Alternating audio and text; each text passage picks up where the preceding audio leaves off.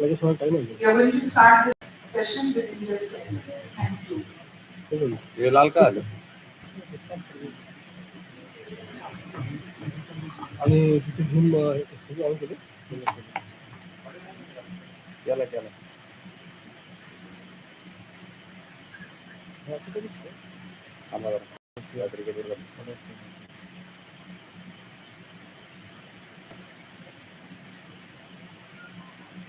इथे बघा युट्यूबवरती असं दिसतं असं तिथं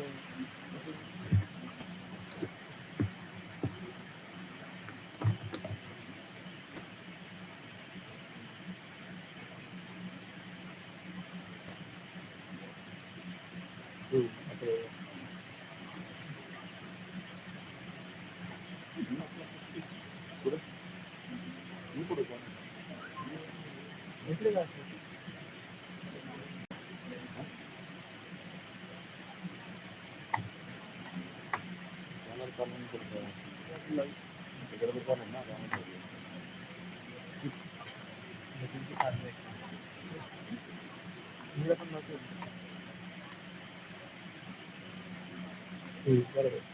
बरोबर ना व्हिडिओ एकच जात आहे ना व्हिडिओ तर ऑफ होतो ना कोणती नाही व्हिडिओ ऑन करून ठेव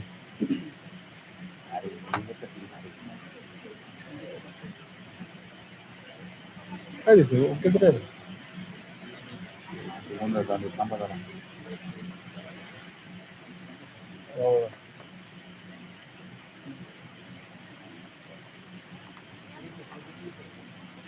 हाँ उधर लैपटॉप लगाया है सिर्फ चार्जर लगाने का इधर ला रहे ना हाँ बोर्ड आज काय नाही कॅमेरा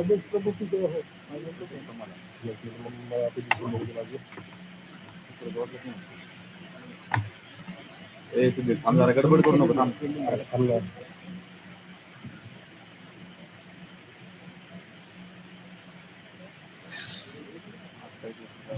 हमारा जूम यूट्यूब अपडेट होईल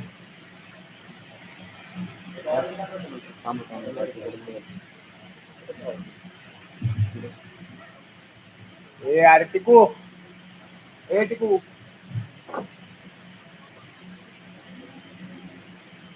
गदार मामा पाठव ना कोणतरी मामा मामा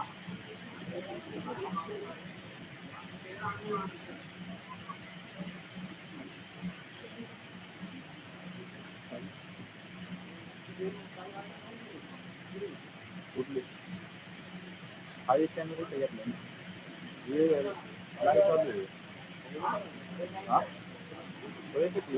आज यायचंय घ्या ना त्याला एक यायचं टाकून द्या त्याला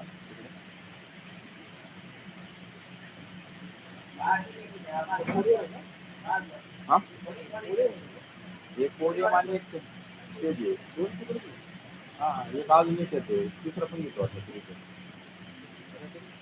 रेकॉर्डिंग कॅमेरा चालू आहे ना कॅमेरा कार्ड का घेतो हो तुमच्या ते पुढे किती हो तुमचे कॅमेरा कार्ड आहे ना दोन्ही संपला विषय नाही रेकॉर्डिंग करणार ना काढतो नंतर मिक्सिंग करतो सागरला नाव होतं फोन करून बोल सांग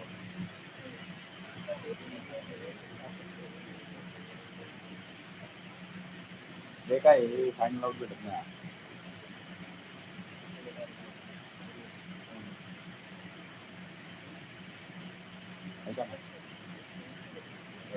त्या लावलं मिक्सर लावलं त्याच्यात रेकॉर्डिंग करायची होती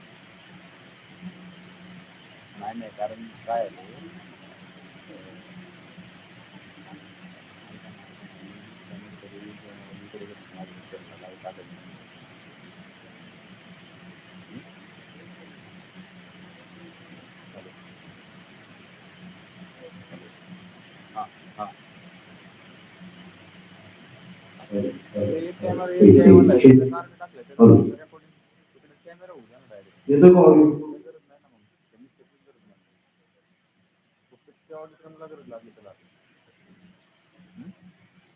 मग तिकीट माहिती काय सगळीकडे हा संपलं काय नाही कामच नाही. हां हां त्याच्यावर काय रेकॉर्ड करत नाही. डायरेक्ट असेल ते कॅमेरा रेकॉर्ड करतो.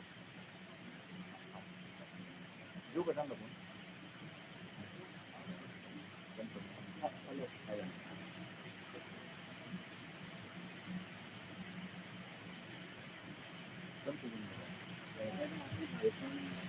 हाँ है ना. क्या है ओपन वाईफाई. एंड पासवर्ड निकाला शायद पासवर्ड नहीं है. पासवर्ड नहीं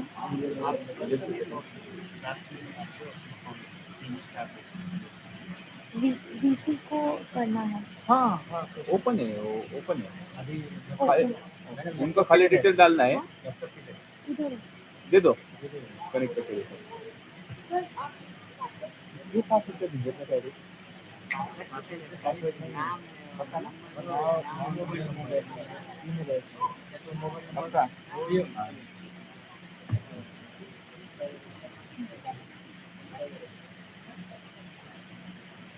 हाँ ठीक है जी हाँ but you have to register for something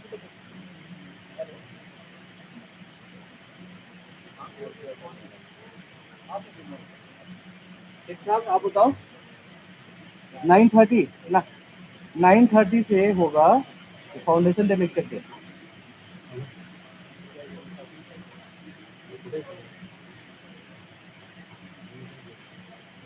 नहीं उसके बाद पूछा. मैंने बोला कि लाइव था डीपीयू का पूरा. ये लाइव कौन कर रहा है यूट्यूब पे? तो कल का फिर लाइव नहीं हुआ था क्या नॉवल के बाद?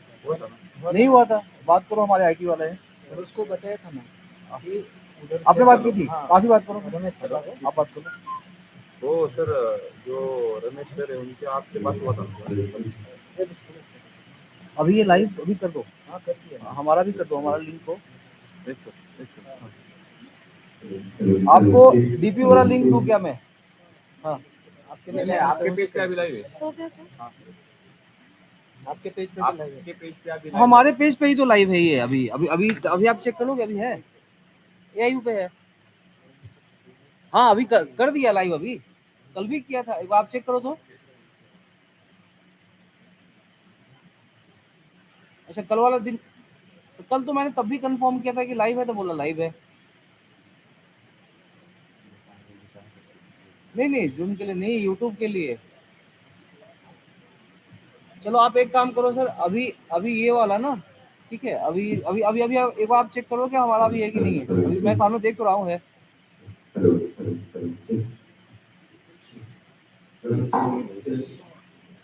हाँ वो वेन्यू नहीं वेन्यू अलग चेंज हुआ था बट वहाँ भी उसको भी हमने लाइव करवाया था. पता नहीं कैसे बोल रहे हैं. ठीक है तो मैंने उनको कंफर्म भी किया बोला लाइव है. बट ऐसे में बैठ के सामने देखा नहीं था कि लाइव है कि नहीं. आज तो मेरे सामने दिखाई दे रहा है. अब आज का सर एक बार आप आज का प्लीज चेक कर लो खुद. ठीक है एक ही है. 9:30 शुरू हो जाएगा फाउंडेशन डे लेक्चर से. ठीक है हाँ शाम तक चलेगा. एक बार मुझे अभी आप मैसेज कर देना देख के. ठीक है कल कुछ तो एक अभी technical issue था, इसके लिए वो हो गया तो था. वहाँ नहीं हुआ था. फिर हाँ, हुआ था लाइव. हाँ, जूम पे हुआ था और यूट्यूब पे नहीं हुआ था. यूट्यूब पे नहीं हुआ था क्योंकि वही तो बोल रहा है कि नहीं हुआ था. नहीं उनको inform जो किया था ना. यहाँ का हम लोग थे ना मैं तो उधर का अलग का इंसान. तो अभी सभी जगह पे लाइव है. कोई दिक्कत नहीं. ठीक है. और एक अभी में ना जो जूम लिंक में जो भी लोग ज्वाइन करेगा ओपन है ना. कोई भी ज्वाइन कर सकता है ओपन ना? है ओपन. हाँ जूम लिंक ऑन है ना. जूम लिंक चलता रहेगा. और एक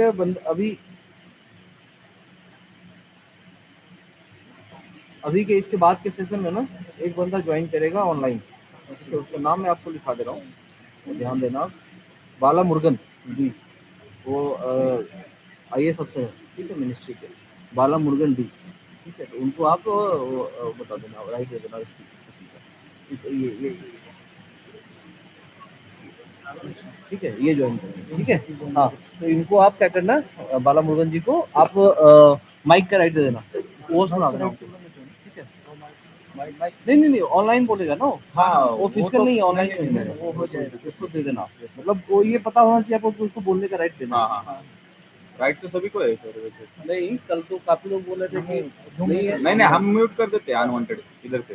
और एक बात थोड़ा ध्यान देना, हैंड रेज जो कर रहा है ना, हाँ। कल कुछ लोग बोले थे कि वो मतलब ऑनलाइन वाले भी ज्वाइन करते हैं वाइस चांसलर, तो थोड़ा सा ये है सर ना। वो क्या होता है कि फुल स्क्रीन रहते हैं ना तो वो दिखते नहीं है, क्योंकि अगर फुल स्क्रीन ना करो ना तो फिर वो ऊपर वो सभी डिटेल दिखाई देगी। और राइट दे दोगे तो सब बकवास करने लगेंगे। हाँ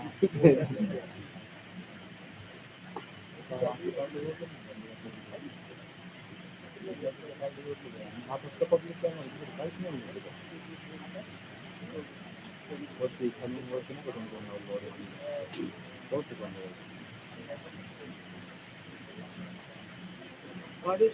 इधर बसलो तुम्ही, मला कॉल करा.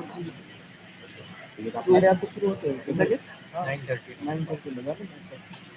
हा लगेच त्या लेक्चर घेऊन टाकत आता तो म्हणते तुमचे पब्लिक कॅमेरा आहे त्याच्यावर चालू त्याच्यावर मला ना बाकी बोलत इकडे ना. चालू आहे.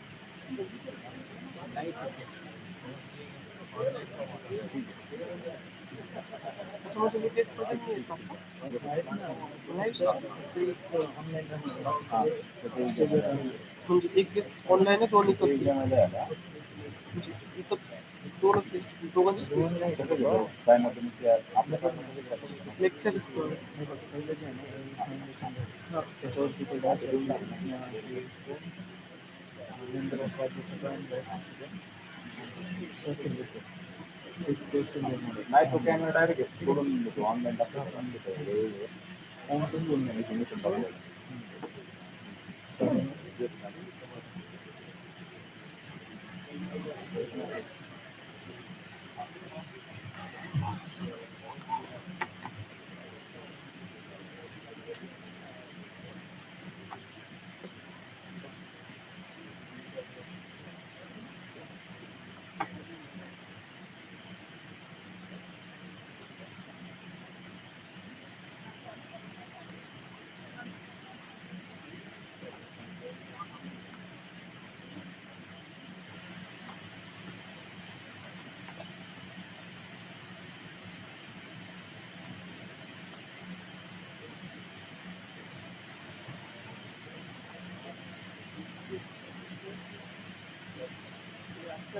नाही नाही लेवल कुठं फ्लेवरला ए सुधीर, केदार कुठे रे? सुधीर, केदार कुठे? केदार त्याला इकडे बोलू.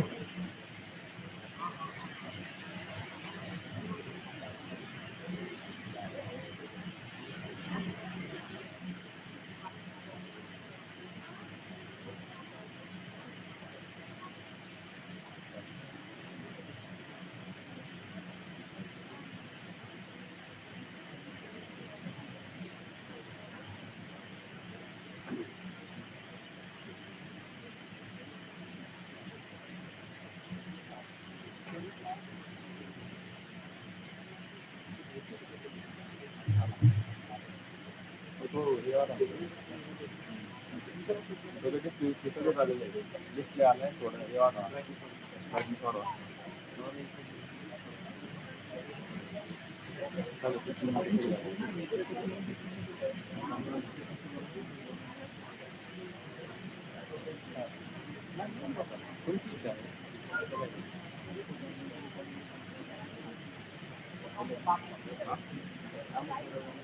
चालेल उगाच तुमचं काय काम असेल काय ते काम होतं ना.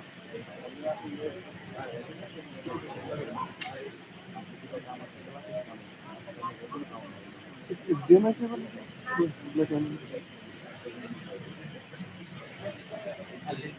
आहे कुठे आहे कुठे आहे त्याला बोर्ड काय आलं कुठे बोर्ड सगळे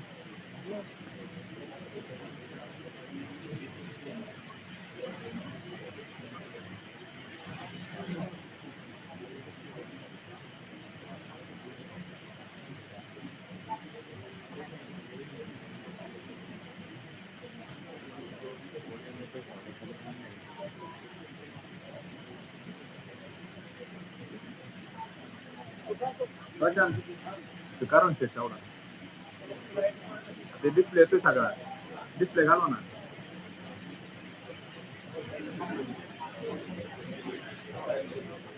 ए यार सुधीर त्याला बोलव ना. सुधीर याला इकडे बोलू, मी बोलवलं सांग. हरी, ए हरी, अरे कॅमेराला ऑडिओ द्या. केदार, ए केदार, कॅमेराला ऑडिओ दे पहिला. इथं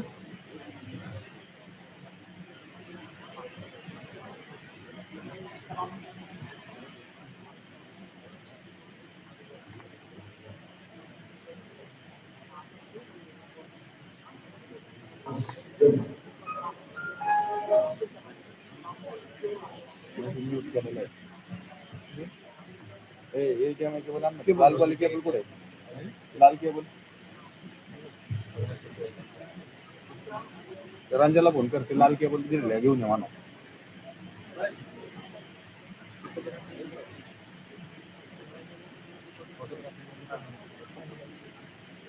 तुम्ही तुमचं रेकॉर्डिंग चालू करा, तुम्हाला केबल मी देतो नंतर. तिकडच्या केबल नाही आणल्या का? कुठल्या तिकडच्या नाही. आता पाहिजे ते केबल इथे केबल नाही. त्याला काम झालं घेऊन मॅडमला सांगतो. ते पण आणायला मी जायचं सगळं.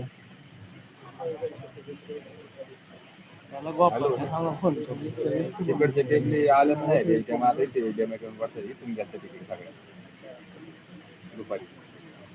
रंजितला सांगा केबल आणून द्यायला. इथं पोर आता सगळी दुखलं नाही आले सर. अहो सेशन चालू झालंय, त्याला सांगा पटकन केबल आणून द्यायला. जास्त मोर द्या. हा हा आलेला आहे वरती बसलाय.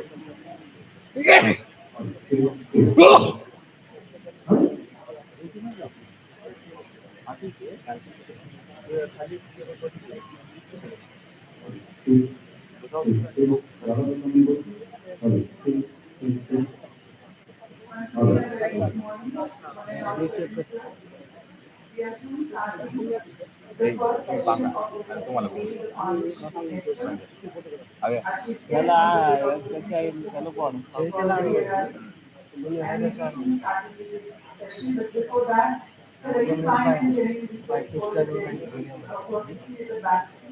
पायाला लावली पट्टी सरळ चालते.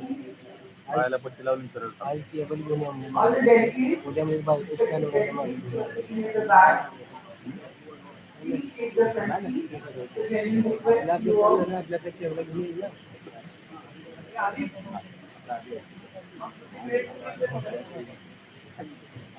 नाही तर काही गरज नाही. म्हणजे आलाय की बोल ऐक ना, माहिती नाही.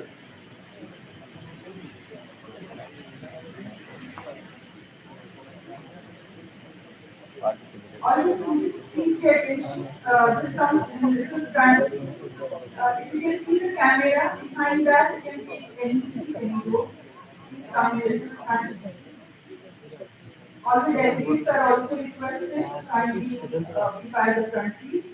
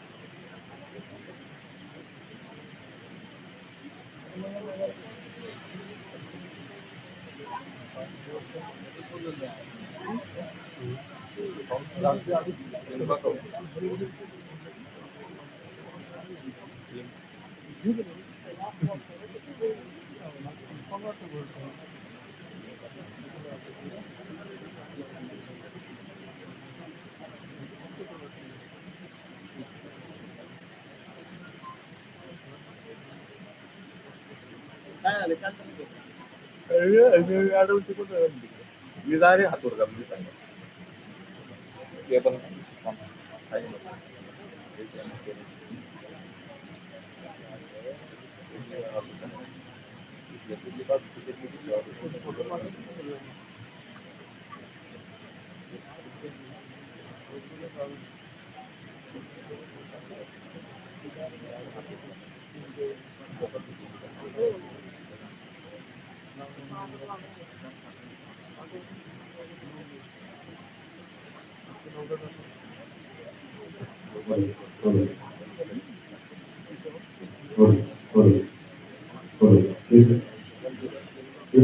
ऑडियंस कैमरा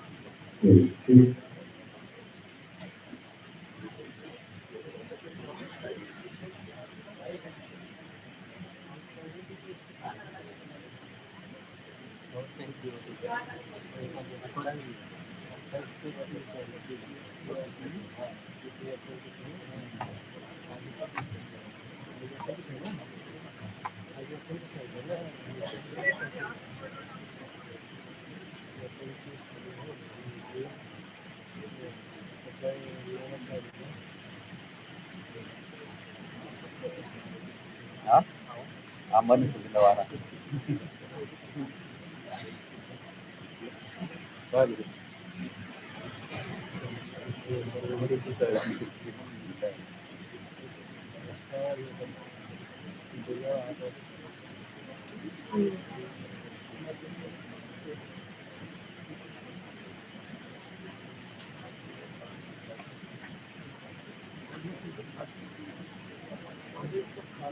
फीडबॅक आले की तिथे आपण मला फक्त पटकन कॉल करायचं नंतर आलेलं वेळेत सगळी इकडे तिकडे डायरेक्ट नातं सुरू होईल आणि ते आला का गेला मेडिकलवाला जो आता आपला मेडिकलवाला जो आता आपला दोन तीन दिवस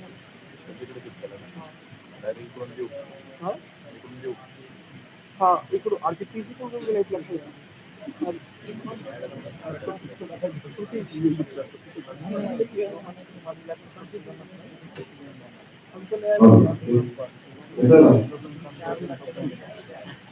kita kaitari problem ya. Headphone out of the table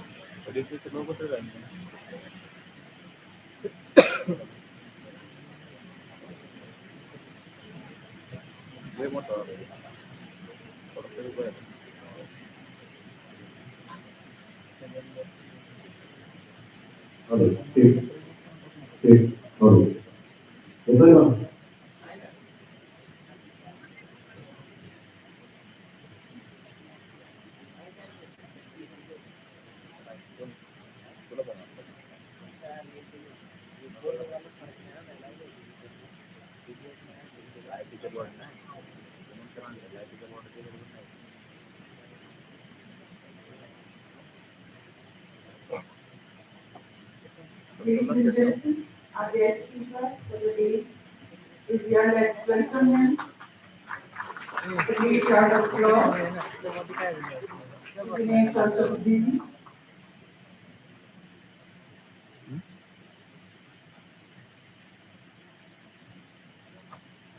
Good morning, everyone. It's an immense pride and great honor that I extend a very warm welcome to all of you the second day of the 100th Annual General Body and National Conference of Vice Chancellors organized by the Association of Indian Universities.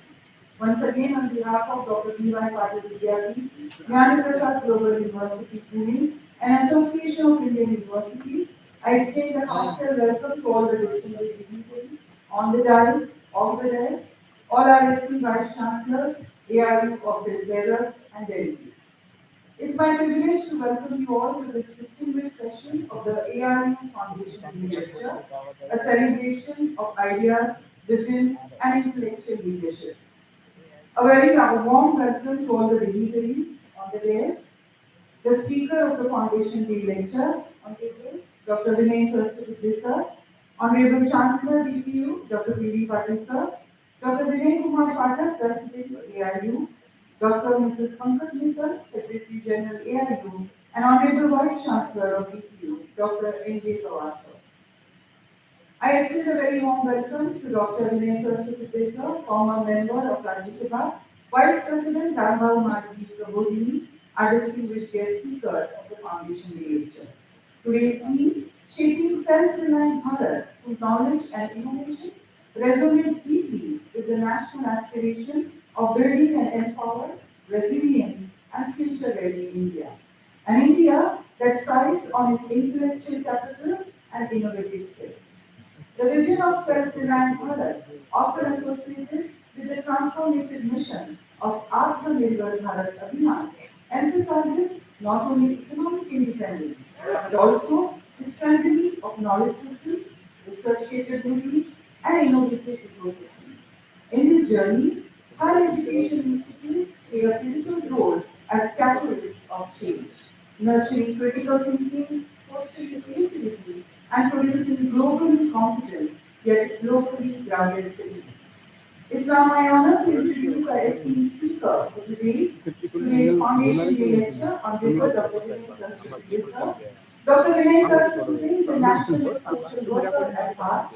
He is a postgraduate in English literature and a PhD in political science, both from University of Mumbai. A former member of Parliament, Rajya Sabha from Maharashtra. Since July 2016, Dr. Saraswati is president at Indian Council for Cultural Relations, ICCR, India's soft power promotion establishment. In July 2020, Dr. Saraswati was also the chairman of the Parliamentary Standing Committee on Human Resource Development. Dr. Saraswati is currently the vice president of Rambal Madhavi Prabodhini, a TV institute of which he was the director general for over 2 decades. RMTP is a one-of-its-kind research and training academy for elected representatives and social workers. One of the many hats that Dr. Saraswati adorns, another one is that of the Vice President of Indian Social Responsibility Network, ISRN, a Delhi-based organization. Dr. Saraswati formerly served as the National Vice President of Bharatiya Janata Party. Once again, we welcome you, sir, and now I would request Honorable Dr. P.V. Patil, sir, to kindly felicitate Honorable Dr. Vinay Saraswati.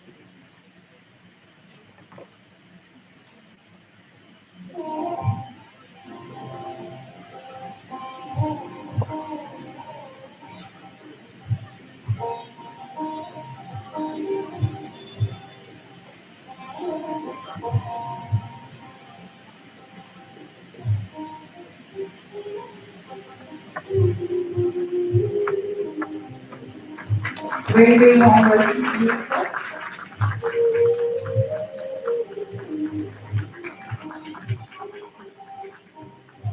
Thank you, sir. I would now request Dr. Vinay Kumar Patil and Dr. Pankaj Mittal to felicitate Dr. Saraswati on behalf of AIU.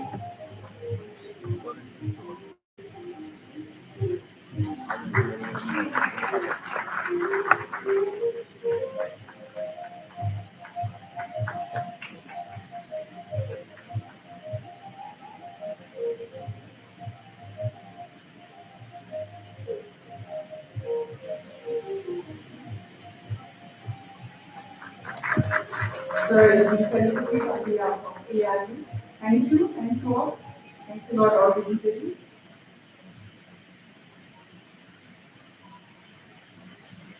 We are indeed fortunate to have Honorable Dr. Vinay Saraswati with us today to share his valuable perspectives on how knowledge and innovation can drive the vision of a self-reliant India, Atmanirbhar Bharat.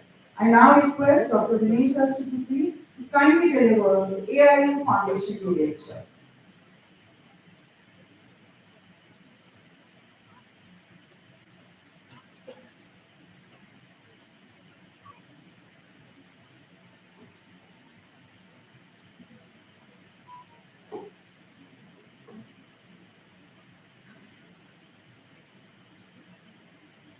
भारतीय विश्वविद्यालय महासंघाच्या या 100व्या इन्स्टिट्यूटची लेक्चरच्या कार्यक्रमामध्ये मंचावर उपस्थित आदरणीय Shri P पाटीलजी, आदरणीय Shri doctor Vinayak पाठकजी, आदरणीय अमिताभ मित्तलजी, आदरणीय श्री विजय पवारजी आणि समोर बसलेले विविध विद्यापीठांचे सन्माननीय कुलगुरू आणि असोसिएशन ऑफ इंडियन युनिवर्सिटीचे सर्व सन्मानित सदस्य। मैं जानता हूँ कि यहाँ पर अंग्रेजी और हिंदी में बोलना चाहिए, मगर जब आप महाराष्ट्र में हैं तो मराठी मायबोली में भी 2 शब्द तो बोलने का बनता ही है, इसलिए मैंने मराठी में प्रारंभ किया। Let me at the outset thank from the bottom of my heart the organizers, the organizers, the Association of Indian University, and especially Dr. Pankaj Mittal for having me here. It's a privilege and a pleasure to be addressing so many vice chancellors in one go. And you might be wondering as well, because a lot of you come from academia, that what exactly this person who has a political background and is presenting himself with a typical political attire in Neta dress, what exactly is he going to tell us? क्योंकि हमारे देश में राजनेता को बहुत dignity से देखने की आदत नहीं है। There has always remained a distance between politics and dignity. And people consider, and rightly so at times, that politicians हमें क्या बताएंगे और वो भी एकेडमिक वातावरण में सभी एकेडमिक के लिए मुझे याद है एक चाइल्ड चतुर्वेदी करके हिंदी के बहुत बड़े कवि थे, अभी 2-3 साल पहले उनसे चाइल्ड चतुर्वेदी एक हास्य लेखक कवि के रूप में जाने जाते हैं और उन्होंने एक कार्यक्रम में कविता प्रस्तुत की जो पॉलिटिशियन के ऊपर एक कटाक्ष करी। कविता कुछ इस प्रकार की थी कि नए नए मंत्री बने एक सज्जन जब पहली बार सरकारी कार में बैठे, और उस जमाने में कार को वो रेड बीकन वगैरह होता था तो और भी थोड़ा कॉलर टाइट करके लोग बैठ जाते थे। तो पहली बार नए नए मंत्री बने एक सज्जन जब सरकारी कार में बैठे तब उन्होंने ड्राइवर को कहा आज कार मैं चलाऊंगा। ड्राइवर बेचारा डर का मारा विनम्रता से बोला तो हुजूर मैं उतर जाऊंगा। भला क्यों? मंत्री जी ने पूछा तो ड्राइवर ने कहा क्योंकि महोदय ये कार है, सरकार नहीं जो भगवान भरोसे चल सके। मतलब धारणा ये है कि सरकार चलाने के लिए भगवान का भरोसा पर्याप्त है और कार चलाने के लिए तो आपको लाइसेंस चाहिए, ट्रेनिंग चाहिए। So that has become kind of perception about politicians and that too who are in power. Although thankfully during the last decade or so it has undergone a sea change. But yes, politicians also require training, capacity building, and thankfully I'm in the business of in a way building the capacities of politicians for last more than 4 decades.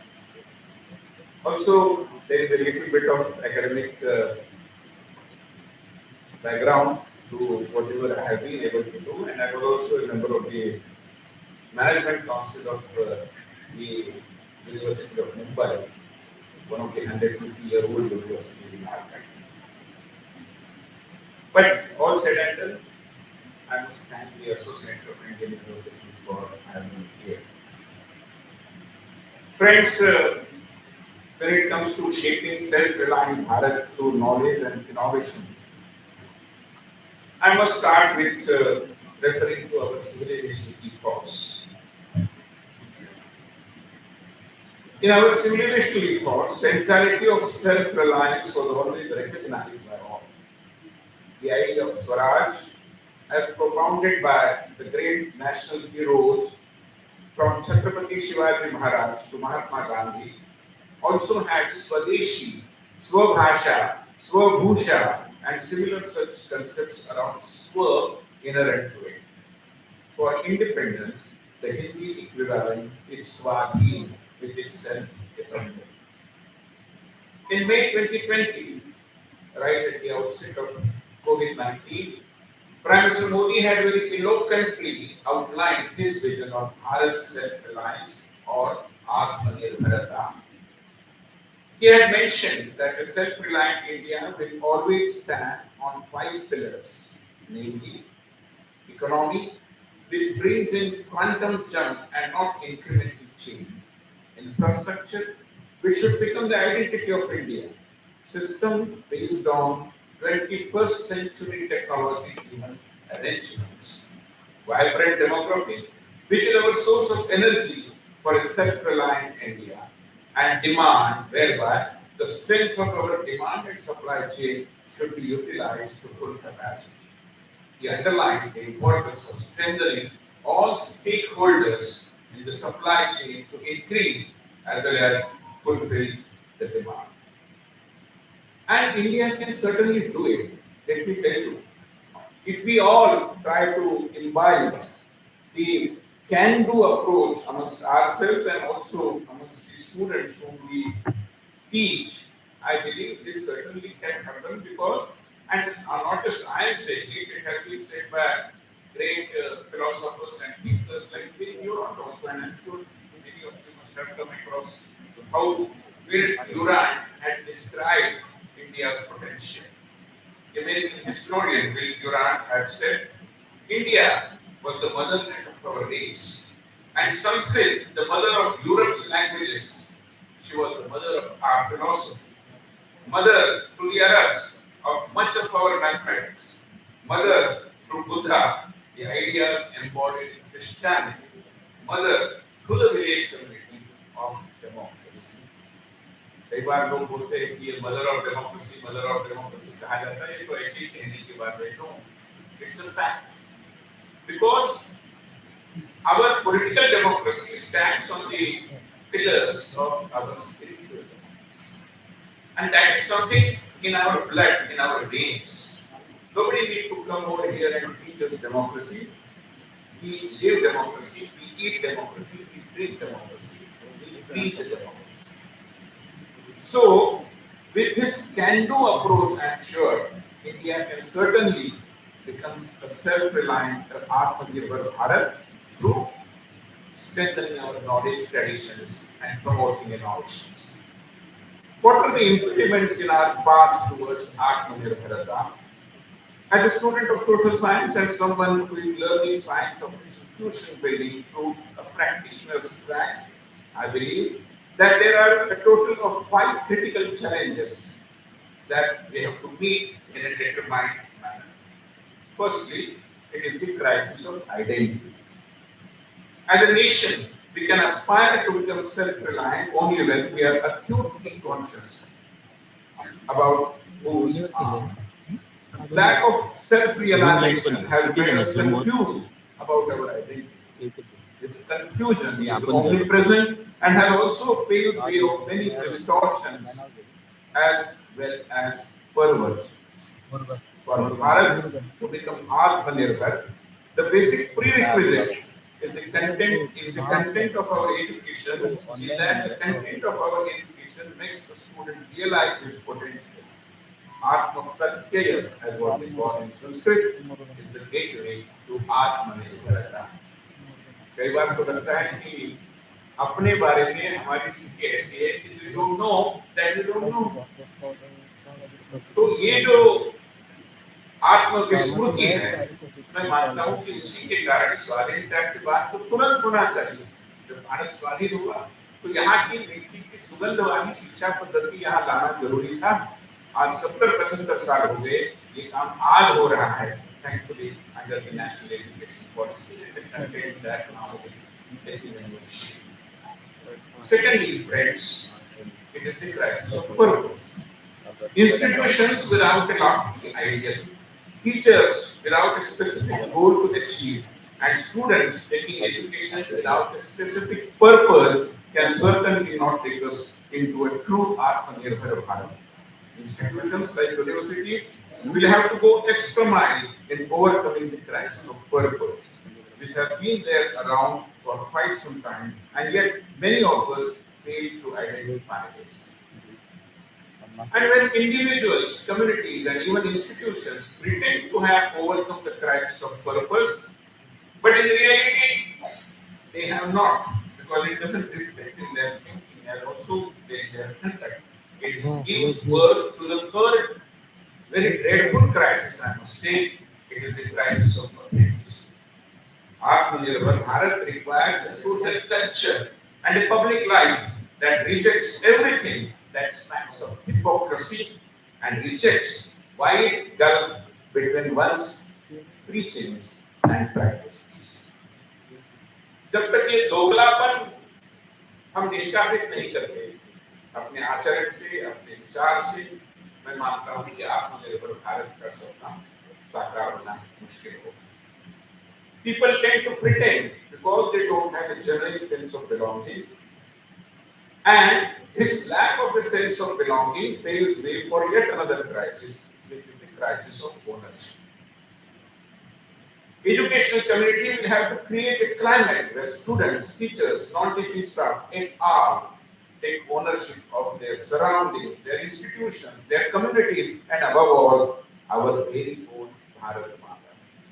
Sense of ownership is the mother of responsible conduct of citizens, and responsible citizenry is the prerequisite of Atmanirbhar Bharat. और ये बताने का हमारा काम हम महाराष्ट्र में है। छत्रपति शिवाजी महाराज की इस पावन धरती पर जब उनका वर्णन किया गया, यहाँ के बहुत बड़े नाटककार थे राम गणेश करके, उनका नाटक बहुत मशहूर था उस जमाने में, राज संन्यास।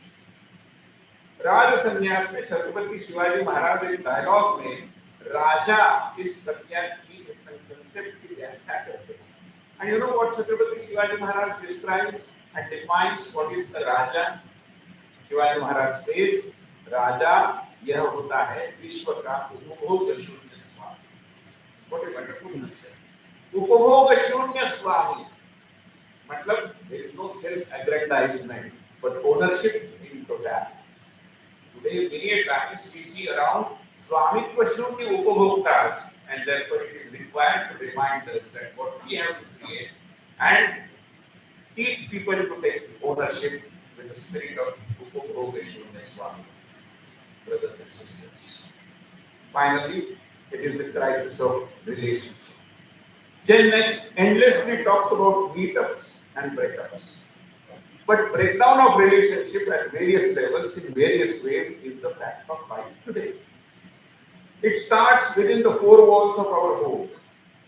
Do we really and genuinely relate ourselves with society, with our people, with our language group, or even with Mother Nature?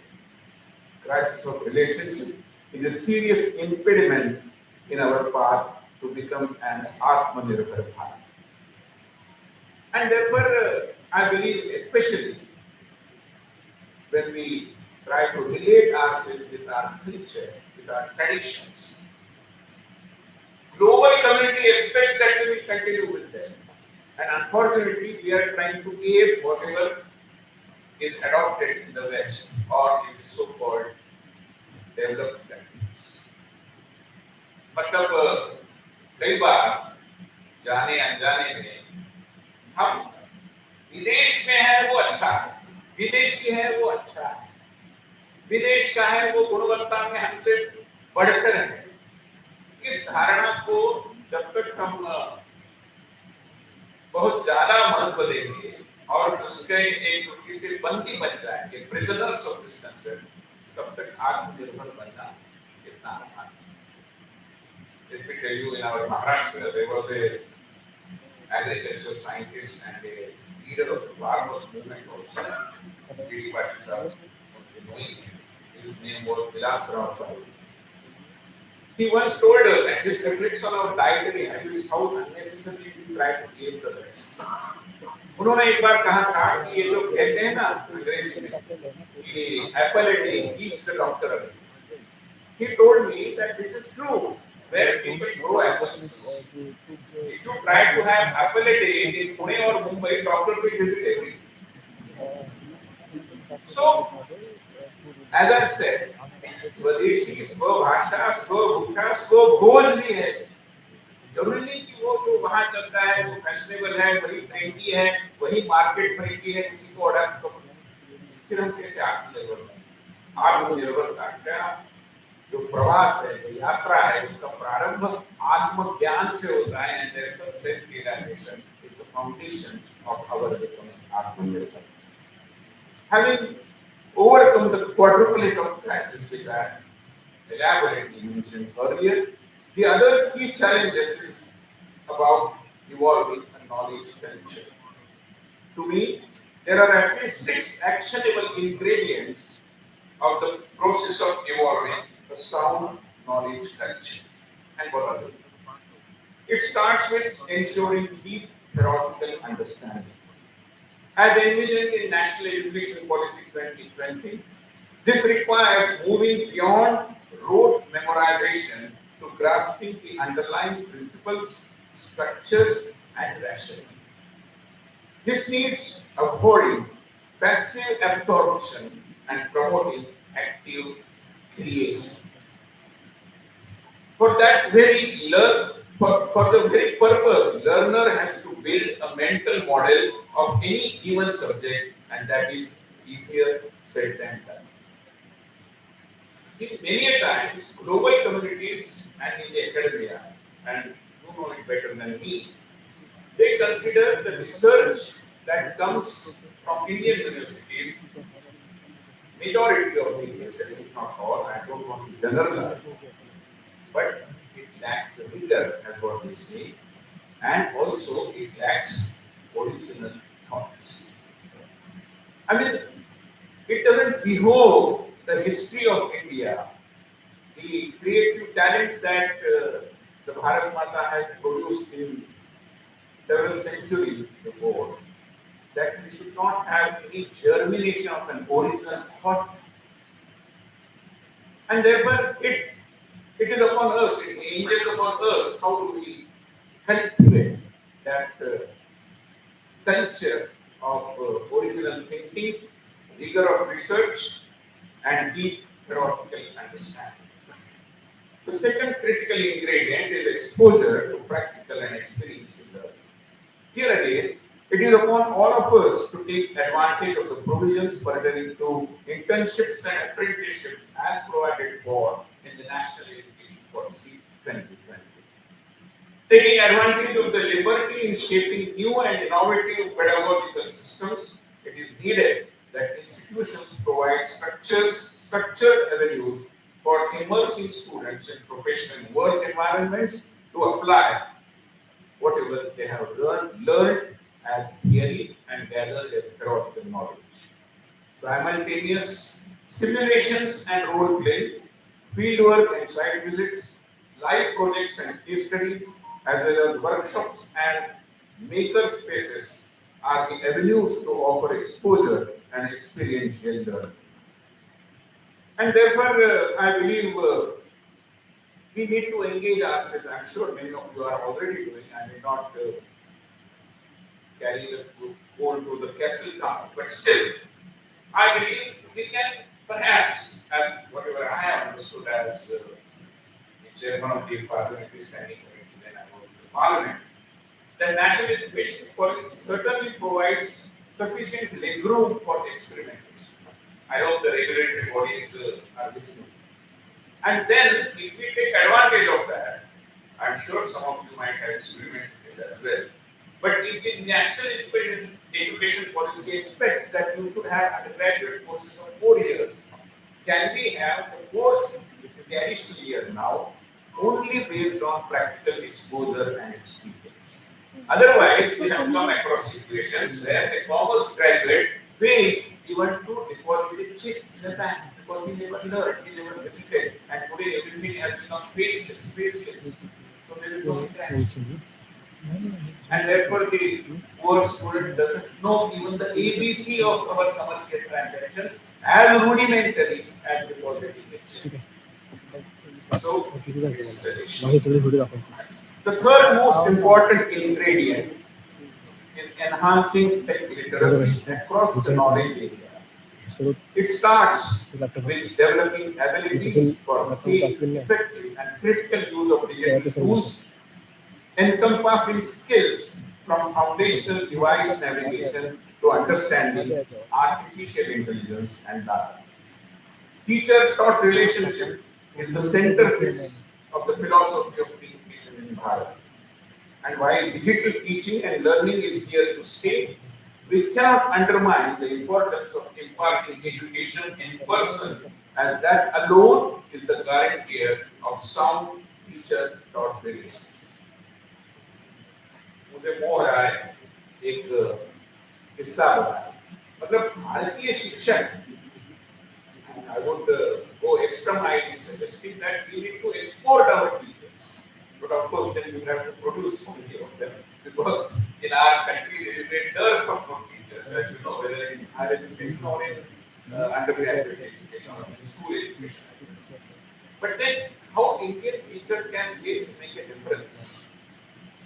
हमारे एक मित्र है वो अमेरिका में पहले यहाँ पढ़ाने का काम करते थे डिपार्टमेंट वहाँ जाते तो 10-12-15 साल वहाँ का काम देखने के बाद एक बार हमने देखा what is the difference between teaching here in India and teaching students there in US?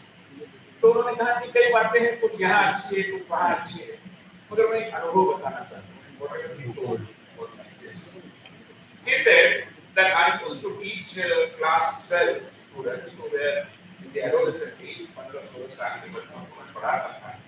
और मेरे क्लासरूम में मेरे टीचर का जो डायस रहता है उसके सामने तीसरी चौथी कतार में एक लड़का बैठता था, very intelligent, very sharp, very brilliant, very sincere. But one fine morning I realized that while in the class at 11 o'clock in the morning he was dozing off. तो ऐसे माहौल में नींद आना ये कोई अचरज की बात तो होती नहीं, मगर उनको थोड़ा अचरज इसलिए हुआ कि ये कभी सोता नहीं था, कभी इस तरीके की लापरवाही दिखाता नहीं था. तो why is it dozing off? Why is taking a nap? तो एक दो दिन तो उन्होंने इग्नोर किया, तीसरे दिन उसको जाकर उठाया. वो लड़का भी एकदम से डरते हैं खड़ा हुआ. But he said, sir, teaching is your job. Whether to listen to a lecture or not is my job. अभी देखिए अमेरिका जैसे वातावरण में जहाँ इंडिविजुअलिज्म और लिबर्टी की बातें आती होती है, वहाँ ऐसा स्टूडेंट बोलेगा ये हमारे भारतीय शिक्षक ने कभी इमेजिन नहीं किया, और so he was taken aback and he could not even respond to that. But the question that continued to nag him was that why this talented, brilliant student is dozing off in the classroom at 11 o'clock in the morning. तो उन्होंने उनसे कुछ संपर्क करने की कोशिश की, dialogue की कोशिश की, and the student was angry. But finally he gave it. उसने कहा कि I know you are very curious to know why I am dozing off. Let me tell you that there is some turbulence in my family. My mother has now got a new father for me, and this new father doesn't want me to be staying in there. So he is asking me to find some accommodation somewhere else, join some hostel or take some studio apartment or share on bed basis whatever the apartment you may get. But move out. तो मैं हर रोज झगड़े होते थे. तो 3-4 महीने झगड़े करने के बाद मैंने उनको बोल दिया कि भैया 6 महीने की मोहलत कीजिए, समय लीजिए. I will try and find some accommodation elsewhere. But then where do I get the money? So I'm now working in a macaroni shop from 10 in the night to 4 o'clock in the early morning. So I come home at 5, go to bed at 5:30 and get up around 9 o'clock. But it is humanly impossible for me, even though I attend the classes, to remain early. Because I'm so tired. मुझे ये सारी कहानी कहने के बाद उसका करने का, but sir, I must tell you that there are in all 12 teachers who teach me. You are the only Indian, and being from India, you had the urge to know as to why I am dozing off. You had the concern for me. No American teacher ever showed this kind of concern. That is the difference. And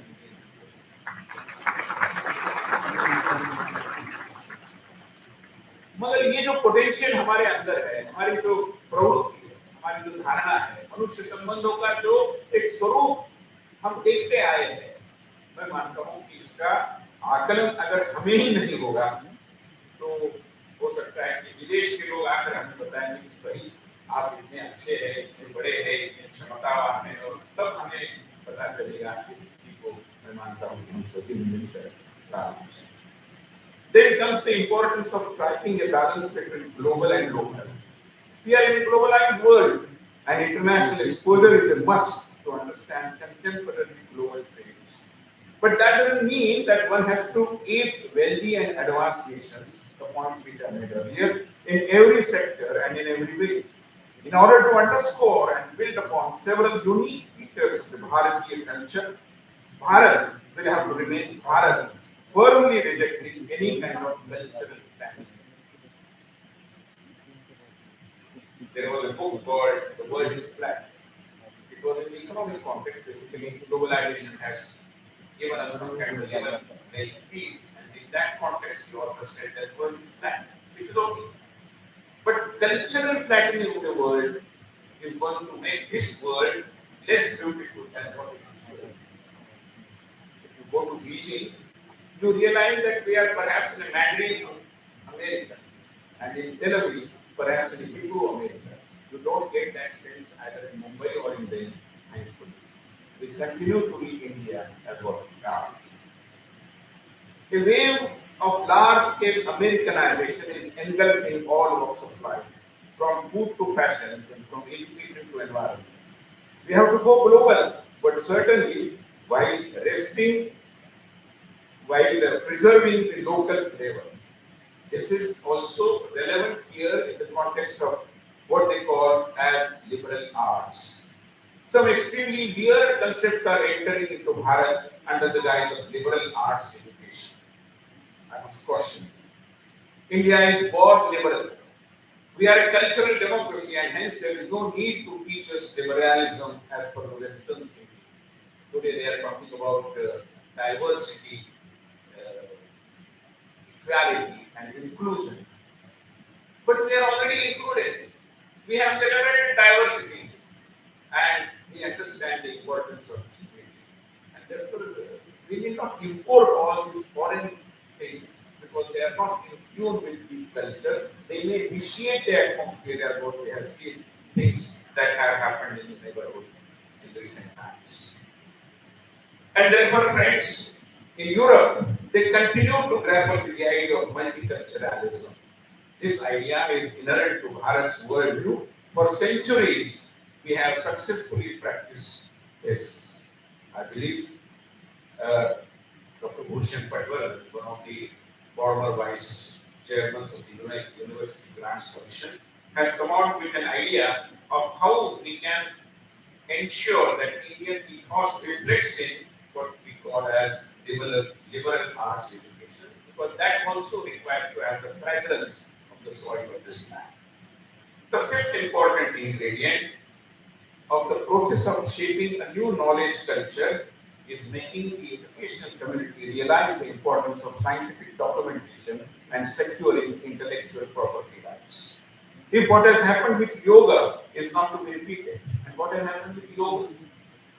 You know, in America, now there are classes where they say that they are teaching hot yoga, beer yoga. I mean, such a weird thing, but it is happening because they have large number of certification agencies there, and unfortunately we didn't create them.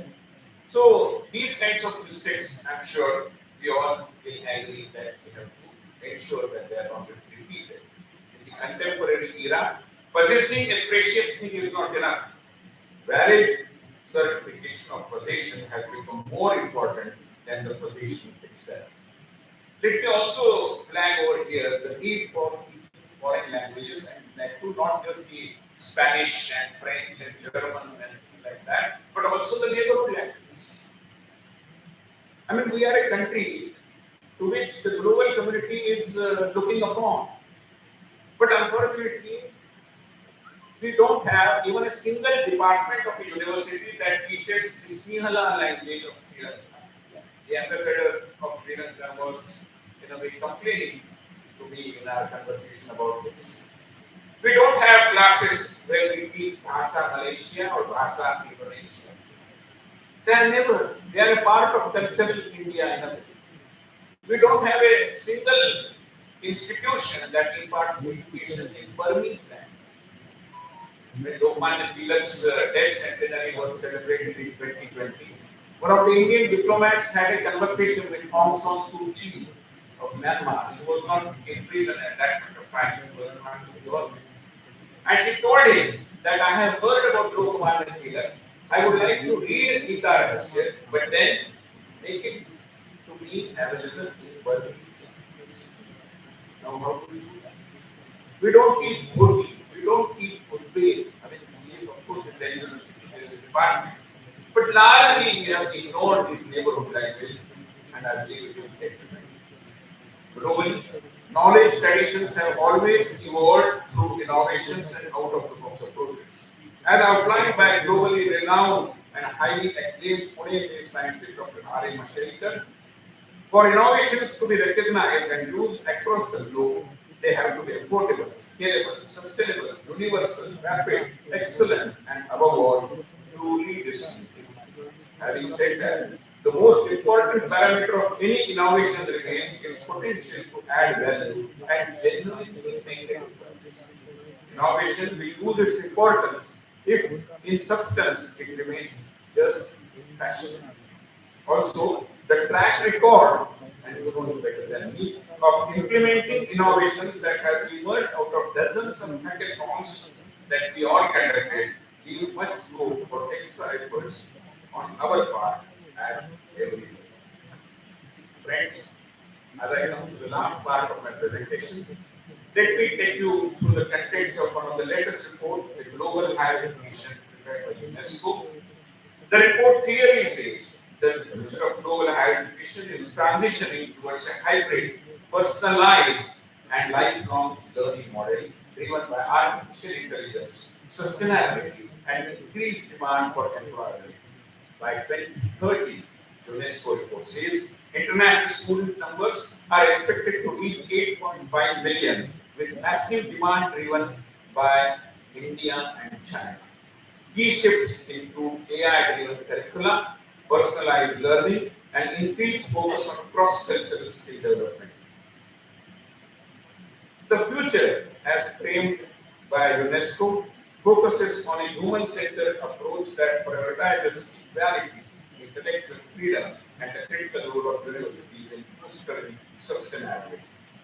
For a trainer in democracy like me, who has a student movement background, I believe that there are four key areas where universities will have to very adroitly deal with a balancing act. It's a time to work, I understand. And what are these areas? Student-centric, they have to be, but not exclusively market-oriented. Let markets not determine what we need to do. Of course, we cannot be unmindful of the market demands. But then, markets alone cannot be a factor that should determine the market of our education. Secondly, knowledge-oriented, but not undermining vocational needs. Futuristic in our approach, but not disregarding our glorious knowledge traditions. Recognizing the strength of attention economy, but not ignoring the value of rigorous research. and this is a new coinage, attention economy. I came across this few years before, recently. And this is thanks to social media. And I'm sure you are aware of the menace that at times overindulgence in social media is caused. One of the major distortions that social media has promoted is in the age of Instagram and Facebook and whatnot, it has become more important to appear good than to be good. और होता क्या है, जो अच्छे दिखते हैं कई बार अच्छे निकलते नहीं, और जो अच्छे हैं कई बार अच्छे दिखने में इतनी सफल होती है। इसलिए अच्छों को अच्छा दिखना बहुत आवश्यक हो गया है। मैं मानता हूँ कि आप सब इसको जानते हैं। Friends from the academy and honorable vice chancellors gathered here, let me be a little extra candid in raising one potential question, pertinent question before I begin my presentation. How long? Let me ask you, how long are we going to relish in the feel-good stories of Nalanda and Takshashila? It is high time we resolutely try to create new Nalanda and new Takshashila. The way to the restoration of India's past knowledge and traditions goes via building great institutions which are led by towering personalities and who are non-compromising and deeply value conscious. Thank you very much.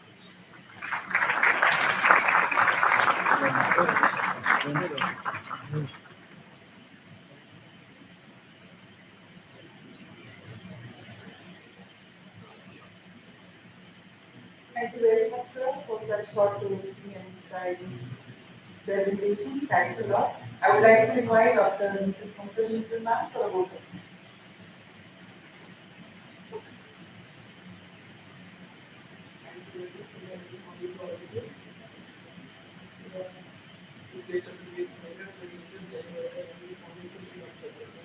On the 100th AIU Conference, AIU was in competition here, that's why it's very important.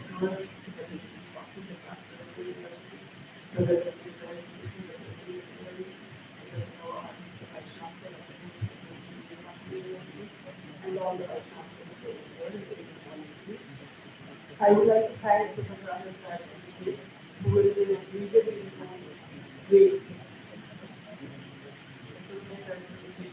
who has been a legend in his whole way, and the address he has delivered is very, very timely. He mentioned about five crises and the way of sort of how to ensure that we come out of those five crises situations. He talked about crisis of identity. So when I say crisis of identity, if somebody asks me who am I, if I say I'm from the people and my name, if I say I'm secretary general representation, who I am actually, crisis of identity, crisis of purpose, what I am there for, in this world, what I have come for. Have I come for only doing these mundane things or something else? Crisis of purpose, crisis of authenticity, and crisis of ownership, belongingness, whether I have a belongingness to the institution that I'm serving, belongingness to the family, belongingness to the society, belongingness to the country, belongingness to the world and the crisis of relationship between terrorists. So five crises here very, very nicely indicated that these are the five crises all of us are facing, which the nation is facing, and how to come out of those crises, how to talk of Swadeshi, how to talk of Subhasha, how to talk of Bhusha, how to talk of Doj also inside the example of authority, and how to think of Swati rather than Swati. So a very good lecture, an eye-opener for all of us. Thank you very much, sir. Thanks a lot. And we are going to publish a book of AI Foundation lectures. And this will be available to all capture in that. So, thank you very much. Thank you very much. Thank you very much. Thank you, ma'am, and thank you all the dignitaries for your gracious presence. Thank you. We immediately start the next session. In 5 minutes.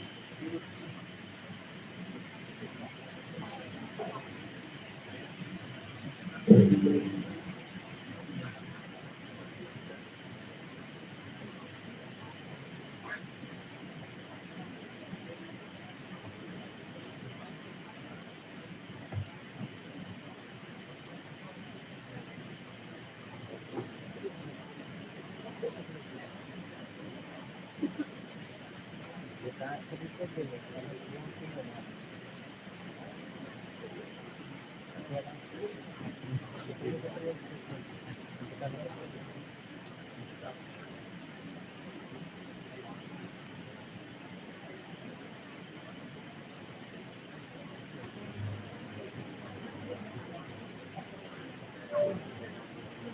23, 1925.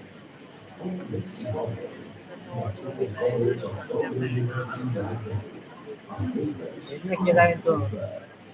a stronger collaboration that will go on to shape the destiny of higher education in India. The spirit of unity soon found its form, an organization to better universities, to foster habitable development.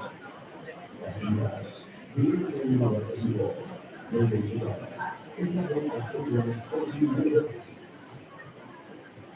Over time, what began as the Indian University Board was registered as a society in 1973, and with it, the Association of Indian Universities, AIU.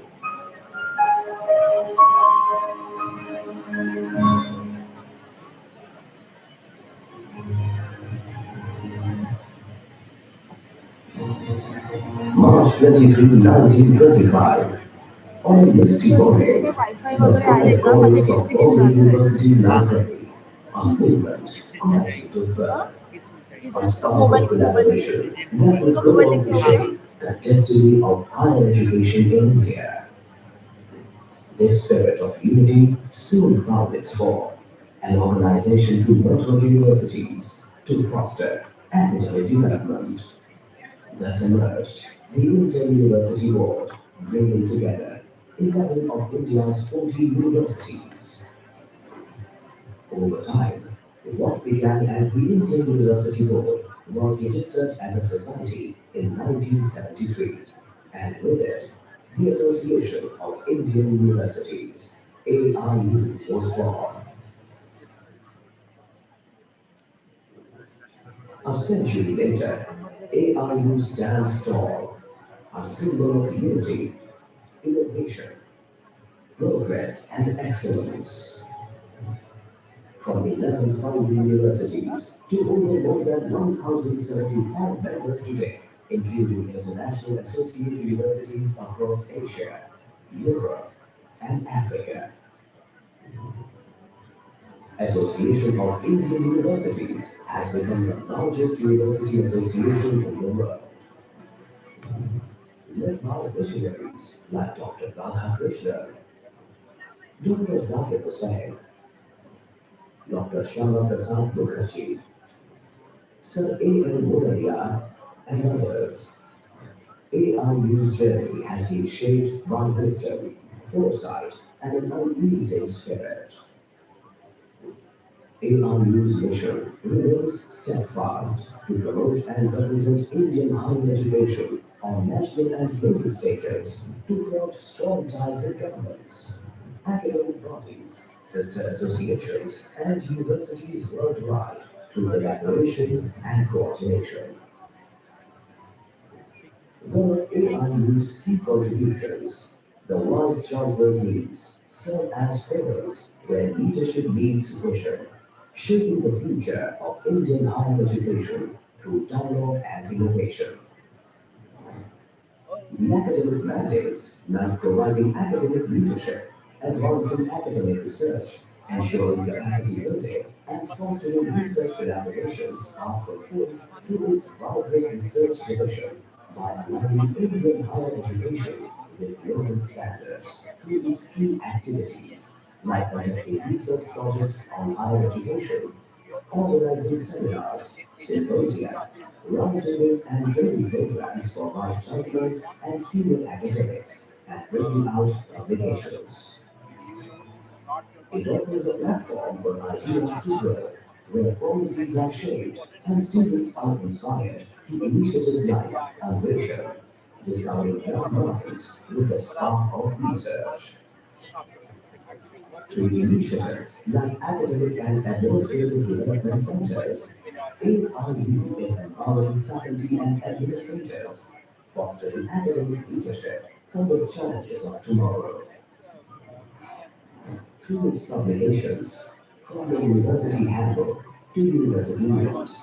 AIU has enriched India's academic and research landscape, creating a knowledge legacy for generations.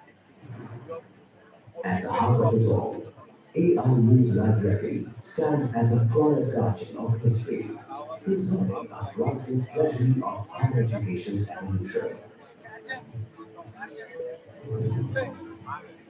Since its inception, AIU has been the anchor for recognizing foreign qualifications and sharing their equivalence with Indian standards, covering and acknowledged by the Government of India from employment and beyond.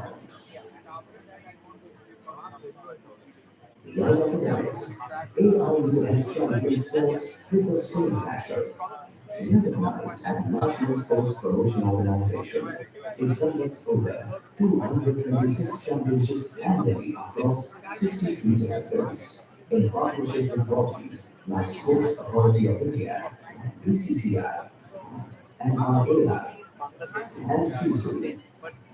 Its athletes have carried India's spirit to the Olympics, Asian Games, Commonwealth Games, and beyond. A legacy honored even by the Honorable Prime Minister after the triumphs at the World University Games 2023.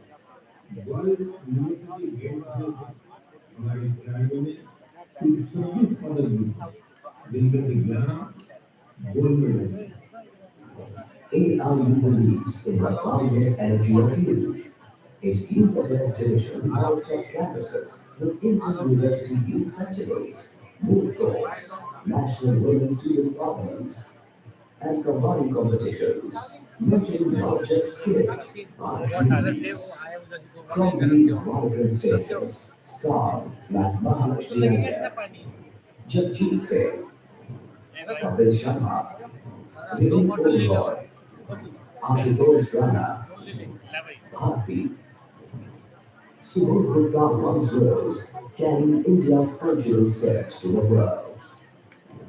Today, UFS winners represent India proudly at global platforms like the Ismailia Festival in Egypt, the Shenzhen Art Season in China, and the Mandolo in Fior in Italy, weaving India's heritage into the global fabric. To strengthen India's global engagement, AIU launched the Indian Network for Internationalization of Higher Education, RNIHE, creating a vibrant platform for joint degrees, research collaborations, and academic exchanges in alignment with NEP 2020. Developing strategic ties with institutions across Spain, Africa, Canada, Australia, Mexico, and Taiwan. AIU is building bridges that connect minds and futures. For 100 years, Association of Indian Universities has been a beacon of unity, a custodian of excellence, and a harbinger of vision. And now, as it steps into its second centennial, AIU stands renewed, not merely as a witness of history, but as a torchbearer for the future of Indian higher education. With purpose in its stride, promise in its heart, and pride in its legacy, the journey of AIU marches on to write new dreams, to provide platform for dialogue, deliberations, innovation, and edge India's name ever higher in the story of global education.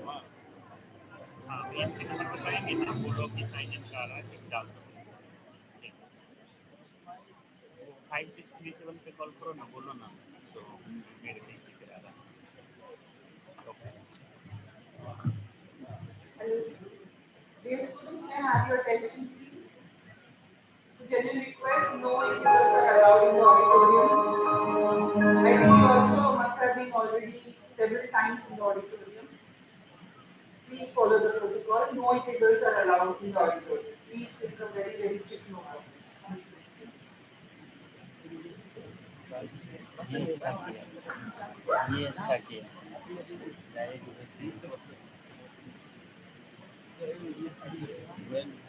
डाले में चाबी डालते हैं एक एक के बाद कौन सा है? सब एक साथ।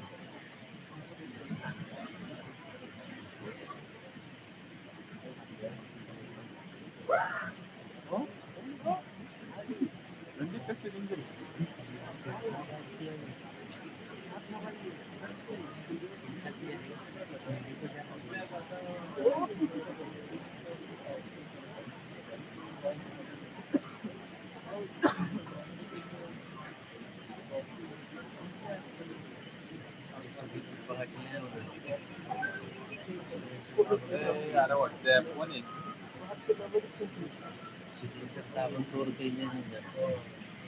हो ऐका ना जायचं का तुम्हाला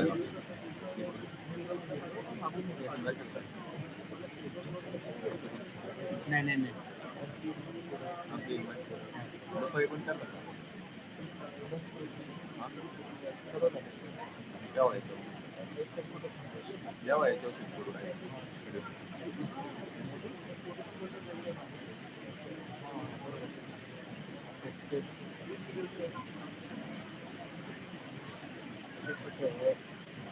हे फोटो आहे ओरिजिनल फोटो नाही हे फोटो तो किसने किया था ये? हे अभी वो डायरेक्टर ये करने ज्वाइन कर I would like to welcome all our distinguished vice chancellors and respected delegates for a brief on the Prime Minister Internship Scheme.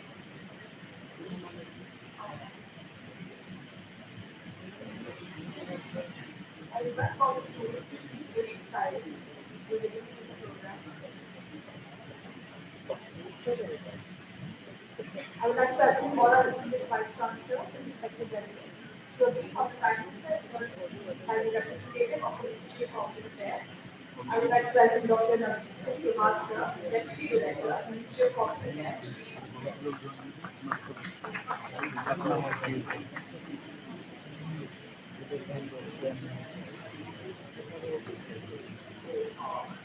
Important to all the participants over there.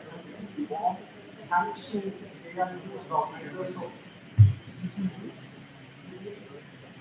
appreciate and honor to be there.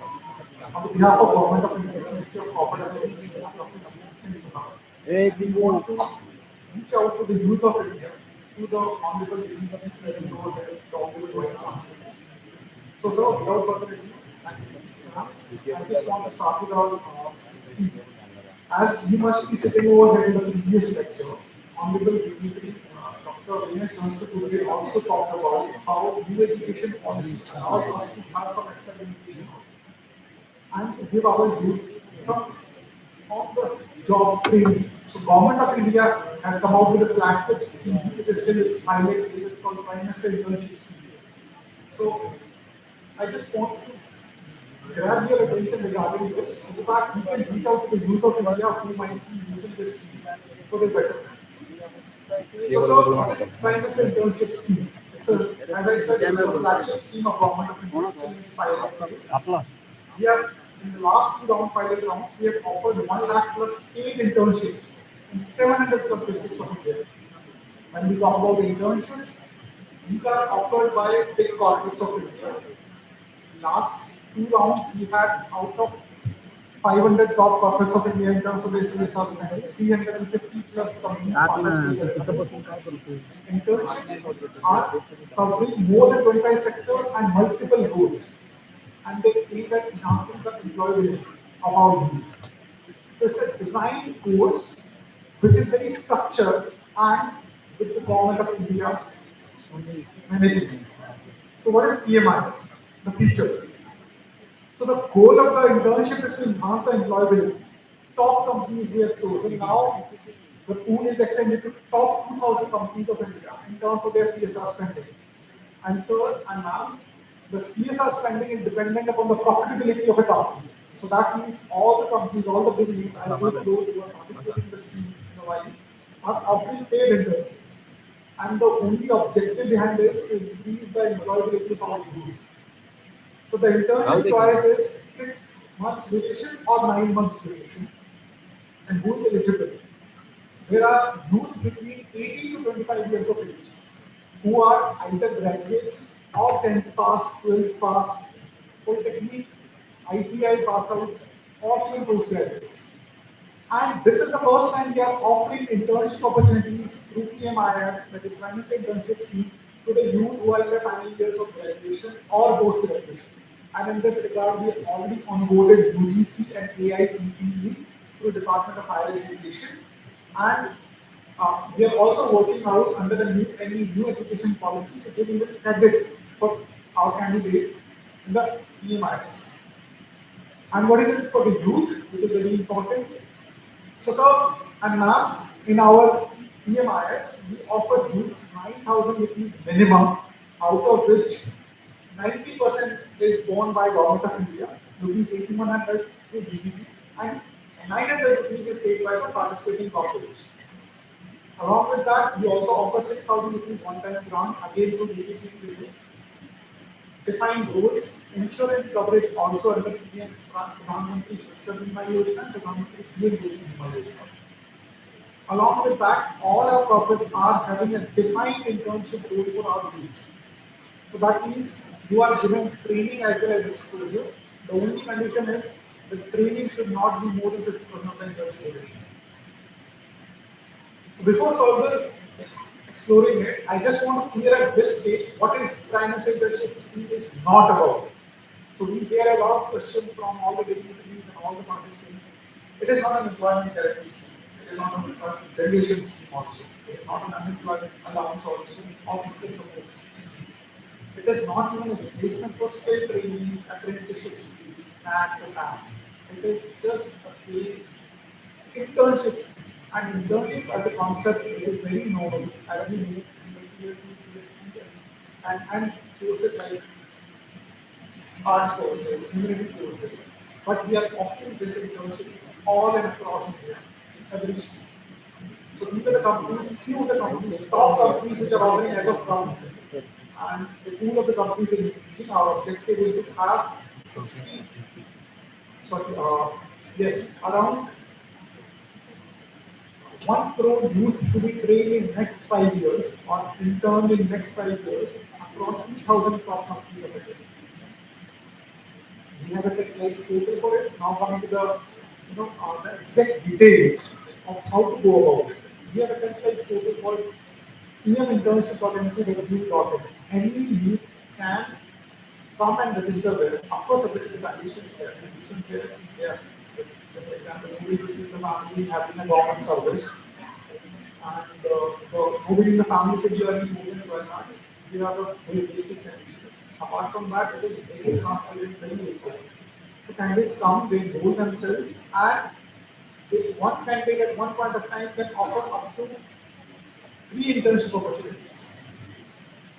Then this is the candidate's journey, which is they create the register. It is completely transparent and online. There is no meddling by anyone. Company can choose after an interaction or on the basis of placements. That is the choice. Ultimate choice of the internship is to be offered by the company themselves.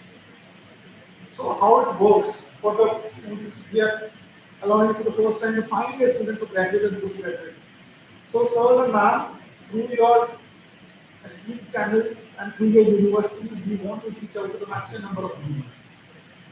So each final year mutual PG students can apply subject to conditions they are fulfilling on our portal.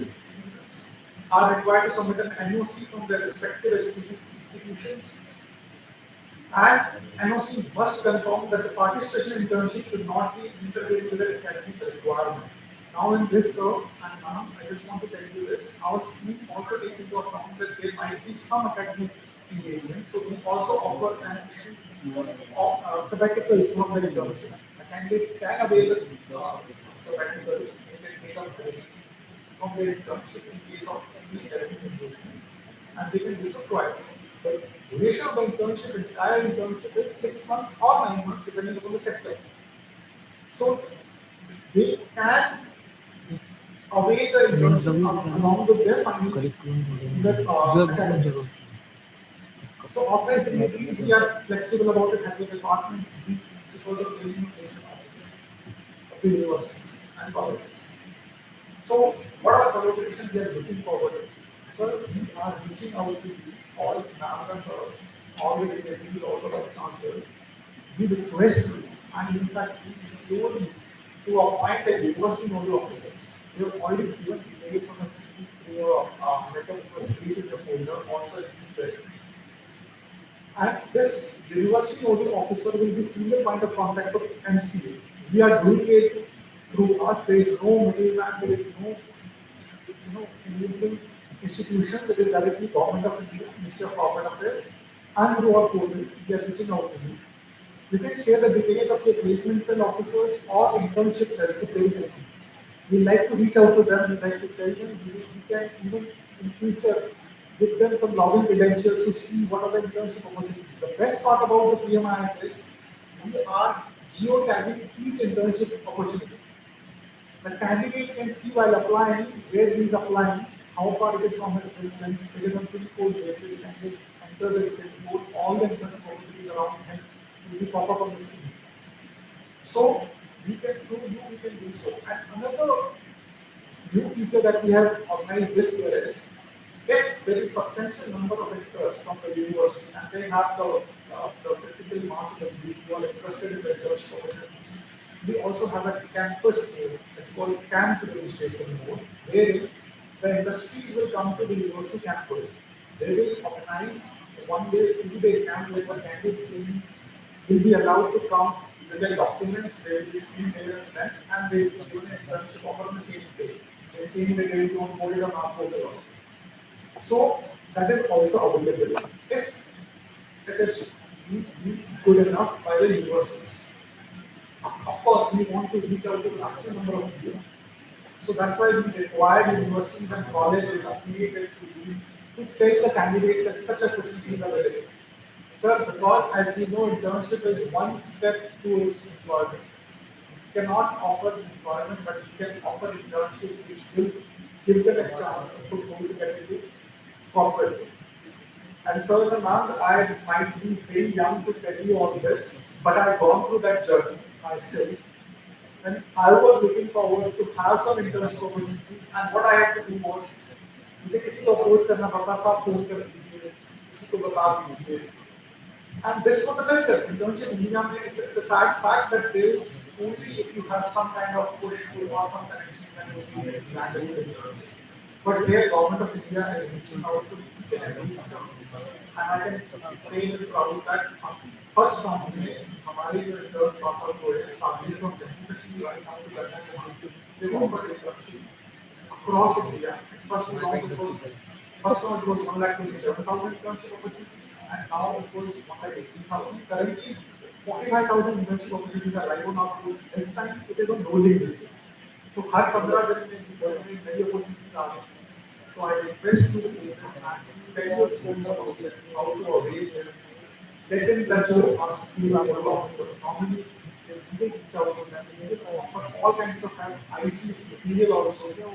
And we request you, please display a minimized banner on your website. It doesn't cost anything to you. And also, we will be ready to share the IC for ready to use. And last is, of course, we also need universities to do some bit of handholding. Because हमारी सबसे बड़ी जो challenge हमें निकल के आ रहा है बच्चे tier 3, tier 4, tier 2 cities where they don't know what is internship. Especially so when the courses are not having internship as a thing.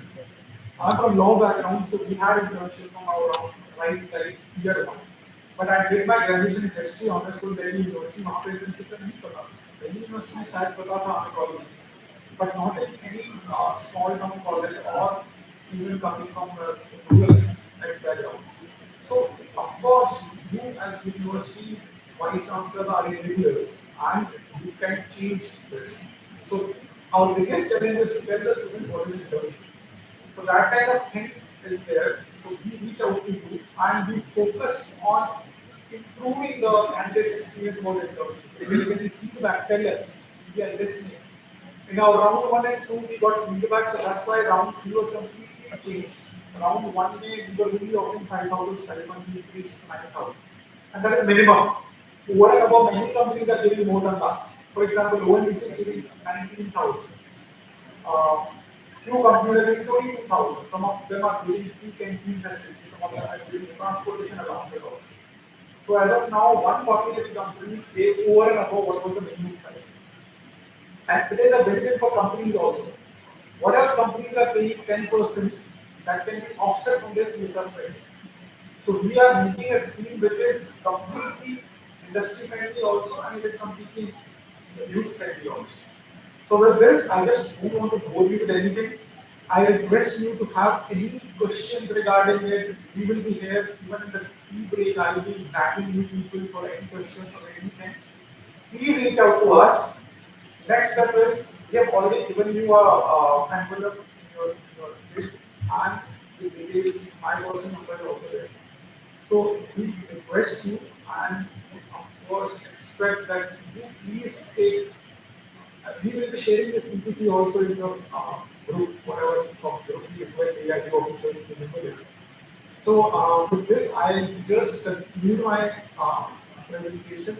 But of course, we are free. If you have any questions, we are willing to answer that, and we are requesting you in fact to take advantage and to take this opportunity for the betterment of your students, of your youth, and even your alumni groups.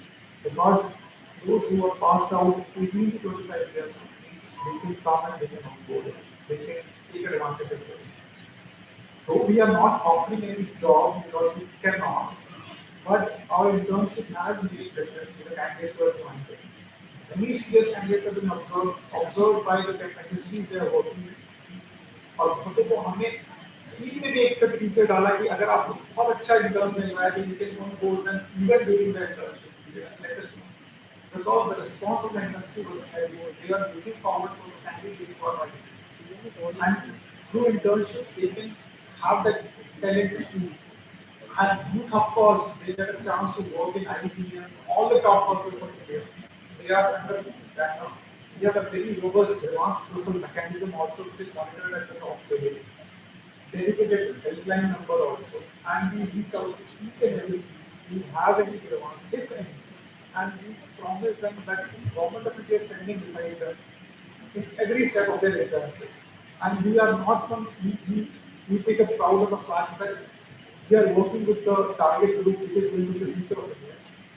So that's why we are very sensitive about the nuances, we are very sensitive about taking the feedback and and of course all the dignitaries present over here we are taking it very, very seriously. That's why today my GS had to come, but my lunch actually was called for a official meeting, so I had to set in his place. So we request you to please take advantage of this internship scheme. Please reach out to us for any further details you want, and we request you to please work on it. Thank you so much. Any questions?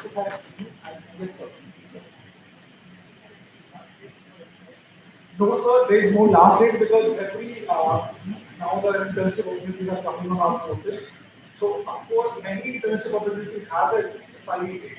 So, for example, today it is populated to minimum 15 days that we have to be given to a candidate to apply, and maximum is 30 days. So, there is no last date. But, sir, of course, we want an institutionalized mechanism so that with your university students, if they are on board, you can have a nodal officer for that. So whatever the questions they have, we will reach out to the nodal officer, they will basically find a contact from the ministry side and from the universities. So there is no performance requirement of that. Yeah, okay.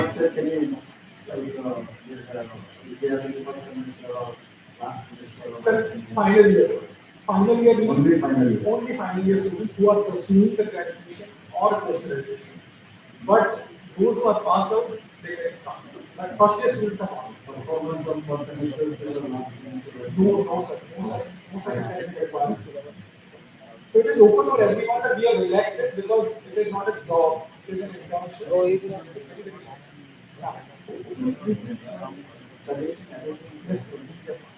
You have these stipends and the criteria that the student will be selected to get the stipends. But what if you only those who qualify for the stipend can be given the stipend. Others can also apply because the industry will come to you They don't get stipend, but at least they have the opportunity to take up internships with large PSUs or multinationals. But just to clarify, I might not be my bad, I couldn't give you explain. All the industries, all the जो माणूस बोलतो तो camera पोडियमवर बोलतो तो लगेच पोडियमचा camera असं switching करा ते टाइम डिले नको the state government is also now allowed to nominate the industries in their states who wants to participate in this. And then they don't have to give anything other than year 900 rupees. No, it's not to make the suicide. I'm talking to the students point of view. Yes, ma'am. If all the students, there are criteria, right? You mentioned that their economic background and etc. Only they get stipend, and only they can apply. What I'm trying to suggest is if others are also allowed, but they won't get this stipend. That way the opportunities open up. And maybe priority can be given to the people who try to qualify. Yes, ma'am. Suggestion duly noted. We will definitely notify them. And unemployed last year, 3 years, alumni student can be Yes, part sir. of this. Sir, Alumni students, Yes, last sir. 3 years pass out. sir, any pass out 18 to 25 years of age group should be. 18 to 25. 25. Maximum should be 25 and minimum is 25. Okay, but we at the PG level, how it is possible? Sir, PG level final year students can apply and PG level. Or PG you should extend to the age limit after. Yes, sir. We will know. Okay. Any minimum turnover of a company you are setting up to offer internship? Yes, sir. So that's a very good question. So, sir, it was a technical detail I wanted to avoid over here, but yes, sir. Have a minimum maximum 1,000 crore rupees. Yes, sir. Because we want a very structured internship. We don't want it to be a very normal thing to substitute our interns for cheap labor. We don't want that situation. So we want serious case. But of course, there's an exception which has been carved out. States can nominate any industry of any size. But this is also other than corporate and manufacturing sector. You also have other establishments offering internship. Yes, sir. Even universities can offer internship. Sir, we want them to be more employable. So that's why, sir, internship is more towards getting them and making them more employable in the corporate world or any manufacturing, service industry. So we have 25 sectors: oil and natural gas. But university is You are making difference between apprenticeship and internship. Yes. Yes, offered by both actually. yes, yes. Thank you, sir. Whenever we are applying on the portal, so the selection will be the offline mode or online mode. Sir, everything is online. Our is completely online. Whenever a person applies, and then after registration of the person, he has to apply for internship. After internships are completely shortlisted, and we give 1:3 ratio to the employer. Every student gets a chance. So the final selection is made by the company. It may be on the basis of their CV, may be on the basis of their interaction, may be on the basis of an interview. That is something we have to the employer to select. No offline, sir. Because they are printing media on stage on this one essay. So whether student has to go personally to that company. No, Only online. Only online. Thank you. Dr. Dinesh, Vice Chancellor, Western University. Okay, so, like, why there is a necessity that there is a knowledge about curriculum? So, what we are looking for, that our students should have that experiential learning. So, and I think when they go to a smaller company, so everything is under this one roof. So, they will be able to learn a lot of things rather than going to a big, company. Here they will be only in one segment. So I think that can be now it is right now the problem is that our students are not able to get internships. So, and that's what my understanding goes when I was attending this digital transformation seminar in Delhi. They say that there are 6,000 crore registered companies. I don't know, but maybe I would have heard it wrong. I don't know. That is what exaggerated it is. Could be. So I only heard. But I am saying whatever, the figures are there with you. And if we have 4 crore students only, every company can have 2 students. I think our internship problem is resolved. So we need not to be putting and not having them on board. Now it is up to the student to decide whether I want to go there or not. At least something is being paid, if nothing is being paid, and each student is learning, what he doesn't learn, if he does a full-time project at his own university. I think this can be, uh, thought once again. So it's a gateway open doors. I suggest it. Sir, thank you, sir. Sir, I just want to add on to this over here, sir. When we were traveling in Northeast last year, there was a suggestion that big corporates are not there in Northeast. So we allowed the state governments to choose whatever startups are there, whatever industries are there. But sir, we always have to maintain that for a structured internship, we don't want, of course, we are paying companies only paying annual fees, but we are paying people 100 rupees. So we want our interns to be working in a big environment where they have an exposure. Rather than, sir, we don't want them to be substituted for a cheap labor if the company doesn't have. They take 5 interns and all. So we also have a limit. The total strength of the company, the internship they can offer is 15% of the total strength. So that it should not be a substitute for something else. Secondly, sir, we also respect that there might be certain companies, small and stable, doing some good. So we are also onboarding certain sectors which are underrepresented. So, for example, minerals. There is one state that is very dominated by small players. MSME sector, we are also approaching them. CA firms. So through ICAI and ICSI, we are also approaching them as an umbrella organization to have internship opportunities for BCom graduates or say somebody who's from financial background. So sir, of course, we are onboarding that also, but for big corporates, these are the norms. But for smaller ones, we are also given an exception to the ones. So, Excuse me. I am from Delhi University of California. It's very important presentation. First, actually, students need for internships. I just wanted to add, in addition to what they said, to remove this 100 crore another requirement, and also because you are shorter than you can read. These are now become part of the economy everywhere. For example, we have this 4 year UG program, and must that everybody has to go to this internship. If I think internship is the biggest challenge facing. We don't have actually 6 months internship program actually for all programs. So if you can have 3 months internship program, and like Madam said, it's not mandatory that the stipend should be opportunity. Stipend is one thing, the opportunity is if you can actually provide a platform, decent platform, it will open up a lot of opportunities. yeah. So this is the last question because organizers are really plan from them. So we will continue our thing after the tea break. I'll be here with you till 9. So sir, answering to your question, we are offering a lot of opportunities. That is not a problem, sir.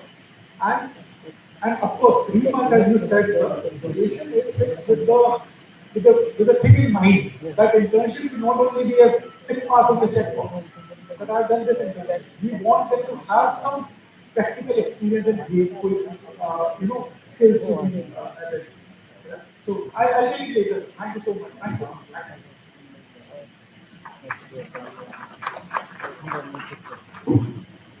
Thank you, sir.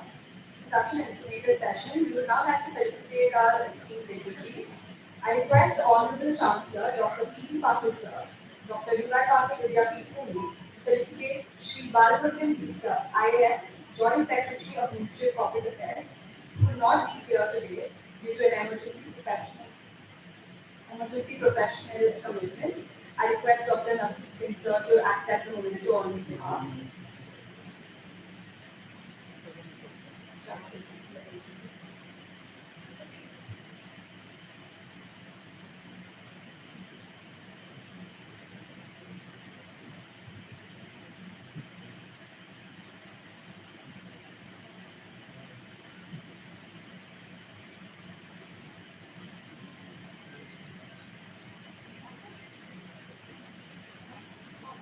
Sorry, I would like to request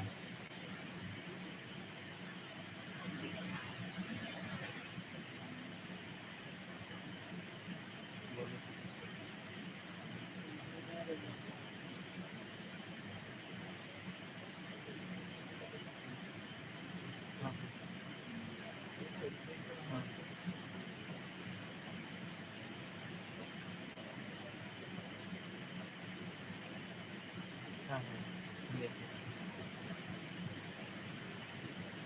चालू करके हाँ हाँ connect करके हाँ चलिए हाँ निकल रहा I request also the Chancellor, Dr. P. Patil Sir, Dr. Nilay Patil, Principal Dr. Shri Palimurgal P. Sir, IAS, Joint Secretary of Ministry of Corporate Affairs, who will not be here due to an emergency professional commitment. I request Dr. Navdeep Singh Sir to accept the memento on his behalf.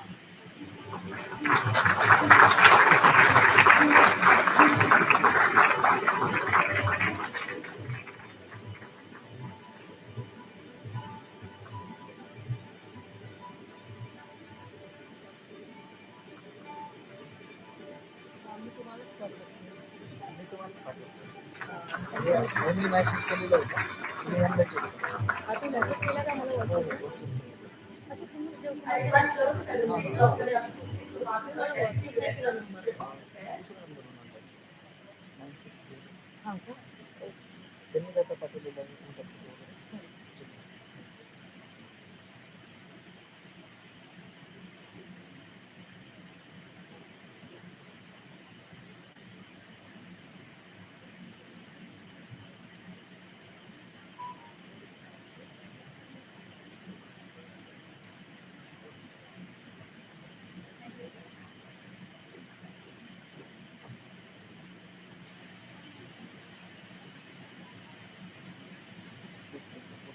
I would now like to invite the representatives of Bharat Scouts and Guides to brief us.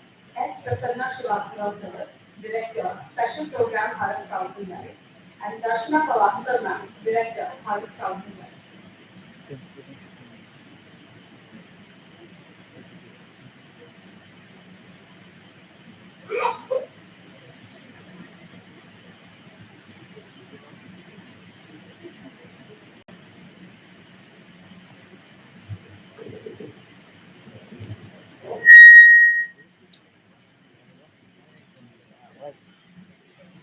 Reception है medical जाएगी medical में computer में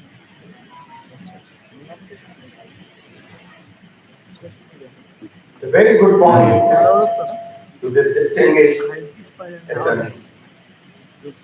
Honorable President of AIU, Dr. Vinay Secretary of AIU, Dr. Mrs. Pankaj Mittal, Dr. P. Patil Sir, the Chancellor of AIU, and Professor M.K. Pawar, the Vice Chancellor of AIU. Once again, very good morning to all of you from the Bharat Scouts and Guides. Shri Prasanna Srivastava and Darshana Pavaskar, representing the Bharat Scouts and Guides, are all happy to be here. We extend our sincere gratitude to Dr. Pankaj Mittal, the Chief Commissioner for Guides, Bharat Scouts and Guides, and the Secretary General for AIU, for this invitation to address the architect of India's education ecosystem. Distinguished guests, honorable vice chancellors, before we move further on this journey today, we will invite you to watch for a video.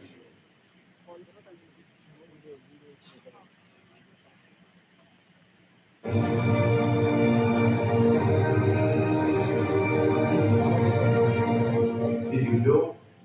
Many of the astronauts who reached for the stars were once scouts. Among them, Neil Armstrong, the first man to walk on the moon, who carried a scout badge with him on his historic journey. We are proud of pioneers like Kalpana Chawla and Sunita Williams of Indian origin, who inspired millions to dream. Beyond the skies were scouts. From campfires to space missions, the journey to the stars doesn't begin in space. It begins in scouting. It begins with the Bharat Scouts and Guides.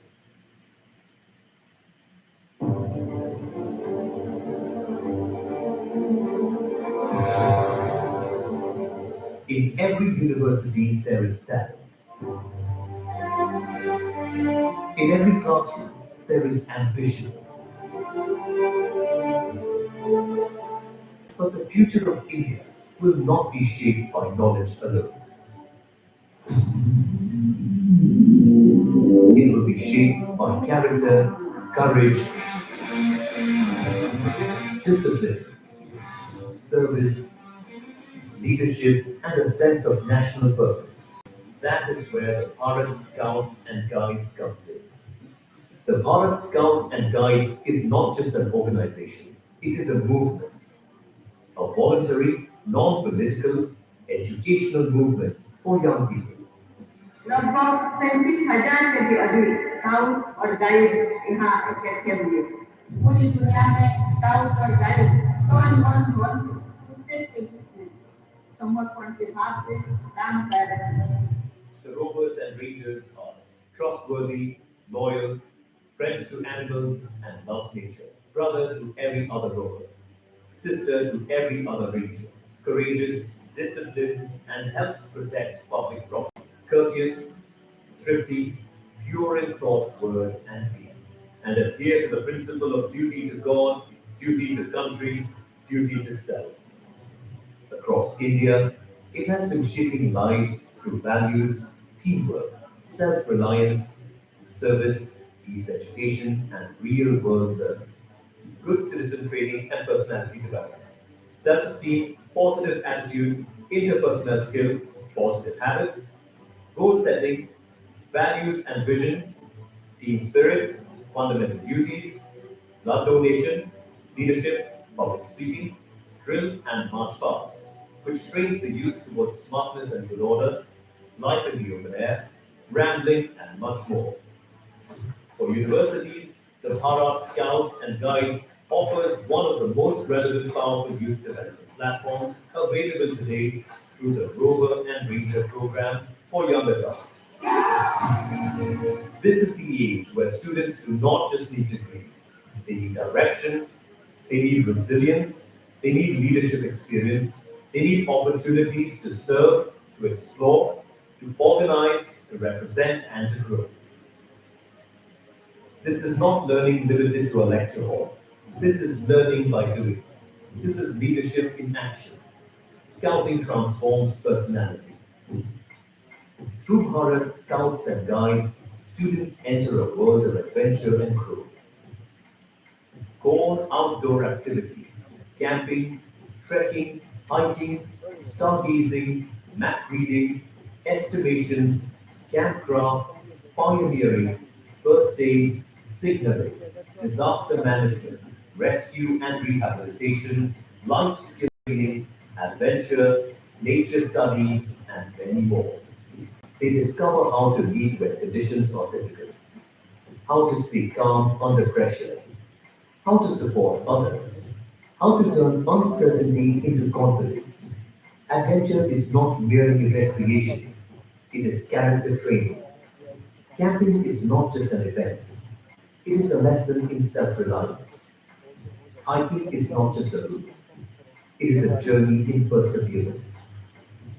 And in a time when young people often struggle with isolation, anxiety, and lack of direction, Rover and Ranger program gives them something priceless: belonging, purpose, and inner strength.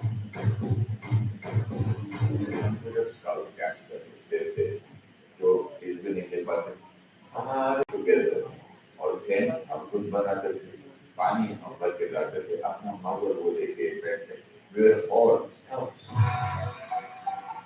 The Bharat Scouts and Guides opens doors for Indian youth to participate in international platforms such as the World Scout Jamboree and the World Scout Move.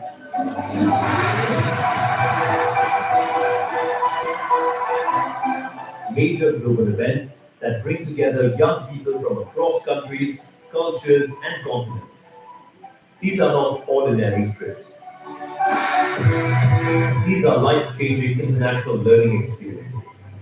A student from your university can camp with the world, can build friendships across nations, can represent India with pride, can return with confidence, cultural intelligence, and a truly global outlook.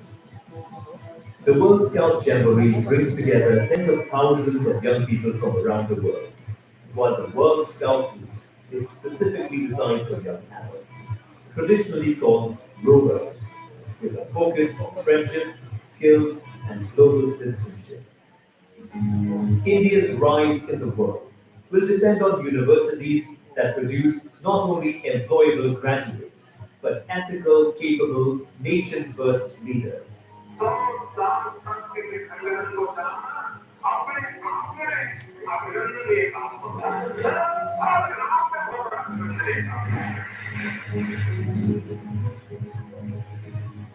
This is the spirit that great national figures have consistently called for. A spirit of discipline, service, innovation, and contribution.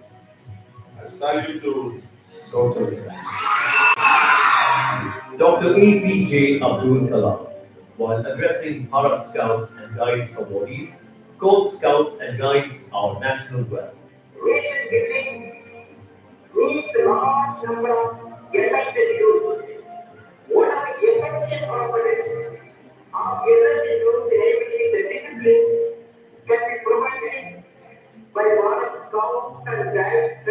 The message is clear. When youth are given values, responsibility, and opportunity, they do not merely succeed. They help build the nation.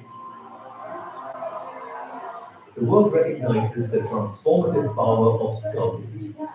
Global adventurer Bear Grylls, who served as chief ambassador of World Scouting, championed scouting's role in building courage, resilience, skills, and a spirit of service in young people worldwide. Never doubt the impact that you can have to truly change the world for the better. Our gratitudes. Dr. Pankaj Mittal, Secretary General, Association of Indian University, is serving in a voluntary capacity as the Chief Commissioner of Guides of the Bharat Scouts and Guides, and also in charge to promote Rover and Ranger section in the organization. Most importantly, the Bharat Scouts and Guides is deeply aligned with the vision of the National Education Policy 2020. It calls for experiential learning, holistic development, ethics, teamwork, life skills, and the formation of engaged, capable, compassionate citizens. That is exactly what BSG delivers on the ground. Not in theory, in practice. It gives universities a ready platform for non-formal, value-based, leadership-centered youth development. A platform where education moves beyond mark sheets and enters life itself. Honorable Vice Chancellors, this is an opportunity before you. An opportunity to give your students more than a qualification. An opportunity to give them a movement, a platform, a purpose, a pathway to leadership, a chance to serve India and represent India.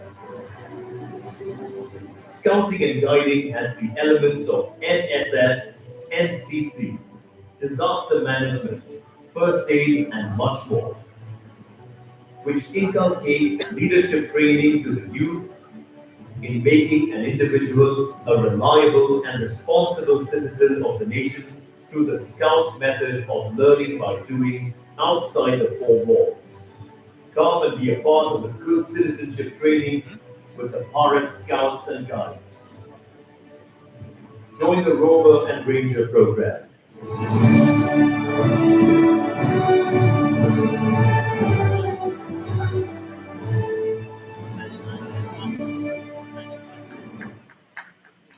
Trust that this video was informative to all of you. And I believe that many of you would have remembered your childhood time looking at it. However, friends, I was just looking and thinking about it, that whatever Professor Srinivas was talking this morning, are there answers on this video of many of those points that he raised this morning? In a nation of 1.4 billion, where does true leadership begin? It doesn't start in a boardroom or a luxury office. It reflects from years of trial and errors that begins from a small team of serving in the heart of community with a simple, solemn promise. Since 1909, we have been the silent backbone of India's youth, from creating records to the front lines of every national crisis. We are the Bharat Scouts and Guides. We are the largest youth reform organization in India. Scouts and Guides reimagine children, tying knots, campaign, but it is much more than just this. We are having members from age 3 to 25. Let's have a close look at the young adults, the rovers and rangers. They are the 60 to 25-year-old. While the world worried about the Gen Z being glued to screens, we just saw the generation glued to service, survival, and leadership. Our network, operating under Ministry of Youth Affairs and Sports, a part of the Big Six global youth organizations. We offer your students a direct gateway to over 17 million peers worldwide. The scale in India is unparalleled. 7.8 million active members, 50 plus state associations, including the railway zones and the UT. A powerful presence in KVS, NPS, and elite institutes like the NAU. Let's be candid. Many students graduate job ready, but not life ready. It's simple. Scouting and guiding is NSS, NCC, disaster management, first aid, and much, much more. We have the service of NSS, the discipline of NCC, and added with the learning by doing method to create hands-on leaders. It's also about governance. Through our mock youth parliament, students stimulate legislative proceedings, master in public speaking, and national policies. We are not just educating students, we are creating the next generation of responsible citizens. We offer a global brotherhood and sisterhood. A rover from your university can walk into a scout center in Tenderstedt, Switzerland, and be welcomed as a family. This is a unique diplomatic networking opportunity for all the students who will be joining Scouting. For our young women, it is about global advocacy. A ranger from your university could be standing on the world stage at the CSW or COP, addressing the UN on the critical global issues. Our member youth don't just follow a manual. They design their own projects and lead their own. We aren't training them to just follow orders. We are training them to be the ones who lead when something goes wrong. Through rigorous adventure, training, they learn to confront and conquer their fears, transforming hesitation into decisive leadership. At our camps, a student from Kerala shared a tent with a student from Nagaland. They aren't just reading about diversity, they are cooking, hiking, and solving problems together. This is citizenship in action. Our framework addresses the 5 core areas of human development: physical, intellectual, emotional, social, and spiritual. We provide the soft skills, the corporate workplace, interpersonal skills, and goal setting.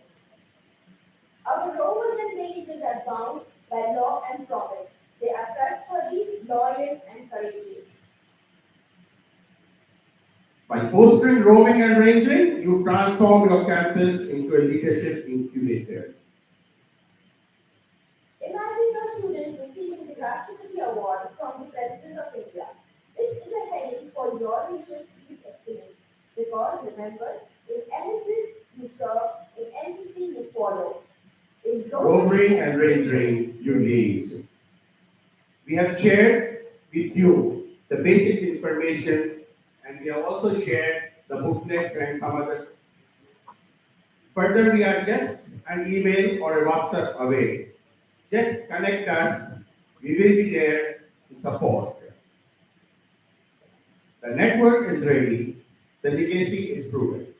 All we need is your vision to bring this global movement to your campus. Thank you. Thank you.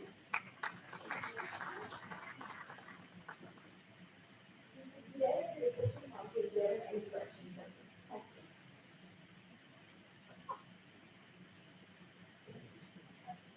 Thank you, ma'am. Such an inspiring session. Yesterday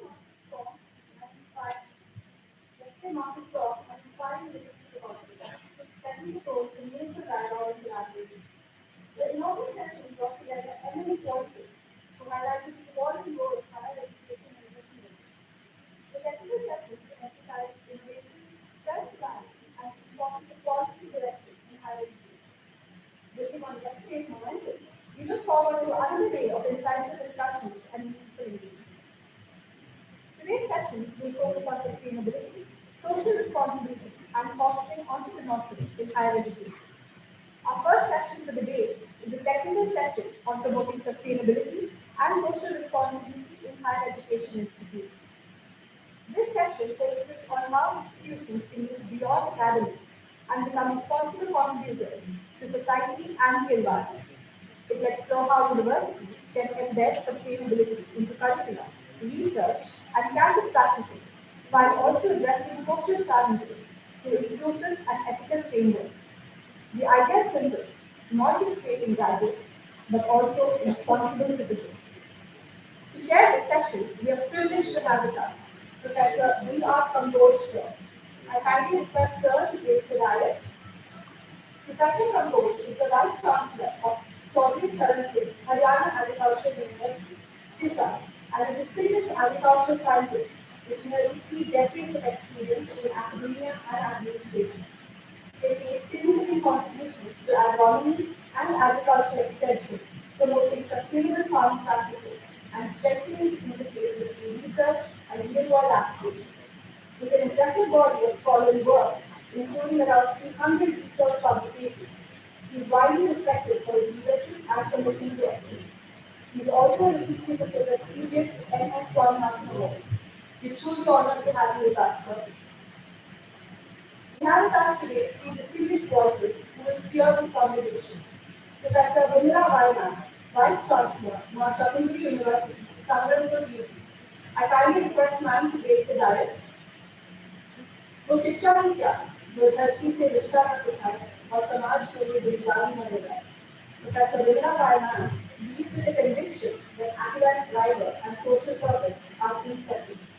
Under her stewardship, the university has built concrete structures for entrepreneurship and translational research, including the Amrita Incubator, firmly aligned with the Viksit Bharat at 2047 mission.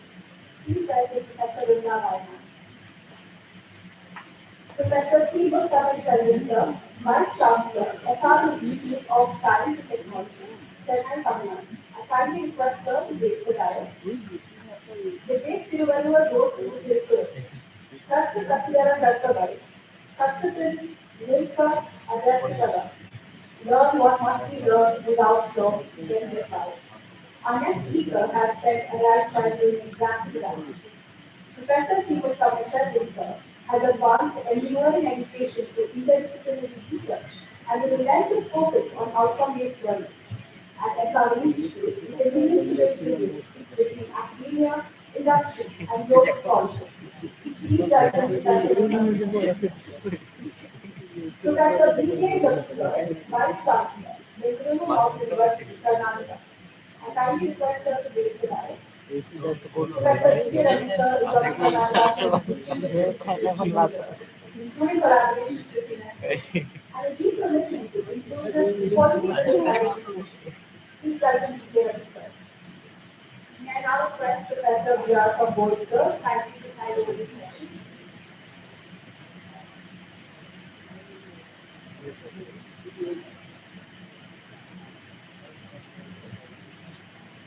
Thank you. Good morning to us. At the outset, I must thank you for giving me the opportunity. And I will so pleased and bigger pattern, and we will be able to apply the policy contribution, something on a variety of extreme speakers, and the white culture, delegates, students, participants. It's more than all our activities here in the center for promoting sustainability and social responsibility.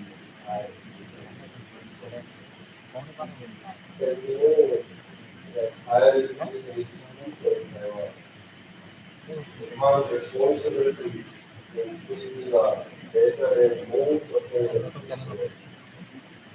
Going hard in knowledge, we serve as intellectual and social ecosystems where ideas are nurtured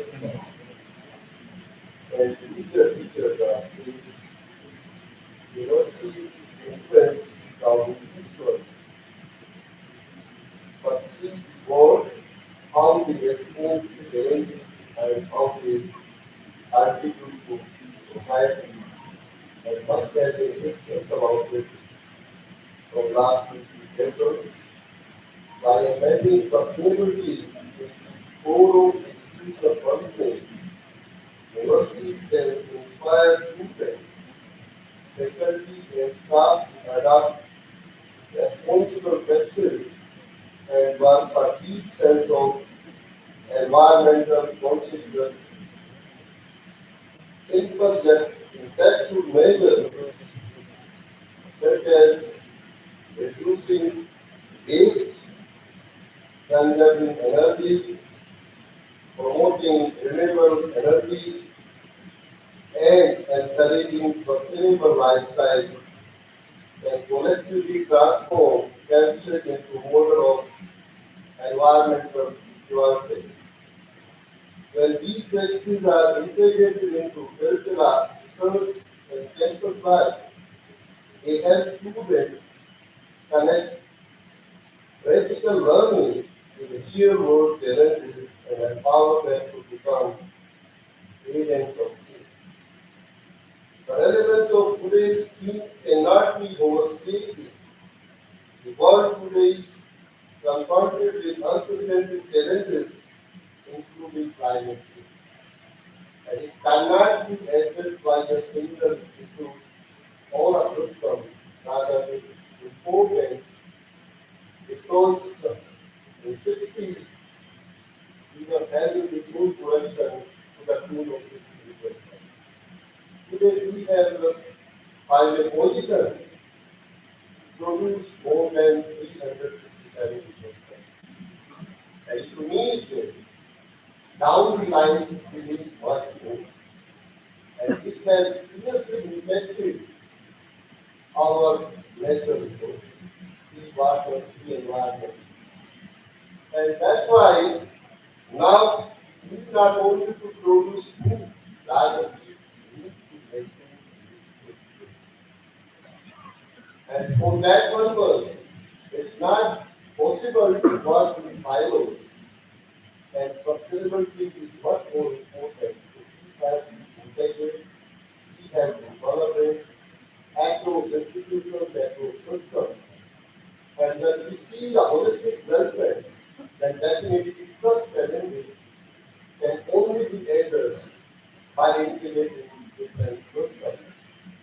Likewise, if I talk about the resource depletions, biodiversity loss, widening social inequalities, and economic uncertainties, these issues are complex and interconnected, requiring holistic and multidisciplinary approaches. In such a scenario, the role of universities becomes even more critical. We must not only generate knowledge, but also ensure the knowledge translates into practical solutions that benefit society, protect the environment. India's policy framework provides strong direction in our Net 2020 regarding Atmanirbhar Bharat Abhiyan, which emphasizes innovation, self-reliance, and the development of locally relevant solutions. As leaders in higher education, it is our responsibility to align institutional goals with these national priorities and translate policy vision into meaningful action. Sustainability in higher education institutions must begin within the campus itself. Our universities should evolve into living laboratories where sustainable practices are not only demonstrated but experienced daily. Initiatives such as adoption of renewable energy, efficient water management, waste reduction, and recycling, green infrastructure development, and biodiversity conservation must become integral part of campus planning and operations. Green campus is not merely an infrastructure improvement, but a powerful education tool that shapes attitudes and behaviors. When students learn in such an environment, sustainability becomes a life reality rather than a distant concept. These vaccines also set an example for society, reinforcing the idea that sustainable living is both achievable and essential. Equally important is the dimension of social responsibility. Universities must extend their influence beyond academic boundaries and actively engage with the communities they serve. This includes ensuring that education is inclusive, equitable, and accessible to all sections of society. It also involves leveraging knowledge, research, and innovation to address pressing social challenges such as poverty, inequality, health disparities, and rural welfare.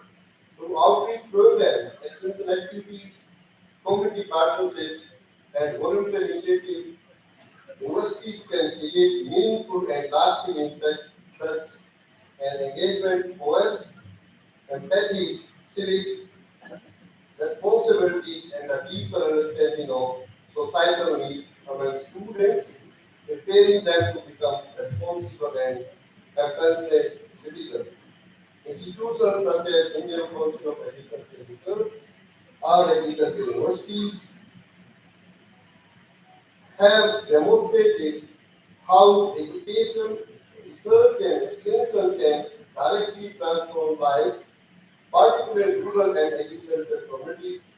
Their work in advancing agricultural productivity, promoting sustainable practices, and improving livelihoods serve as an inspiring model of how universities can align their academic pursuits with societal needs. And I must press over here that we in agriculture we have the people, then the research, and then the agricultural system. And whatsoever we are getting from the research that we commit, so we are directly giving to the community for which you are working. And when you are working for them, you are really answerable to them. And the feedback which comes from the farmers or our clientele that again comes to our research system, we again go for the research, have the solution, and again go back to the farmer. So that's the, you can say, model where we can work, and that can be done only through the effective approach where we are working. So I think it's our responsibility. And again, innovation and technology are central to advancing sustainability and social responsibility. Universities must foster an ecosystem that encourages creativity, critical thinking, and problem solving by integrating digital technologies, strengthening research infrastructure, and promoting startups and incubation centers. Institutions can become hubs of innovation. These efforts not only contribute to economic growth but also address societal challenges through innovative solutions. Our goal should be to nurture graduates who are not merely job seekers but job creators, innovators, and socially responsible individuals committed time, we must acknowledge the challenges that lie ahead, limited financial and infrastructure resources, lack of awareness, institutional inertia, resistance to change can hinder progress.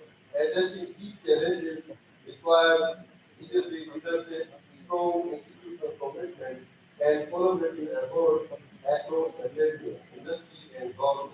It also requires a cultural shift within institutions where sustainability and social responsibility are not seen as additional responsibility but as integral to mission and identity of higher education institutes. In this context, today's session assumes greater significance. We are privileged to have with us three distinguished speakers, Honorable Vice Chancellor, who bring with them rich experience, diverse perspectives, and deep insights. Their contribution will undoubtedly enrich our understanding and guide us towards actionable strategies.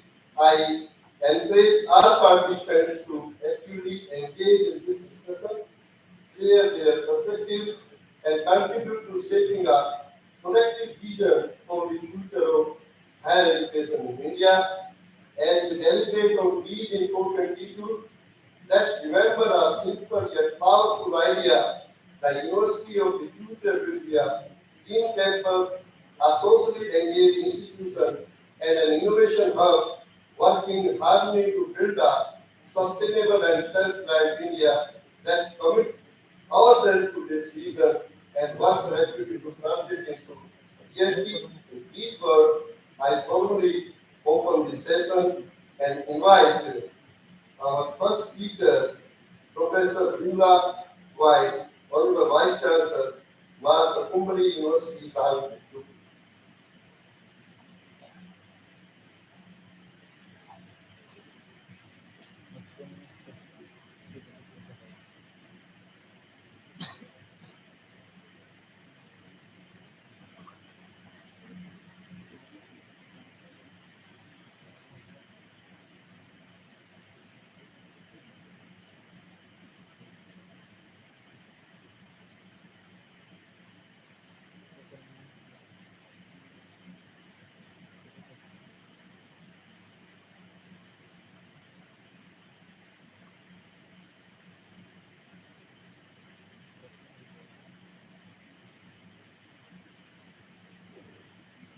A very good morning to everyone. Good morning, at this Mashallah.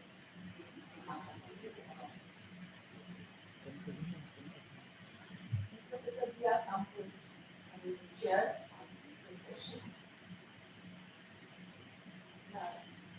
Eminent speakers, Honorable मग वेळ का लागतो PPT स्क्रीनवर टाकायला तिथं तिथं आल्यानंतर सेकंदात तिथं काय येत नाही तुझं लक्ष नाही आहे बरं कसं डोकं फिरून नको मी तिथनं हात दाखवल्यावर तू टाकतो दोन किंवा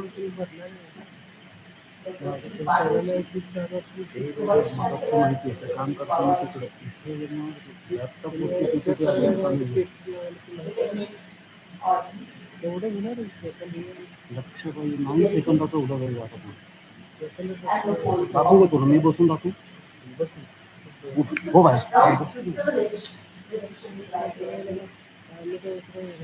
address this distinguished assembly on a theme of exceptional contemporary relevance and enduring significance, promoting sustainability and social responsibility in higher education. I extend a sincere gratitude to the AIU for convening this historic annual and to the host institution for its gracious hospitality and integral organization of this office with its obligation. As we have assembled here at a pivotal juncture in our nation's developmental journey, under the visionary and forward-looking theme, shaping the self-reliant Bharat through knowledge and innovation. So this theme not only reflects the aspirations of a rapidly transforming India, but also underscores the indispensable role of higher education institutions in realizing the collective vision of an inclusive, resilient, and self-reliant Bharat. And it is rightly said that in the contemporary global landscape, universities are no longer mere centers of knowledge transmission. They are dynamic engines of transformation, innovation, and societal progress. The expectations from higher education institutions have expanded manifold, and they are now called upon to address complex global challenges, foster sustainable development, and nurture ethically responsible citizens. As India is rising, the demands of a knowledge-driven, future-ready institutions has come. So knowledge-driven, when we think that through the curricula we are creating knowledge, or the way the whole world is rushing to artificial intelligence or technology-driven conditions, that is all that would be knowledge-driven and where we contribute to. But I think more has to be added to it. The humane culture should not go away. So along with techno-nationalism, there is something very ethically important which has to go through the socially responsible institutions. They have to be future ready because today's so-called Gen Z is very enthusiastic, full of energy, they need everything new and at the tip of a finger. They just want everything very fast. So they have to be given the stars to make things faster. It is not we to create anything for them at every moment they need from us. No. It is not a need. They have to fulfill their desires by creating it. So that innovation has to evolve from them. So this is what I have tried to highlight here. The role of institutions in shaping Atmanirbhar Bharat through talent and ideas is there. But then why we are talking about sustainability? How does it matter now? So if we look back in 2015, the 17 Sustainable Development Goals were accepted by so many countries. India is one of them. They were adopted for the 2030 agenda of bringing peace and prosperity for people and the planet. The major focus has been sustainability amidst challenges of attaining the goals and the intricate connection between environment, social, and economic aspects of sustainable development, which have been challenged by the COVID-19 pandemic, followed by unstable world due to war in West Asia. So this sustainability therefore matters in its truest sense transcends environmental preservation, involving a holistic paradigm integrating ecological integrity, economic sustainability, and social equity. It demands a systematic, systemic, and integrated approach, wherein universities embed sustainable practices across all dimensions of their functioning, academic frameworks, research agendas, institutional governance, infrastructure, and community education. Here I would like to say that every university has a different structure. Infrastructure may be very high or low, whatever it is, but their goals should be according to the needs where they are. For example, the tribal university has a goal to settle the tribals into the mainstream. Similarly, all the other state universities, the private universities, they have all their own set agendas, which are for the society where they are, which they are representing to cater to. So our central and state governments have introduced various schemes for students, farmers, MSMEs, industries, young entrepreneurs, and underprivileged sections of the society to promote a harmonious, interconnected, and sustainable living. These global challenges and local responsibilities shape up a university in the sense that they have to shape the future of the students. The students have to be made aware of climate change and environmental stress. So we have made an eco-conscious university culture. So that consciousness means if they are throwing away a piece of paper anywhere, so it is biodegradable, one can say, but no. There is a specific space and place for everything. We have to reduce all trash to something usable, either by the soil, by the worms or insects we want to have, we want to nurture, or for the air, anywhere, whatever we are discarding should have a purpose so that it is recycled. There. And our university is having the pleasure of becoming a zero-waste university.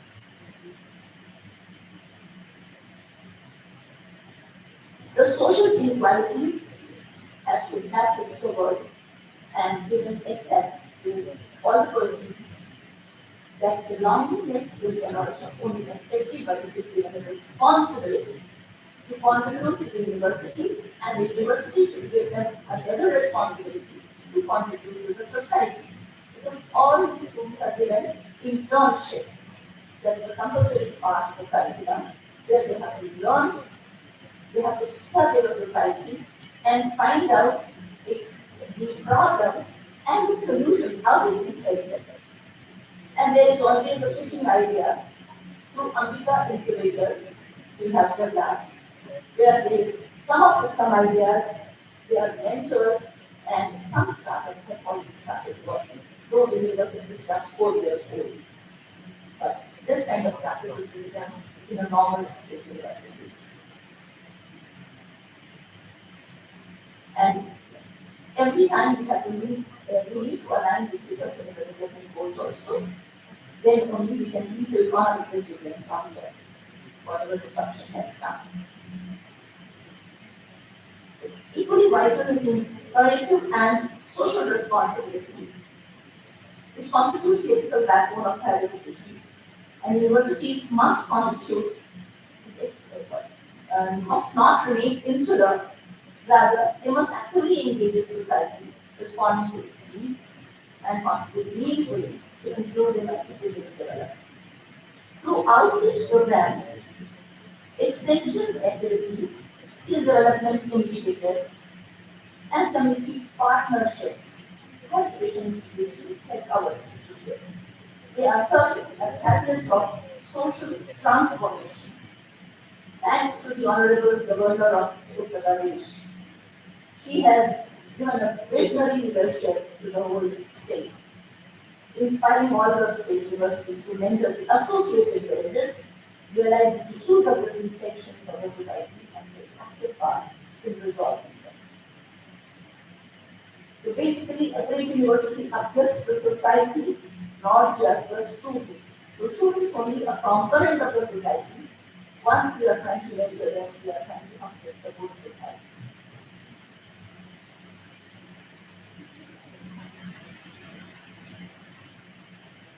So by playing a central role in fostering indigenous knowledge systems, promoting research and innovation, and strengthening the nation's human capital, we are effectively trying to advance the agenda of sustainability and social responsibility. It is imperative that we collectively undertake the following strategic initiatives. So not only develop curricula, but also add up the talents of different students into that. That is, the ethical values in all the disciplines we have to do. In the morning, Dr. Sahasrabudhe also mentioned a lot about how we are so Indian in our culture that whenever the partners would come, they can realize that spirit of oneness. Although slowly we are losing that, so instead of losing it completely, we have to go back and sustain our very culture. We have to encourage research that addresses real-world environmental, social, and developmental challenges. Strengthen academia, industry, community linkages to ensure relevance. So whenever we say industry academia partnerships, that is very incomplete. That means we are really not dealing with the problems of our society, which is in large, it is rural.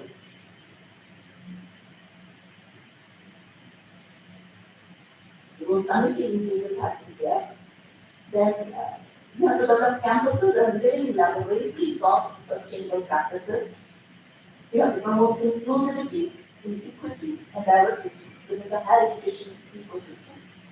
And you have to foster a culture of innovation, critical thinking, and responsibility. Responsibility in leadership among the students. Because the students are tomorrow's leaders. They have to know how that leadership would mean for the whole nation.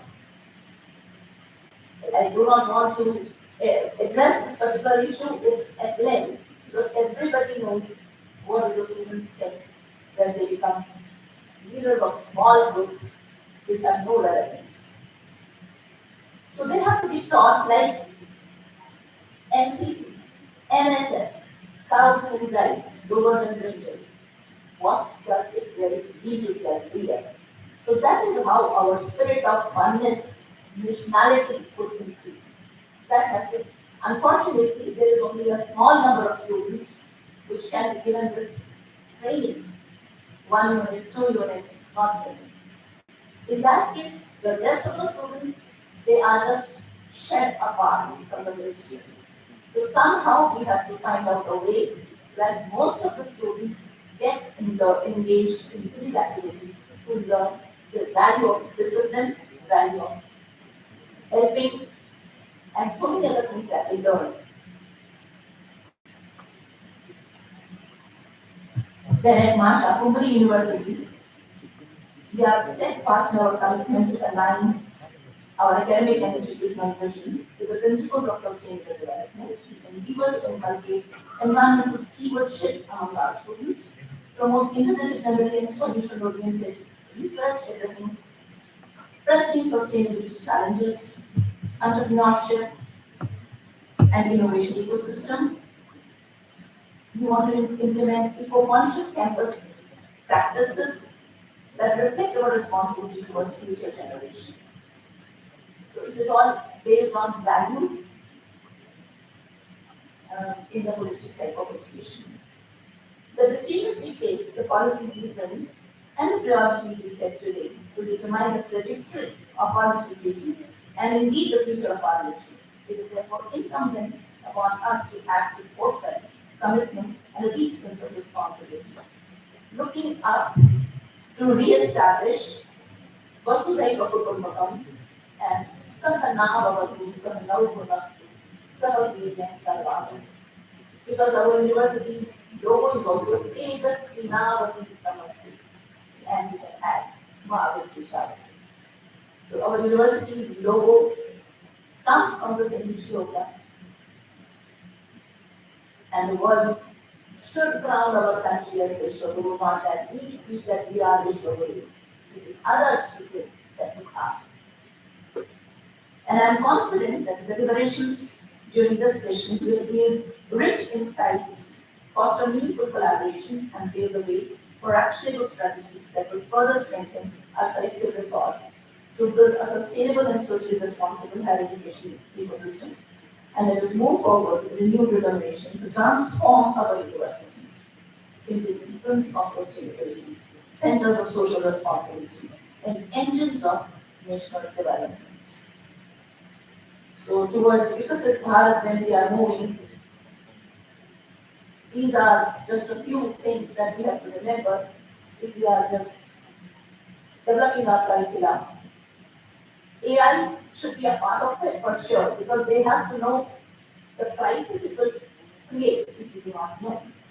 The cyber insecurity that it will create if you do not know. So tomorrow's world is not free of AI and deep tech. So knowledge is becoming a tool for our wisdom to evolve. That is where every university has to work on. Thank you very much for including me in this session, for presenting my ideas on social responsibility by the university to be taken up. Thank you very much. I would like to thank the chairman for giving me this opportunity. Very good. Thank you, ma'am. Thank you for your insightful presentation. I request Professor C.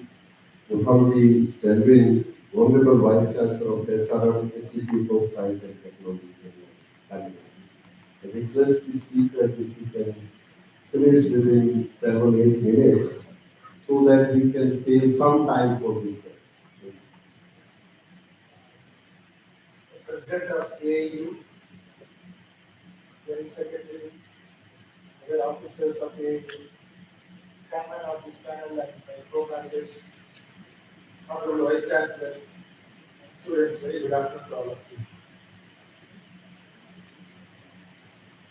Sustainability is a heavy topic, but let me make it very light since the chairman wanted me to complete within 67 minutes. We have been talking about sustainability for quite long. And if you ask every institution, they will say, yes, we are doing that, we are doing this. But what is the impact? That's much more important than this is being talked about your things. Now, is this a new way of looking at sustainability? What is that we have been doing in earlier years? Let's look at the history. If you look at our history, how about our ancestors? They were managing their resources and also their communities. How did they do? How did they sustain? That's because the lesson we could get from them is they were living with their means and they were always looking for support from neighbors. And that is the deep Indian way of being. And that is our DNA. And therefore, today we are trying to simply finding new institutional ways to honor the world vision. Of course, the challenges are very high. 3.6 billion people globally are highly vulnerable to climate change. Over 1 million species face extinction, and during our lifetime, many will extinct. In India, air pollution contributes to over 1.6 million deaths annually, while water demand is projected to exceed supply by 50% within this decade. And likewise, there is going to be a shortage of energy. But we cannot think that these are they are immediate realities. And therefore, our focus should be on water scarcity, energy insecurity, air pollution, biodiversity loss, and increasing socio-economic inequalities, and therefore urgent and collective action is required. Now, we have what is called as the IPCC, Intergovernmental Panel on Climate Change. The important finding of the committee is that the window to secure a livable and a sustainable future for all is rapidly closing. So, alarm bell has already been. Now, what in India? We wanted to become a net zero nation by 2070. And we wanted to have 50% of our energy produced through renewables by 2030. Now, these are not government targets. These are all the boundary conditions for the work our students will do. Let us look at how we progress in terms of UN Sustainable Development Goals. I think we are really doing well in terms of clean energy and also infrastructure. But there is a long way to go in the quality of education and the climate action. So these two are very, very important and we need to have a push on them. Okay, what is the advantage that we have? Today, 65% of our population are below 35 years old. And that is a huge difference, and that's a huge energy, that's a huge power that we have. and it is for them to adapt these things and make the world living, and it's not absolute.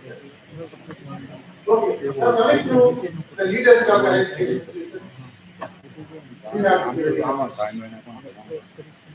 Our campuses are responsible. We consume lot of energy. We generate tons of wastage and also use significant water resources.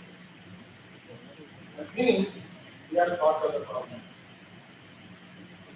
But we also have an advantage. Educational institutions are the only place in the world where you have the knowledge, where you have the youth energy, and where you can have a policy, and all these things can be clubbed together to create a solution for the problem. There is no other place in the world. So education institutions play an important role in promoting sustainability. The National Education Policy 2020, it always says that it is going for multi-disciplinary education. Teaching programs are working with science. However, the effort that we take, the change is not happening that rapid as we expect. Because once you're going for multidisciplinary education, then you will have the roots, the values and well-being will be inculcated in the curriculum. And therefore, we don't want technically brilliant students. We want more technically brilliant and socially relevant students. If you are not producing socially relevant students, then it's a failure of our system. So how do you go? There are three important points. Let me make a brief of them. The chairman has also mentioned and other panelists. One is our campuses should be the living labs. If I am not wrong, one thing that goes very well in academic institutions is the examination. Can you bring in some change in the examination? Why not we expose all these students, or majority of them, in different domains in the campus? Because we are a small city. Let them work on some statements. It's not a problem statement. Let team of students work on those problem statements. If they are doing well, they come up with a good solution. We don't get good grade instead of in the class. I think that should be an encouragement. Rather than asking the students to sit in the class, let them explore what is happening in the campus in terms of all the requirements. So they will come to know what is the amount of power we are consuming, how to save that power, how to reduce the power, how to reduce the water usage, how to reuse the water. So they will have first-hand information, and that is the experiential learning that one can get in the campus. So we should convert that as living campus, not simply saying the living campus. Push more of the students to work on these ideas. Give them some credit, maybe 1 credit or 2 credit, with view of some elective works or whatever. That's the first thing. The second one is the curriculum and research. Again, if you say curriculum, build all these things in the curriculum, the teacher will teach for name change, the student will prepare himself for passing the examination. What is the curriculum? It is not going to be done. So please ensure that the work that they do in these areas should be converted into some meaningful impact. Not necessarily applications, but they should go beyond that to the product. Say, for example, yes, a filter can be developed if a water filter can be developed in some department or rural that can be something that's significant. The third is the anchor institutions. You should go beyond institutions. There are a lot of villages and the rural areas in and around many of the institutions. Why not be asked to reach out to them, find out what are the challenges in their case, come out with solutions. If they come out with solutions, if they can solve the problem for the rural villages, then that is the real way of learning. We should transfer something for those students.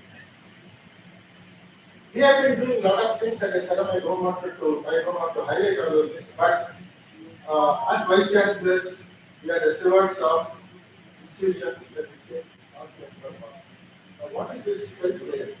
It is not economic independence. It is not the way we manufacture the goods on our own. It is something beyond. So that's something done is nothing but the ability to sustain ourselves without destroying our environment. So if you can do that, that is the real self-reliance. So in the process, it's about building a society where progress does not leave the environment behind. As Vice Chancellors, we have a unique kind of power.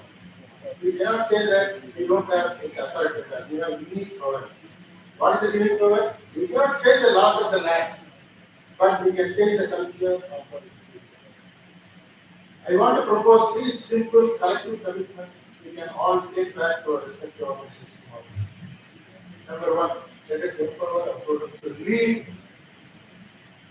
the sustainability. No faculty should do that. They should lead. Give them full authority. Let them work on all these challenges. They will definitely come out with some remarkable solutions for all those challenges. That's number one. Number two, for each and every department in the university, give them some tasks. They should identify a social problem, work on those problems, come out with a solution, and then you can reward the department in whatever way that you want. That's the second thing. The third one is we need to be very transparent. It's not that we are doing a good job in terms of sustainability. Let us know what is the value that we have to do. Let us make it transparent. Let others know. Then only we will be in a position to, unless we get measured, we can't be there. In closing, I want to think about the 2047, the centenary of our independence. The students who are working through our gates today, the 19 and 20-year-olds, will be the leaders, the parents, the decision makers of that future. They will not remember the speeches we gave on the certificate we signed. They will remember the values and values. We can show them through our actions that leadership is about responsibility and that growth only meaningful if it is sustainable. So, I can also give you 5 years. One is the measure. You should know what exactly the value today in terms of carbon, water, energy, water, and water. Mainstream embeds sustainability in the mainstream. Don't conduct regular examination. Give them some sort of practical orientation so that they can commit some project or do some product or whatever. Multiply, reach out to communities, mentor the senior faculty, mentors, because the energy of the young mind needs the judgment of the students. They should not actually play a role in the system that finally model. Run our houses first. No campus that cannot manage this waste as a model authority will change. Thank you so much for doing that. Thank you very much, Professor. Our very inspiring talk. And now, without losing much time, I request Professor Kiran the next presentation. Honorable Vice Chancellor, thank you very much. University Canada.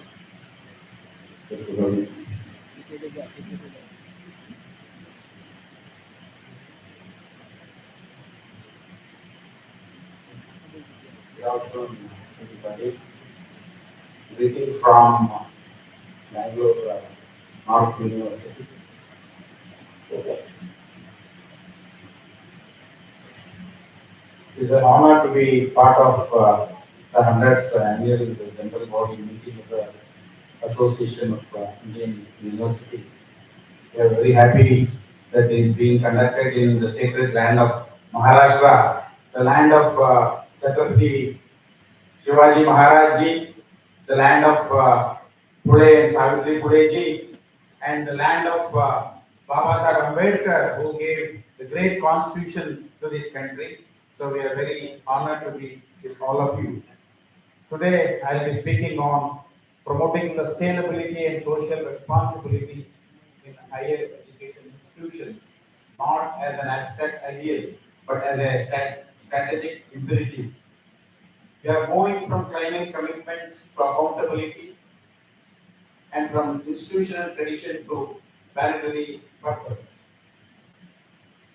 The highest education is that which does not merely give us information but makes our life in harmony with all existence at Rabindranath Tagore.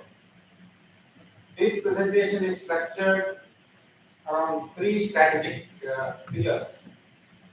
First, the institutional stewardship, which means how universities govern, operate and take responsibility. Second one is the research and innovation for impact, how knowledge translates into real world solutions. The third one is pedagogy and social responsibility, how we shape our future citizens. Together, these pillars define how sustainability becomes the core identity of higher education institutions. From governance to classrooms, sustainability must become the core identity of higher education institutions. The mandate for change. Why now? We are at a defining moment. Globally, over 1,200 universities have made climate commitments, but only about 30% have actionable roadmaps. The science is unequivocal. Carbon dioxide levels have crossed 420 ppm, and the IPCC indicates that the 1.5 degree threshold may have reached between 2030 to 2035. Within our current planning horizon, higher education institutions are not peripheral actors. We influence over 250 million students and control more than $2 trillion in assets. So the question is no longer whether we act, but how quickly and how decisively we do so. Basically, the change meaning the future we fear is being shaped by the decisions we take right now. And the global policy frameworks and normative architecture. Universities today operate within a strong global policy architecture. The UN Sustainable Development Goals position us at the center of SDG 4 and SDG 13. The UNESCO Education for Sustainable Development 2030 framework demands whole institution transformation. Initiatives like Race to Zero are pushing universities toward measurable climate commitments. In essence, sustainability is no longer optional. It is globally mandated, monitored, and benchmarked. UNESCO's Open Science Recommendation mandates open access to sustainability, knowledge systems, democratizing data across borders. So, whenever we talk of global policy frameworks and normative architecture, we have to look into UN SDG assignment, UNESCO ESG for 2030, Race to Zero, and resilience. The strategic pillar, the institutional stewardship, decarbonization of our campus operations. Let me begin with the institutional stewardship. Our campuses are not passive, they contribute significantly to emissions. Therefore, decarbonization must begin with measuring scope 1, 2, and 3 emissions. A new challenge is emerging. Artificial intelligence infrastructure, data centers already consume up to 2% of global electricity. Forward-looking universities are adopting renewable power systems and energy-efficient technologies. Stewardship today means operating responsibly while anticipating future risks. Because the artificial intelligence challenge in 2026, the rapid expansion, as I already told you, is an alarming situation where 2% of global electricity is consumed by the AI and data sectors, which is a very important factor where we may have to very seriously think about. Forward-looking institutions are shifting towards liquid cooling systems and renewable powered microgrids to offset this growing footprint. If you just look into the case inside of University of Tasmania, which is in Australia, the University of Tasmania offers a powerful example. It has achieved global leadership by integrating sustainability across teaching, research, operations, and community engagement. What is important here is the whole institution model. Sustainability is not a department, it's a philosophy embedded across systems. This is the direction institutions must move toward, from isolated initiative to integrated transformation. The University of Tasmania exemplifies a whole institution model where sustainability is embedded across curriculum, research, governance, and community engagement, positioning higher education as a driver of global climate and social responsibility. I think the example of University of Tasmania, which is in the country of Australia, I think we may have to very seriously look into some of these models. Basically, we are also facing quite a lot of issues of that kind. So I think this example may be a very important factor. Sustainable finance transformation. Institutional stewardship is incomplete without aligning the financial engine of the university to its sustainability mission. Endowment management, capital allocation, and internal pricing mechanisms are now strategic levels, not just administrative functions. True stewardship also requires financial alignment. Universities must move investments toward ESG compliant portfolios and green bonds. Internal carbon pricing between $50 to $100 per ton can drive behavioral change. Every budget decision must reflect sustainability priorities. In the coming decade, institutions that align finance with vision will demonstrate stronger resilience, credibility, and global standing. Universities that integrate sustainability into financial governance consistently outperform peers in rankings, donor engagement, and long-term institutional resilience. Strategic pillar 2, research and innovation. Basically, redefining research excellence. The second, we are witnessing a shift from citation-based metrics to impact-based metrics. Basically, research aligned with SDGs not only has higher citation impact, but also greater societal relevance. Equally important is open science, democratizing access to knowledge across regions. Collaborations, not competition, to define research leadership in this era. We can see the living labs models. Campus as real-world experimental ecosystem. I think many of my colleagues were referring to the campuses being used as the living labs, how exposure needs to be given. I think in the morning also when our Honorable Sazat made a very important statement where I think he explained the importance of introducing some of these practical issues where only theoretically will create a lot of ambiguous situation, especially the lifestyle of a student. One of the most transformative ideas is the living lab. The campus itself becomes a real-world laboratory, testing energy systems, waste management, and biodiversity solutions.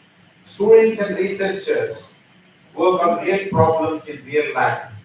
This shifts universities from knowledge producers to solution incubators, a critical transition for relevance in the 21st century. See here, the most transformative shift in university research is university research strategy is repositioning the campus itself as a living laboratory. I think the dynamic, real-world test-bed for sustainability solutions are prototyped, validated, and scaled. This moves institutions decisively from knowledge producers to solution incubators. So we can also look into the smart energy systems, circular waste economies, urban farming, and biodiversity. Strategic pillar 3, pedagogy and social responsibility. Sustainability cannot be standalone elective. It must be woven into the DNA of every discipline, from the engineering studio to the management school to the humanities faculty. The question is no longer whether to embed sustainability, but how deeply and how fast. So sustainability without equity is incomplete. Universities must expand access, especially for first generation learners, and bridge global knowledge divides. As anchor institutions, universities have a responsibility to lead regional development, disaster preparedness, and climate resilience. We must move from internationalization metrics to meaningful global engagement. Here, the discipline-specific integration, the engineering, green infrastructure and low carbon design, management, ESG leadership and stakeholder governance, humanities, ethics, equity and climate justice, UNESCO core competencies, systems thinking, anticipatory thinking, cognitive competency, strategic action. Now let us look into the social responsibility, equity, inclusion, and the anchor institution role. Global rankings are evolving rapidly. Frameworks like the impact rankings, US sustainability rankings, and ICA stars have realized measurable sustainability outcomes. This marks a shift from reputation to accountability. Institutions that demonstrate genuine performance, not symbolic reporting, will lead in reputation, partnerships, and funding. Benchmarking and global rankings, the new accountability standard. I think you have the framework. In 2026, you have a lot of focus areas, SDG alignment, you have data quality, environmental impact, the strategic implication, and rankings are shifting from reputation to measurable impact. Institutions that invest in genuine sustainable performance, not merely reporting optics, will gain decisive competitive advantage in student recruitment, partnerships, and funding. And governance and leadership transformation. Sustainability transformation requires leadership structures. A chief sustainability officer is being essential. Boards must actively oversee ESG commitments. Strategic plans must integrate sustainability KPIs alongside financial goals. Without governance, sustainability remains aspiration, never execution. So, governance and leadership transformation also is very, very important. And integrated reporting, the financial, environmental, and social, what integrated reporting combines financial performance, environmental impact, social outcomes, and we have to align with global standards, global reporting initiative, integrated reporting framework. Together, these frameworks transform annual reports from compliance exercises into powerful tools for institutional leadership and public trust. So, transparency is critical. Universities must adopt integrated reporting, combining financial, environmental, and social performance. Frameworks like GRI and integrated reporting help institutions build credibility. This transforms reporting from compliance to strategic communication and trust building. And what is the roadmap for vice chancellors? To translate vision into action, I propose 5 steps. One is to audit, align, incentivize, partner, and scale. To translate these visions, I think these 5 steps will be very beneficial. Audit your current position, align sustainability with institution strategy, incentivize innovation and performance, partner with external stakeholders, scale successful models. This provides a practical pathway from intent to impact. And what should be the future university model 2035 vision within laboratories for planetary survival? By 2035, the universities that lead will be unrecognizable from their 2015 counterparts. They will not merely teach about sustainability, they will embody and generate it at every level of institutional life. Basically, you have net zero campuses, fully interdisciplinary education, AI-enabled sustainability management, global, local hybrid engagement. So looking ahead to 2035, universities will function as living laboratories for planetary survival. There will be net zero AI-enabled, interdisciplinary, and globally connected. The university will no longer prepare students for the world. It will actively reinvent the world. The university will no longer prepare students for the world. It will actively reinvent the world. And the invitation to lead the university of the future is not a place where students prepare for the world. It is where the world is reinvented.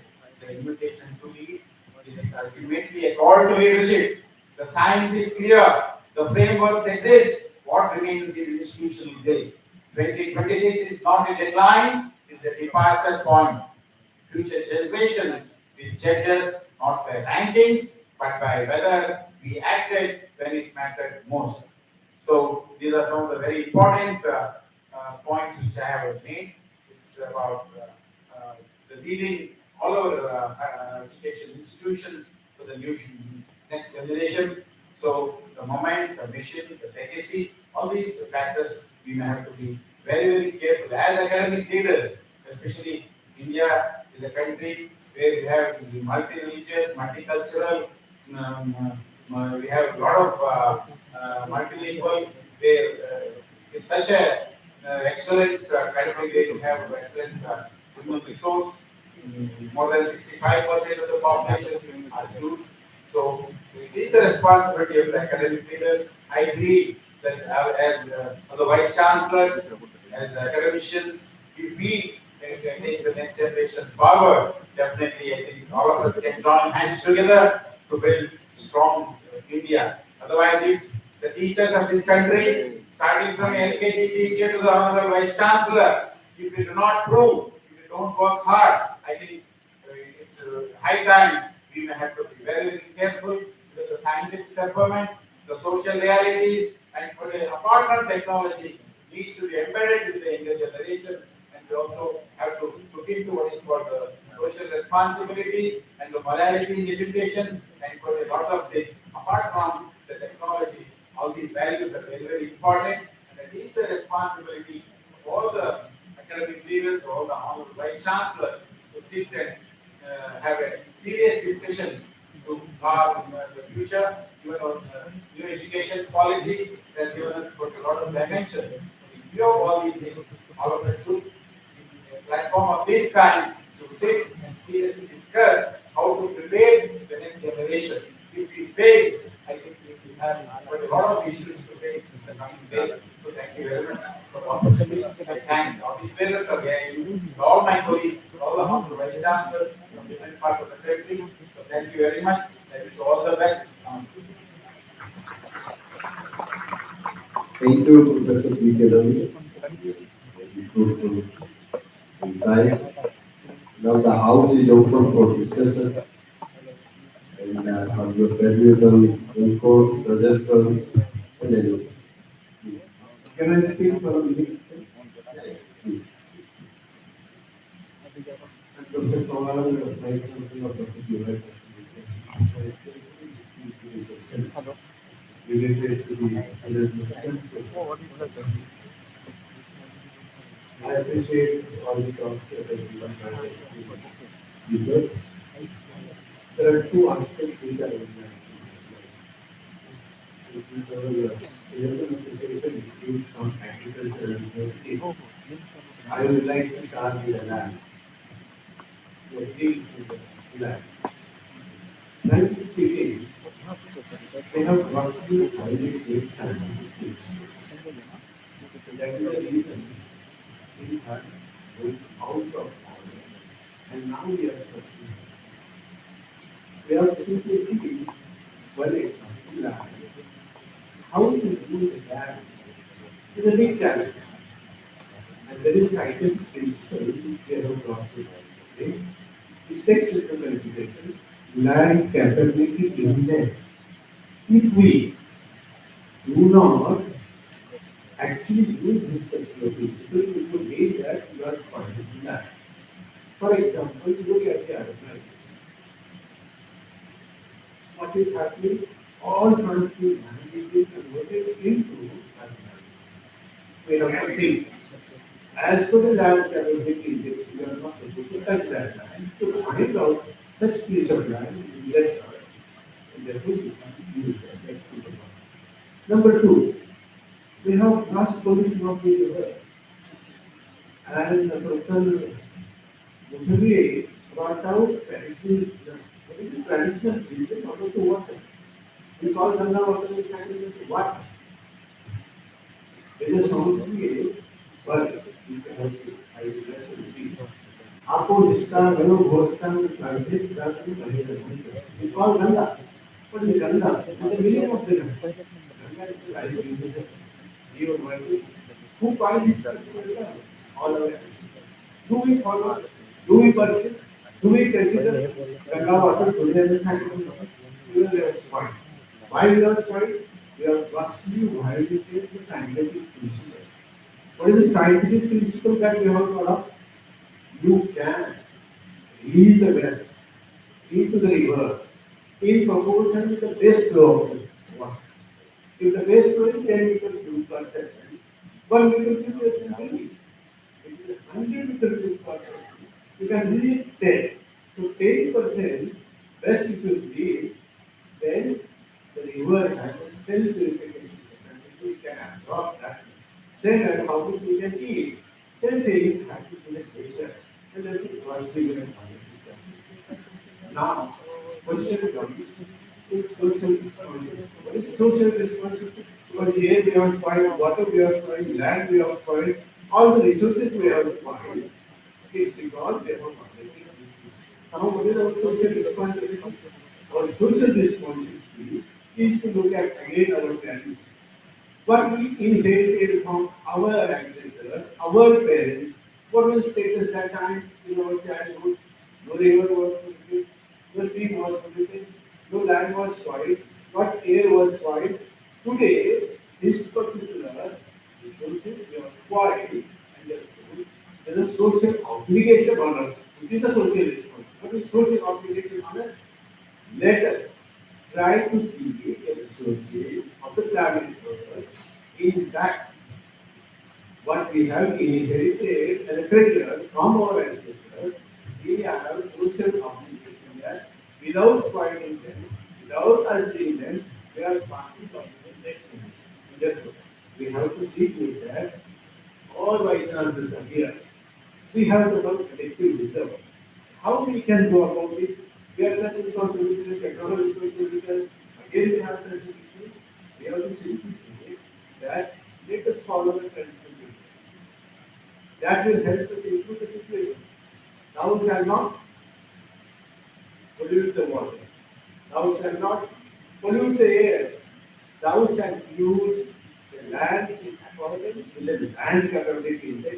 If we follow these principles, I think our social responsibility, which is social obligation, will be fulfilled. I just thought that I will explain this one. Thank you very much. Thank you. Thank you. Hello. And I like to also contribute this bit.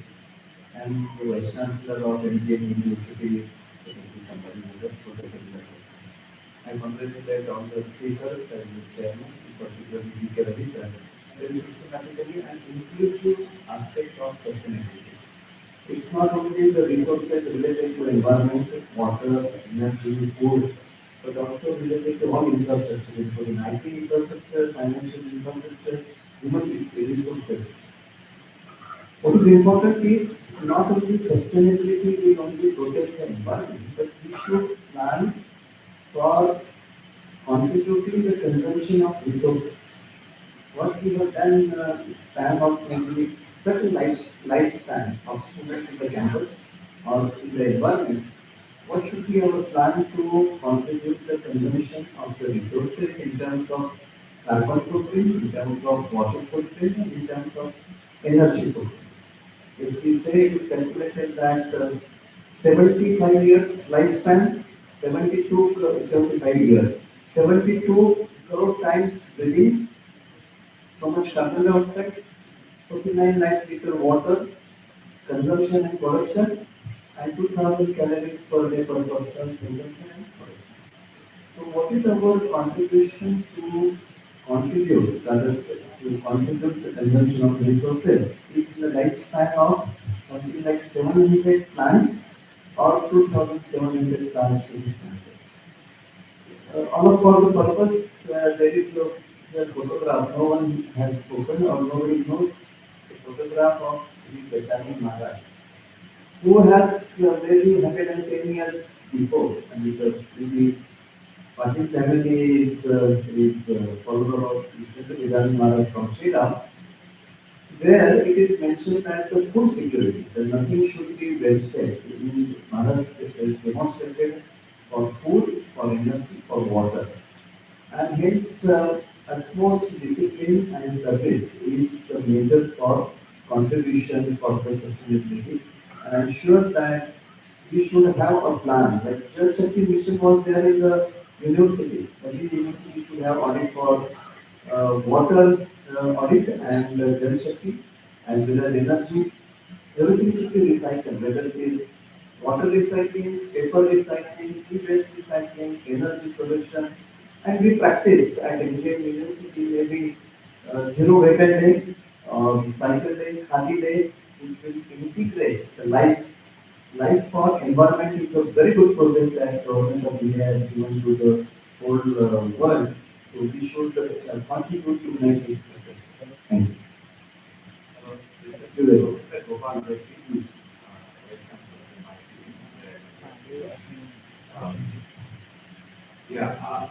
Sustainability does not have solution at individual level.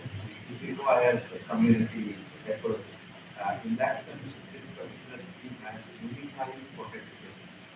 So my request to AIU is, instead of having sustainability as one of the several topics and themes for conference, it is time for AIU to recognize this as an important theme and have an annual congress on sustainability. Focusing on sustainability. That's how I think we should take it forward. These conversations. Thank you. One last question. We have to save the time. Because it's a question of optimizing the resources. Thank you very much. I'm Indraman Mishra, Vice Chancellor Vasantrao Naik Morakula, Sri Vidyapith Palmani, Maharashtra. In fact, this session was very, very interesting, and I wish all the speakers in the chairman. But I just want to mention that agriculture education, agriculture higher education, which is not discussed often, is very, very important and a very good model. We have 74 agricultural universities, central we call it basic agriculture research, education and extension system in our needs, and more than 35,000 working on this one. We are sustaining, we say food production from 20 million ton food and vegetarian is United Kingdom. We are nearly 400 million ton, and from 50 million ton food we are producing 360 million ton food, and that's what sustainability means. So and already we have changed the system. When we became 3 million, 40 crore people, and now we are 140 crore people. We were starving at that time, and we are now even ready to supply food to any country. And our Prime Minister says that if required, we can feed the world. So the agriculture education system is wonderful example of sustainability. So my request is that certain aspects are necessary in all the universities. Like we are starting to say that agriculture education from the school level should be made mandatory, at least one course, because agriculture is directly related to sustainability. So this is one thing we need to do, and many models which agriculture universities have already demonstrated that those should be accepted in the university system. And then the very good point was from Dr. Bawar that land capability index and all those, but I think whenever I travel in Maharashtra, institutions themselves have harmed the my ecological system. Somewhere some things will come, preaching and demonstration that those have to. So we have to see that very serious concern this is that land must be saved the way it is, that it is for not for monetary purpose, it's not destroyed. Thank you very much. Thank you, and let me conclude now. The last question, please. Shall I? Once again, see, I just wanted to inform that when it comes to the campus sustainability, how many of the universities have calculated the carbon footprint of their campus? See, we have developed an app also. There is a solution for that. It can be made in a more systematic way. We can't change anything that has already happened, but we can proceed ahead to change something. We can make the campus energy that is carbon footprint zero. Any universities who are interested, please contact me. Thank you. Mr. Chairman, sir, you can also cover up what the because we are talking about the social responsibility. Connecting it with the higher education. The private development when it is looked through the lens of the national development. It is seen that this private community is day in and day out becoming more and more urgent. There will be both these concepts. They are contradicting and conflicting. So as a knowledgeable society, and particularly we are talking on behalf of the university, we are also very much part of the knowledge. The life of these tribals is very much depending upon Jal, Temple, Jamil, and Chiba. This is on one side. As far as the national development is concerned, because their habitation is over these natural resources. Beneath these natural resources, there is a huge source. Unless this huge source is exploited and used for the national development, the others development is jeopardized. How, as a representative of the knowledge society, to look at it and how it is to be remedied by way of exploring the knowledge. If you could reflect on it, because I am from Maharashtra and everybody almost has referred to something like the Dr. Ambedkar, Chhatrapati Shivaji Maharaj. But they were very concerned about this. And if we are not taking forward their thoughts in order to find out the solution to our national life and also to the life of the people as a community. There would be hardly any contribution for this August. So I would like Mr. Chairman sir to reflect on it and also take the panelists who can throw some light on this. All these things they are inside of one and the same point. Though the difference of the distance it looks in steel, but it is very simple. I don't think because during lunch time we can discuss all those things. I people so humanities that I use all my time. And I quickly just kind of the session. I just get all the details for the regular tasks. There's simultaneously many exhibitions and then go from this side also. And three things I think the key takeaway is one is integrate, don't cancel. That's required. Integration is required to understand issue, end-to-end solution is required. That's the first thing. Second, partner with purpose. Definitely, what will be the outcome?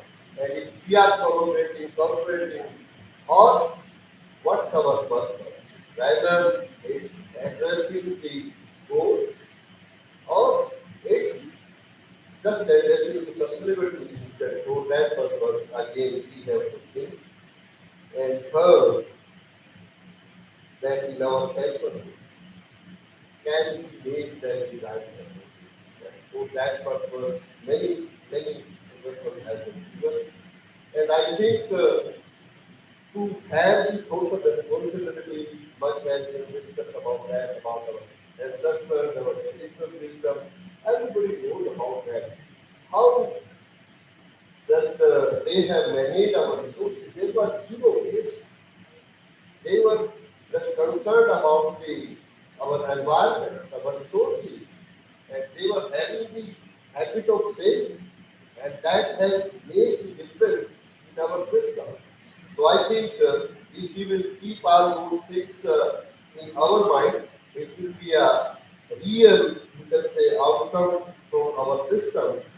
And let's think one thing today, that how we can make our campuses sustainable, and for that purpose, be the agriculture university, be the technical university, be the IITs, because in agriculture, lot of scope is there, and if we want to have it sustainable, we want to have the IoT or the, you can say, artificial intelligence integrated in the agriculture, you can see we can address the rising demand of foods or the nutrition, because this is the biggest market down the lines. So I think be the biosensors, be the optimization of the resources, be the conservation of the resources, we have to think about that. That's everything from my side. Thank you very much for all the panelist speakers as well as the esteemed Honorable Vice Chancellors for your valuable. Thank you very much.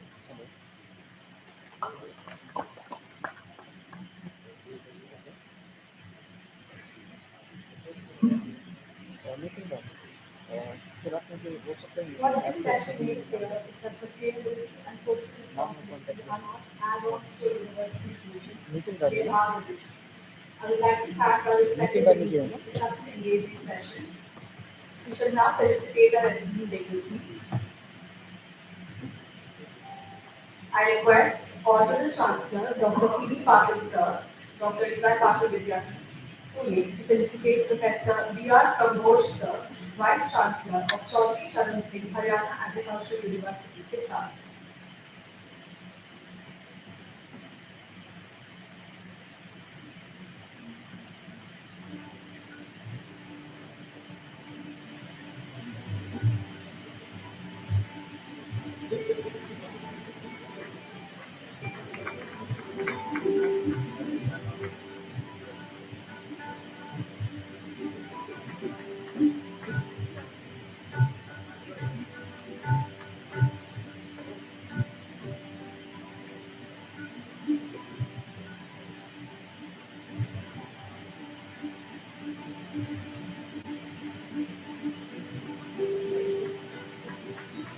I request the Patil Sir to felicitate Professor Vimala Raiman, Vice Chancellor, Mashapuri University, Saharanpur, UP.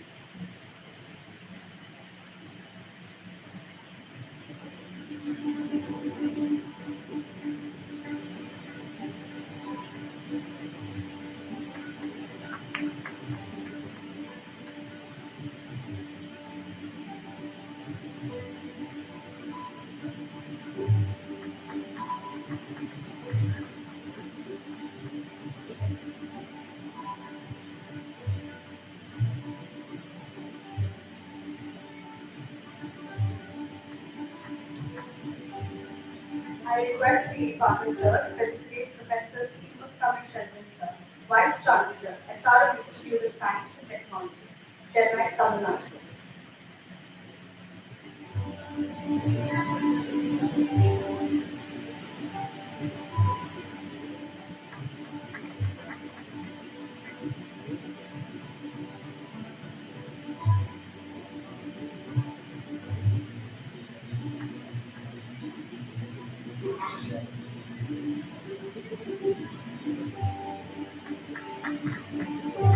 I request the Patil Sir to felicitate Professor B.K. Ravi Sir, Vice Chancellor, Bengaluru North University, Karnataka.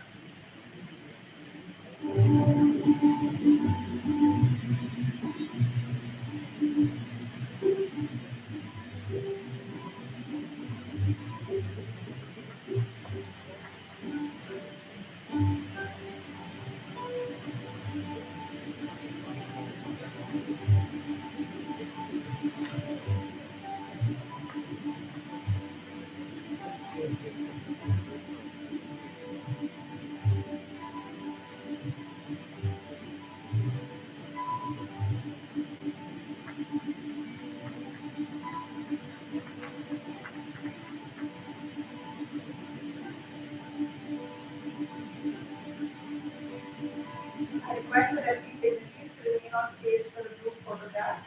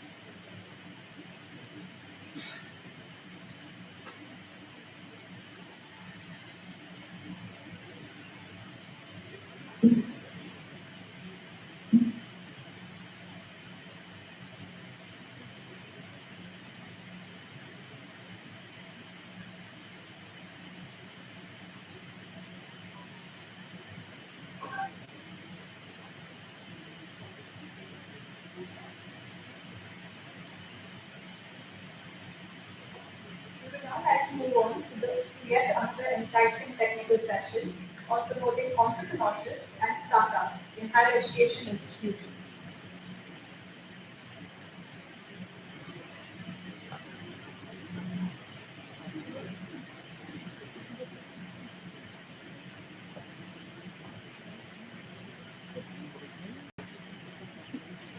India has the third largest startup ecosystem in the world. But how is it that it's actually built inside a university? That's the gap this session confronts. Incubators exist on paper at hundreds of institutions. Very few produce real founders. This session moves past the celebratory framing and gets into the mechanics. What infrastructure, what mindset shift, and what institutional courage it takes to turn campus into a genuine launchpad for innovation and enterprise. Chairing this session is someone whose biography feels like a masterclass in building progress across institutions, research streams, and the nation. Professor Dr. Gautam Sukhdar Sir, Director, National Institute of Technology, Jamshedpur, Jharkhand. I kindly request Sir to raise the dais. Masters in Foundry Technology from IIT Kharagpur, PhD from IIT Western. 5 years in the industry with Hindustan Motors and Indian Railways before committing entirely to academia. When Sir chairs a session on entrepreneurship, he brings not just theory, but the blueprint. We're truly honored to have you with us, Sir. Taking this conversation ahead are our prolific dignitaries, Dr. Kathy Thomas-Mann, Vice Chancellor, Muru Islam Center for Higher Education, Kubrakoi, Tamil Nadu. I kindly request Ma'am to raise the dais. Widely known as India's missile woman, Dr. Cassie Thomas spent her distinguished career at DRDO at the forefront of advanced missile system development, work that fundamentally strengthened India's strategic and technological capabilities. She now brings that same precision and national purpose to academic leadership, building institutions that produce globally competent and socially responsible graduates. Please welcome Dr. Kathy Thomas-Mann.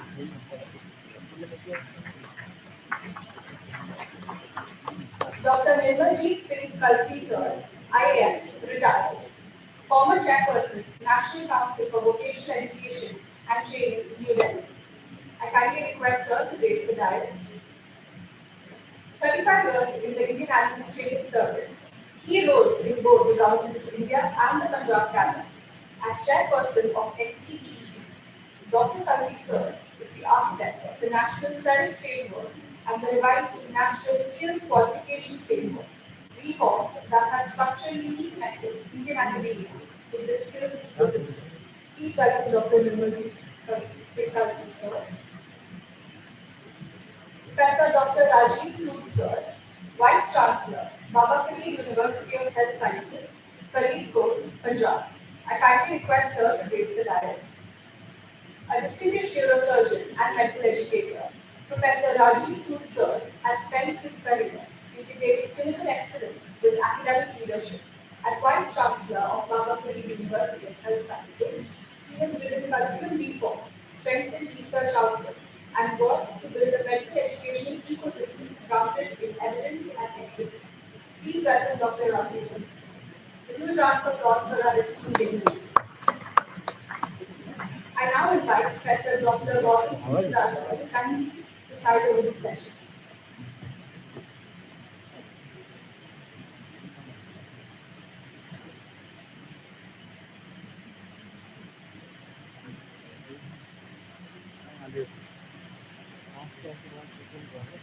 Very good morning, though it is not morning, and time for lunch. It's running late. So, again, I'm telling good morning, everyone. Distinguished former vice chancellors, directors, academicians, thought leaders, particularly Professor Vinay Kumar Pathak, President AIU and VC of CSGM University, Kanpur, Professor Pankaj Mittalji, Secretary General of AIU, Dr. P.D. Patel, Chancellor, DP University, Professor N.J. Pawar, Vice Chancellor of this university, and young innovators. First of all, I want to greet from the first big city of India, Jamshedpur. See, I'm getting privileged and honored to chair this session 3 of this landmark 100th annual meet of the Association of Indian Universities, hosted so blissfully by D.Y. Patel Vidyapith, Pune. I am just thinking that all 5 technical sessions of this 3 days program is interlinked and having lots of importance for the national progress. I have with 3 eminent personalities in this area, and I hope that they will give more light on this particular issue. We are really meeting at a point of extraordinary national purpose. Viksit Bharat 2047, Atmanirbhar Bharat, Startup India, Make in India, our AI policy, national AI policy, national IPL policy, these are not just reflexive programs. They are a civilizational call to our universities to stop become only places where the knowledge is delivered and become the place where the knowledge is converted into values, economic values, social values, and national strength. I am really happy to be at Pune, particularly in this program. I just I thought I will tell or not, but I am really forced to tell. One of our students of 1967 to 72 batch is from RSB transmission or RSB global, and he is his head office is at Pune. Around 17,000 people are working under it. And there are 13 plants in India and 2 plants in US and Canada. He has started only 10 people when he left Steel Operator of India Limited, Relied, and then he joined and started his own entrepreneurship, or you can say own company. See, at that time, entrepreneurship was just an accident or chance. But nowadays, the startup and this entrepreneurship, we are not is an accident, but we are making it more planful. As an institutional head, as Professor told from BCR that SRM University, yes, vice chancellors and head of the institutes, normally they are changing the culture of the institute. Now, in the last 3 years, NIT Jamshedpur has started how to start an ecosystem, particularly startup ecosystem. See, you know that in case of startup, we are highly motivated. We have discussed in institutes in many programs, and I can say industry academia is the most game changer in this particular issue. And not only that, startup, there should be an incubation center which they will hand on hand, they will do the thing from the student to the entrepreneur, and then only they could be a successful entrepreneur. Now I have three experts in this particular field. I request, we are already late, so 10 minutes I think it will be enough.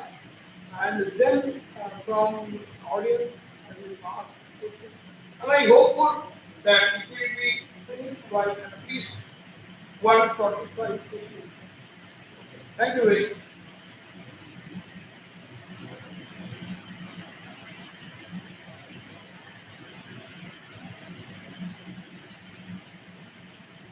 I would like to invite Dr. Teshi Thomas to give more light on this particular domain.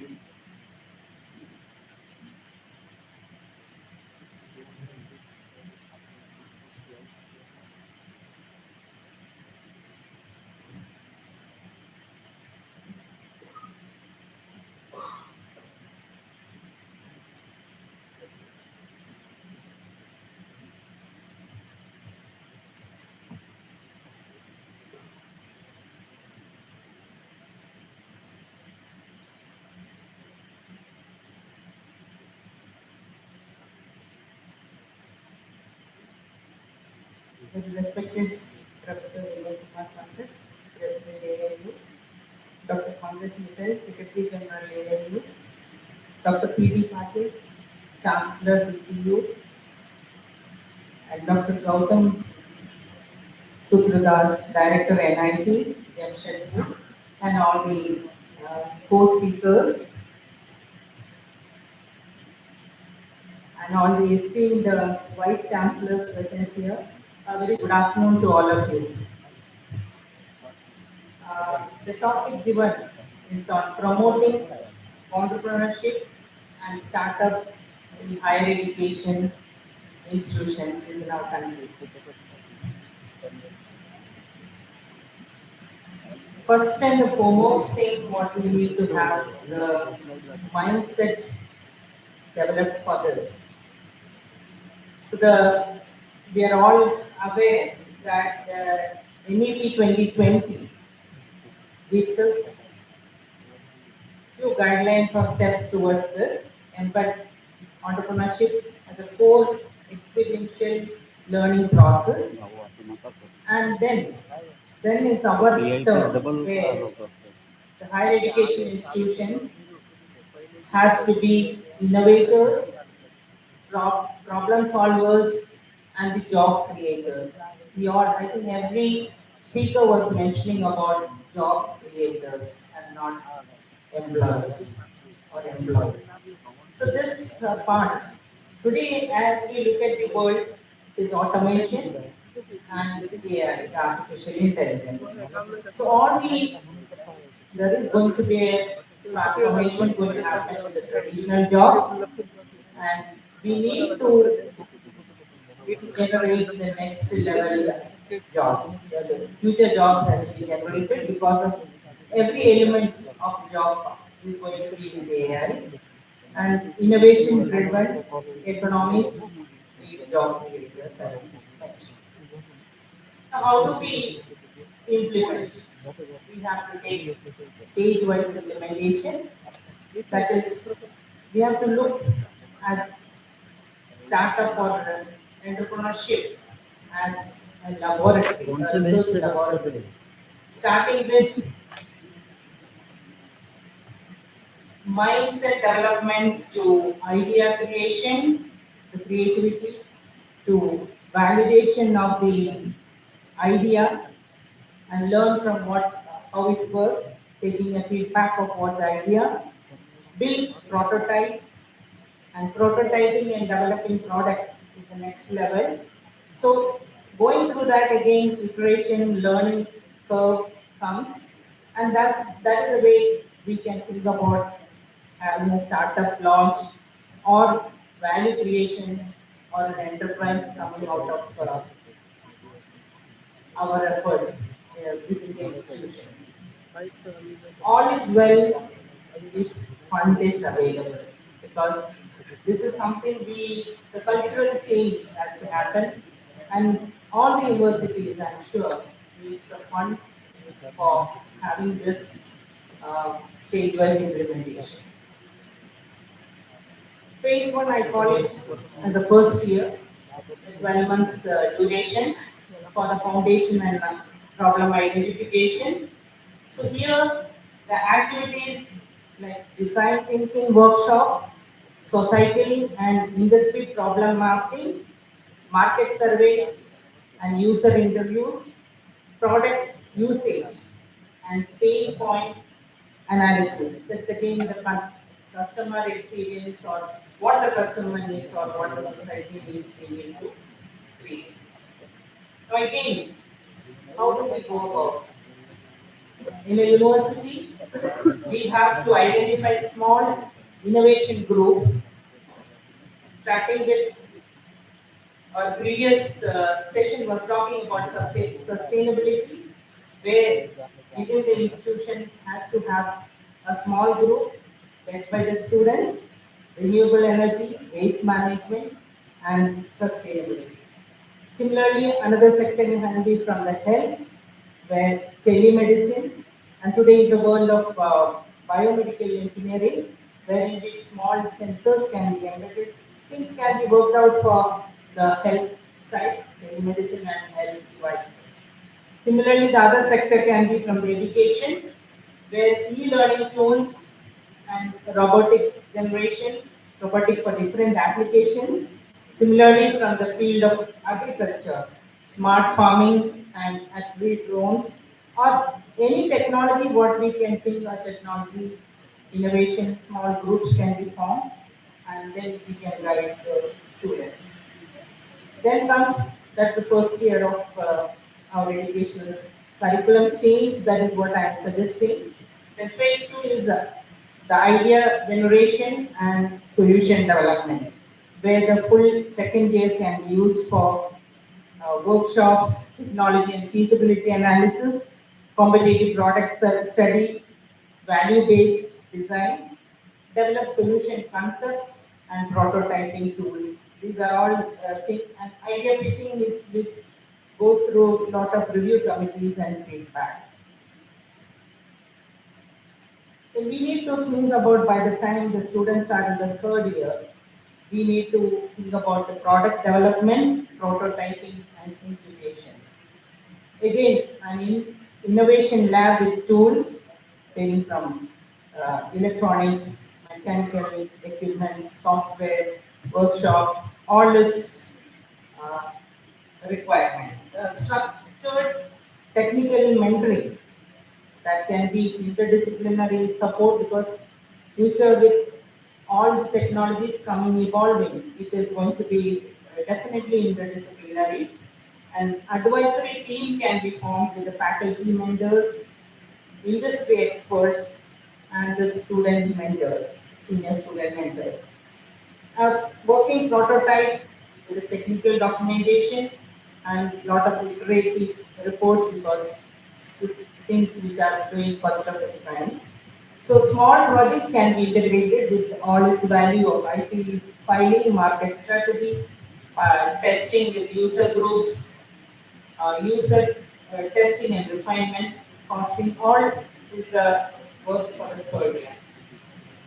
Then comes the final year, where the university can think about the engines of innovation, venture creation, and employability, where the students works or the project report, the project work gets reported as their project, wherein which it academic research to productive economic activity, student aspiration, that translating their curiosity into prototypes, research translation, where valuable intellectual capital, create structured pathways for labs, from labs and classrooms to incubation, then institutional impact, a strong startup culture enhances the reputation, alumni engagement. Once we start building up a image that institution is able to bring in the startup culture, alumni will return back. Getting alumni also is, as of today, it's difficult for universities, but the impact the institution makes through this startup culture is going to change the whole scenario. So the industry partnerships can be there, and institution is a visible contributor to innovation-led development. Now we need to look at university. If we plan from our build up this curriculum change, if it is adopted, definitely university will turn out to be an entrepreneurial university, where the vice chancellors are all are here. The vision and leadership come from the top leader, and executive leadership embeds the entrepreneurship in strategy, budgeting, incentives, and performance metrics. As I mentioned, from the first year of the curriculum, we need to adopt this change, challenge-based courses, startup studios, capstone projects, small projects, and experimental learning. Support infrastructure like incubators, IP support, seed funds, and mentor networks is very much required.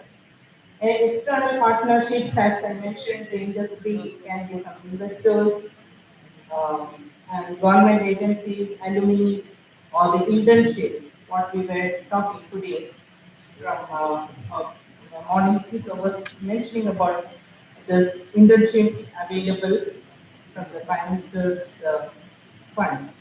So mentoring and procurement and commercialization, all is possible if we plan it.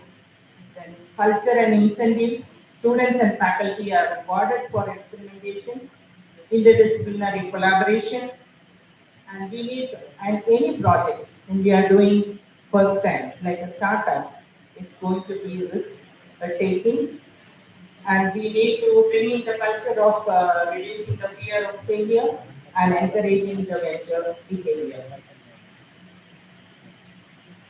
So the higher education institutions, we need to look at as startup generators. I just want to give 2-3 examples of the global models to bring in opportunities. IIT Madras, today if we talk about startups and entrepreneurship activities, the first institution we talk about is IIT Madras, the incubation center.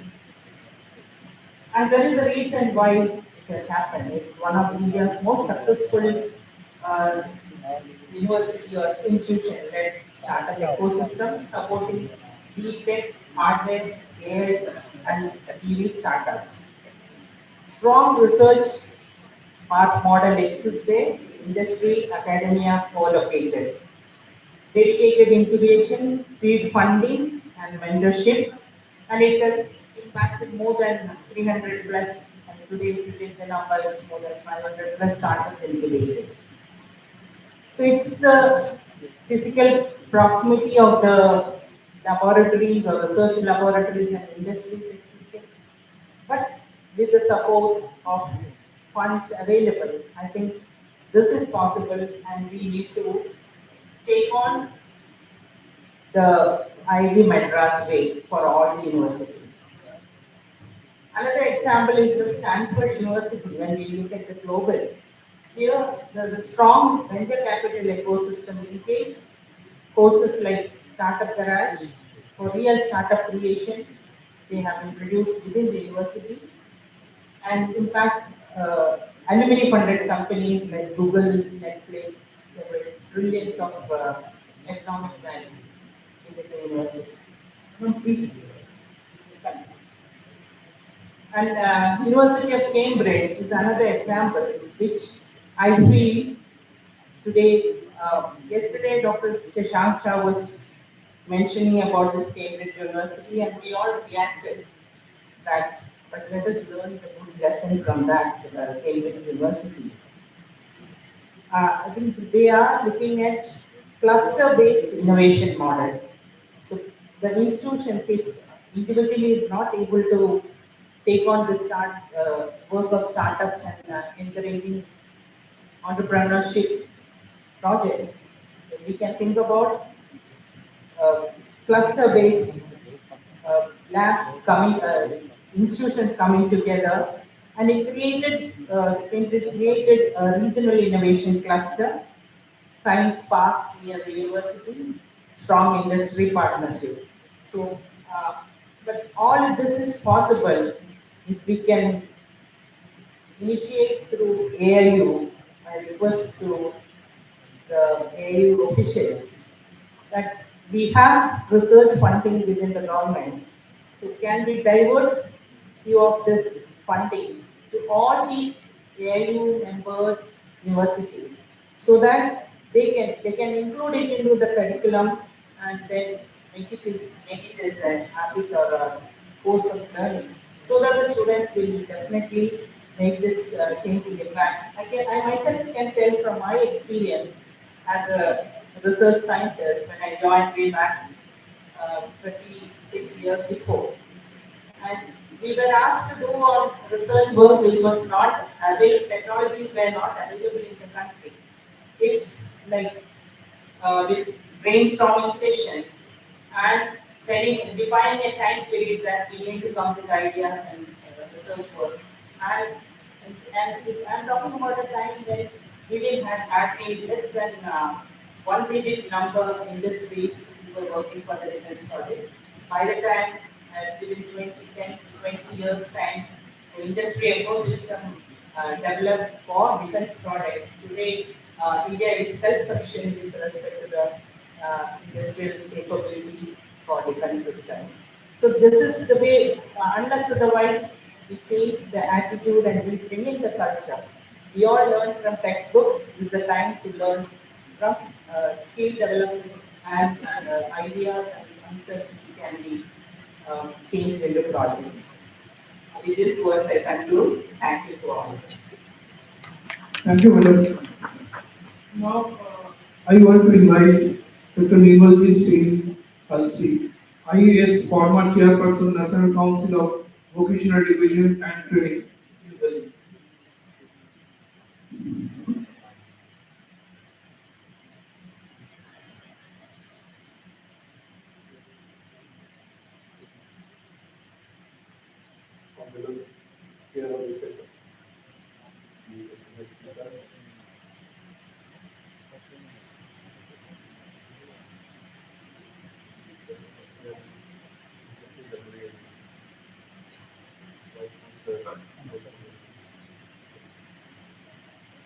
Yes, we will talk about promoting entrepreneurship and starting the private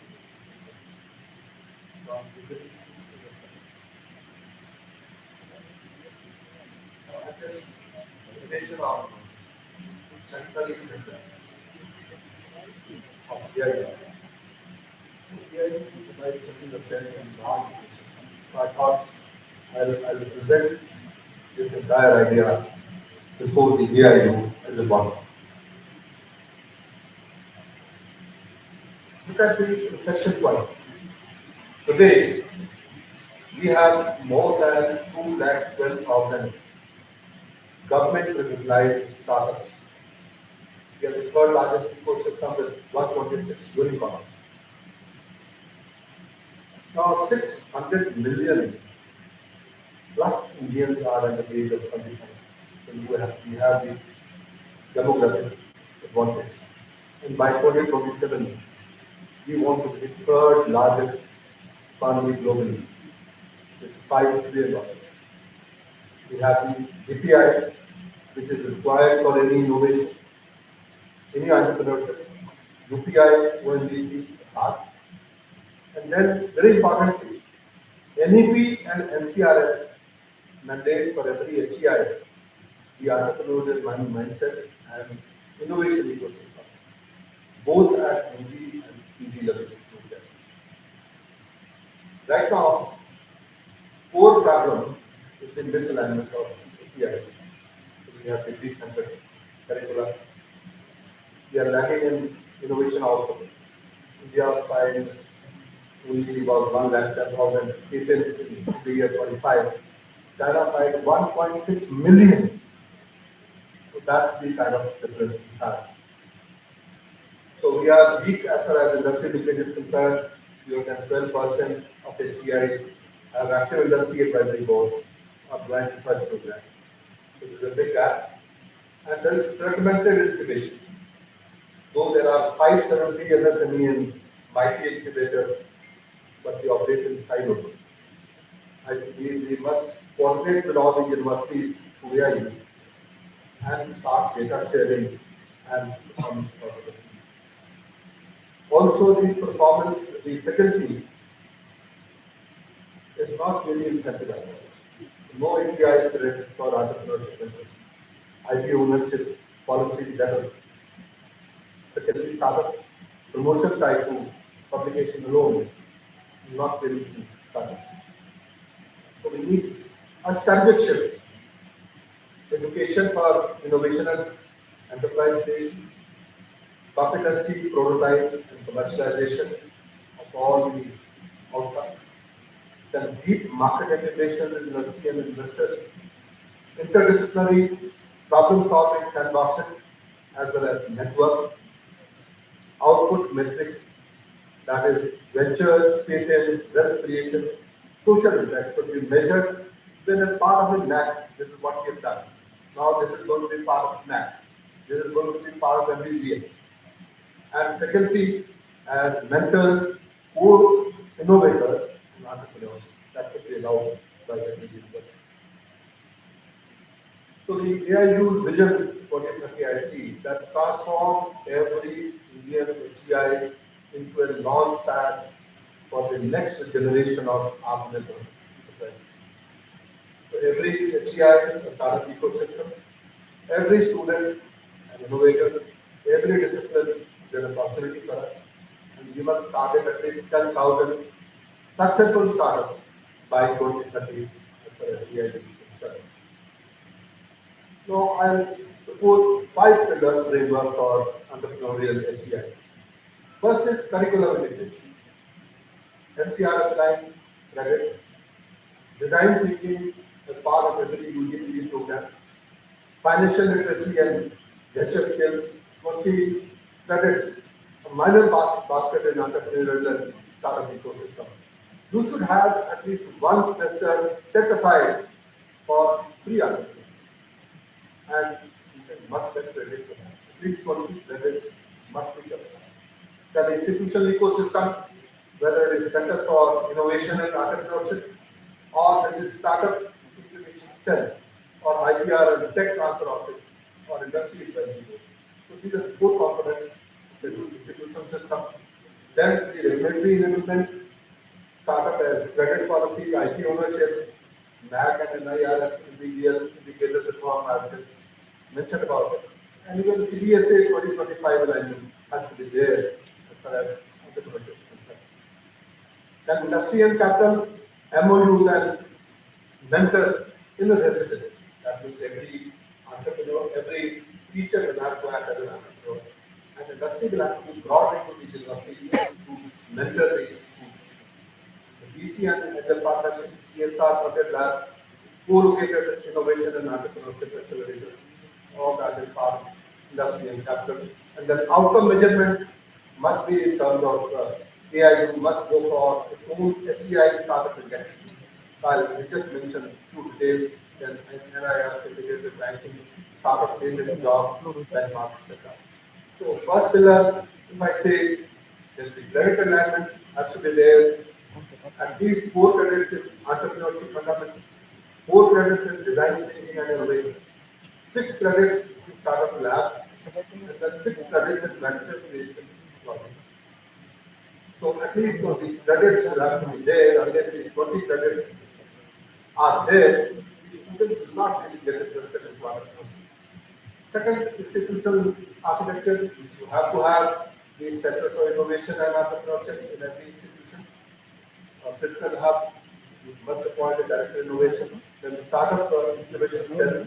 Then IPR technology transfer office has to be there. This has to fast track the patent filing and industry advisory board with 10 to 15 members from the industry. They should have quarterly meetings.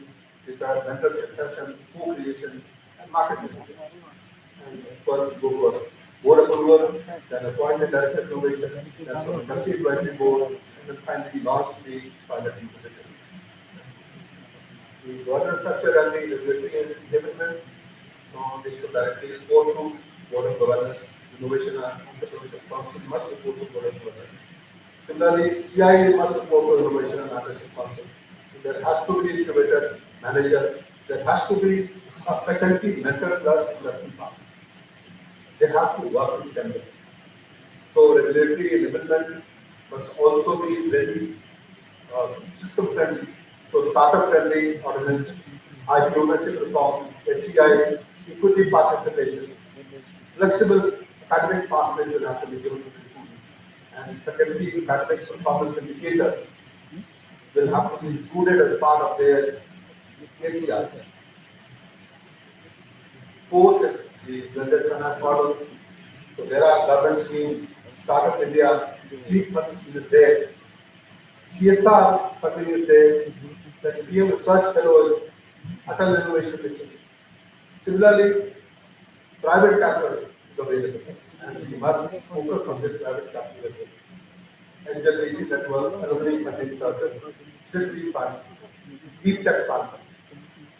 HEI also owns their own revenue must be plot into the system. I think if HEI, if they select the right startups, they are going to make at least 100 times the money. That is going to be there.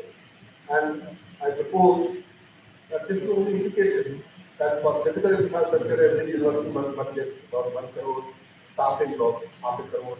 Similarly, startup seed funding about 2 crores, and operations, events and mentorship 0.5 crores. In all, 4 crores per university. And there should be a dedicated budget for this purpose for R&D and deep tech.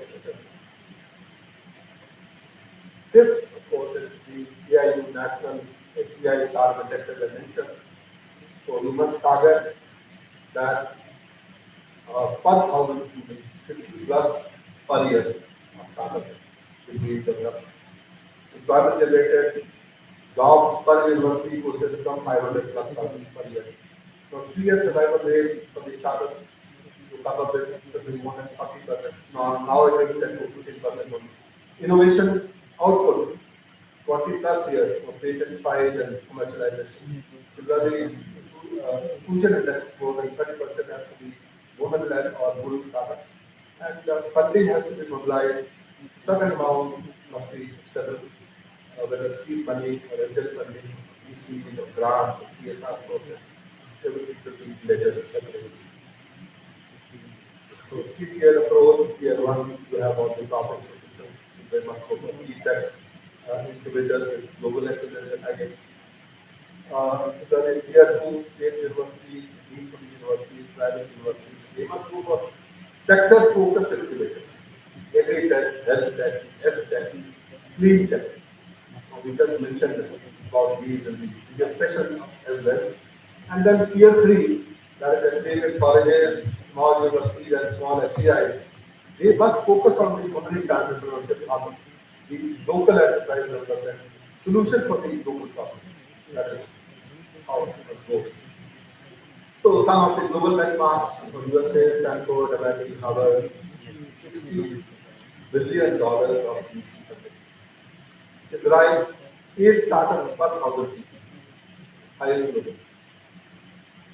China, 1.6 million patents filed in 2023 versus India at 1.2 million. Germany, 76 Fraunhofer Institute with 3 billion euros of annual research revenue. That's the kind of system we are competing with. So we have to start with a very structured approach. And unless we do it, we fail. So we don't want to fail, we want to succeed. Three-phase execution in the first 12 months. So we establish the foundation, that means establish CIA, all members, universities, introduce that to 20 entrepreneurial credits, UG programs, launch pilot incubators, first cohort 5 to 10 ventures by HCI, then adopt AIU policy solution. Right in this meeting itself, then some baseline data collection for national HCI startup academy. Then you scale it up in year 1 to year 3. Full HCR integration, active net of credits, expand industry partnership, launch CSR funding incubators, create state-level startup cluster, and enter HCI innovation network, launch national HCI startup plan, AI-powered mentorship platform, national startup data recovery. And year 3 to 5 would be the transformation year.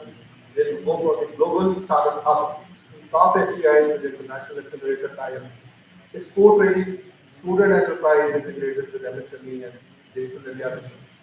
India HCI startups in international markets, global brand positioning. AIU led national incubator network fully operational in all these universities, more than 1,100 universities.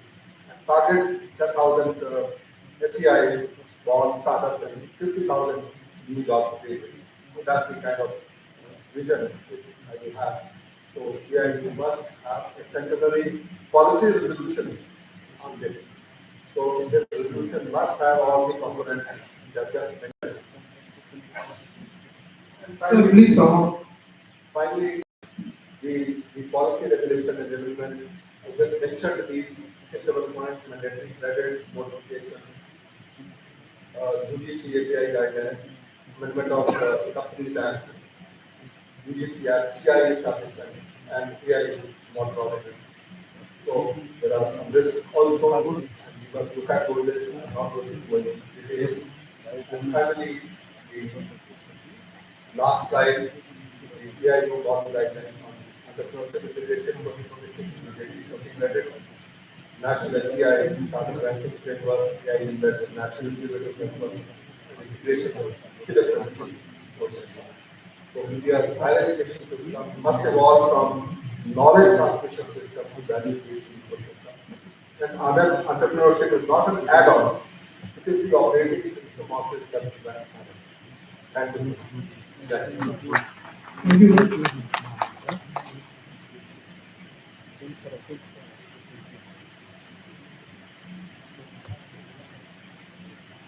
I just let you invite Dr. Ranjan Shud, Vice Chancellor of Farid University of Health Science, Faridkot, Punjab.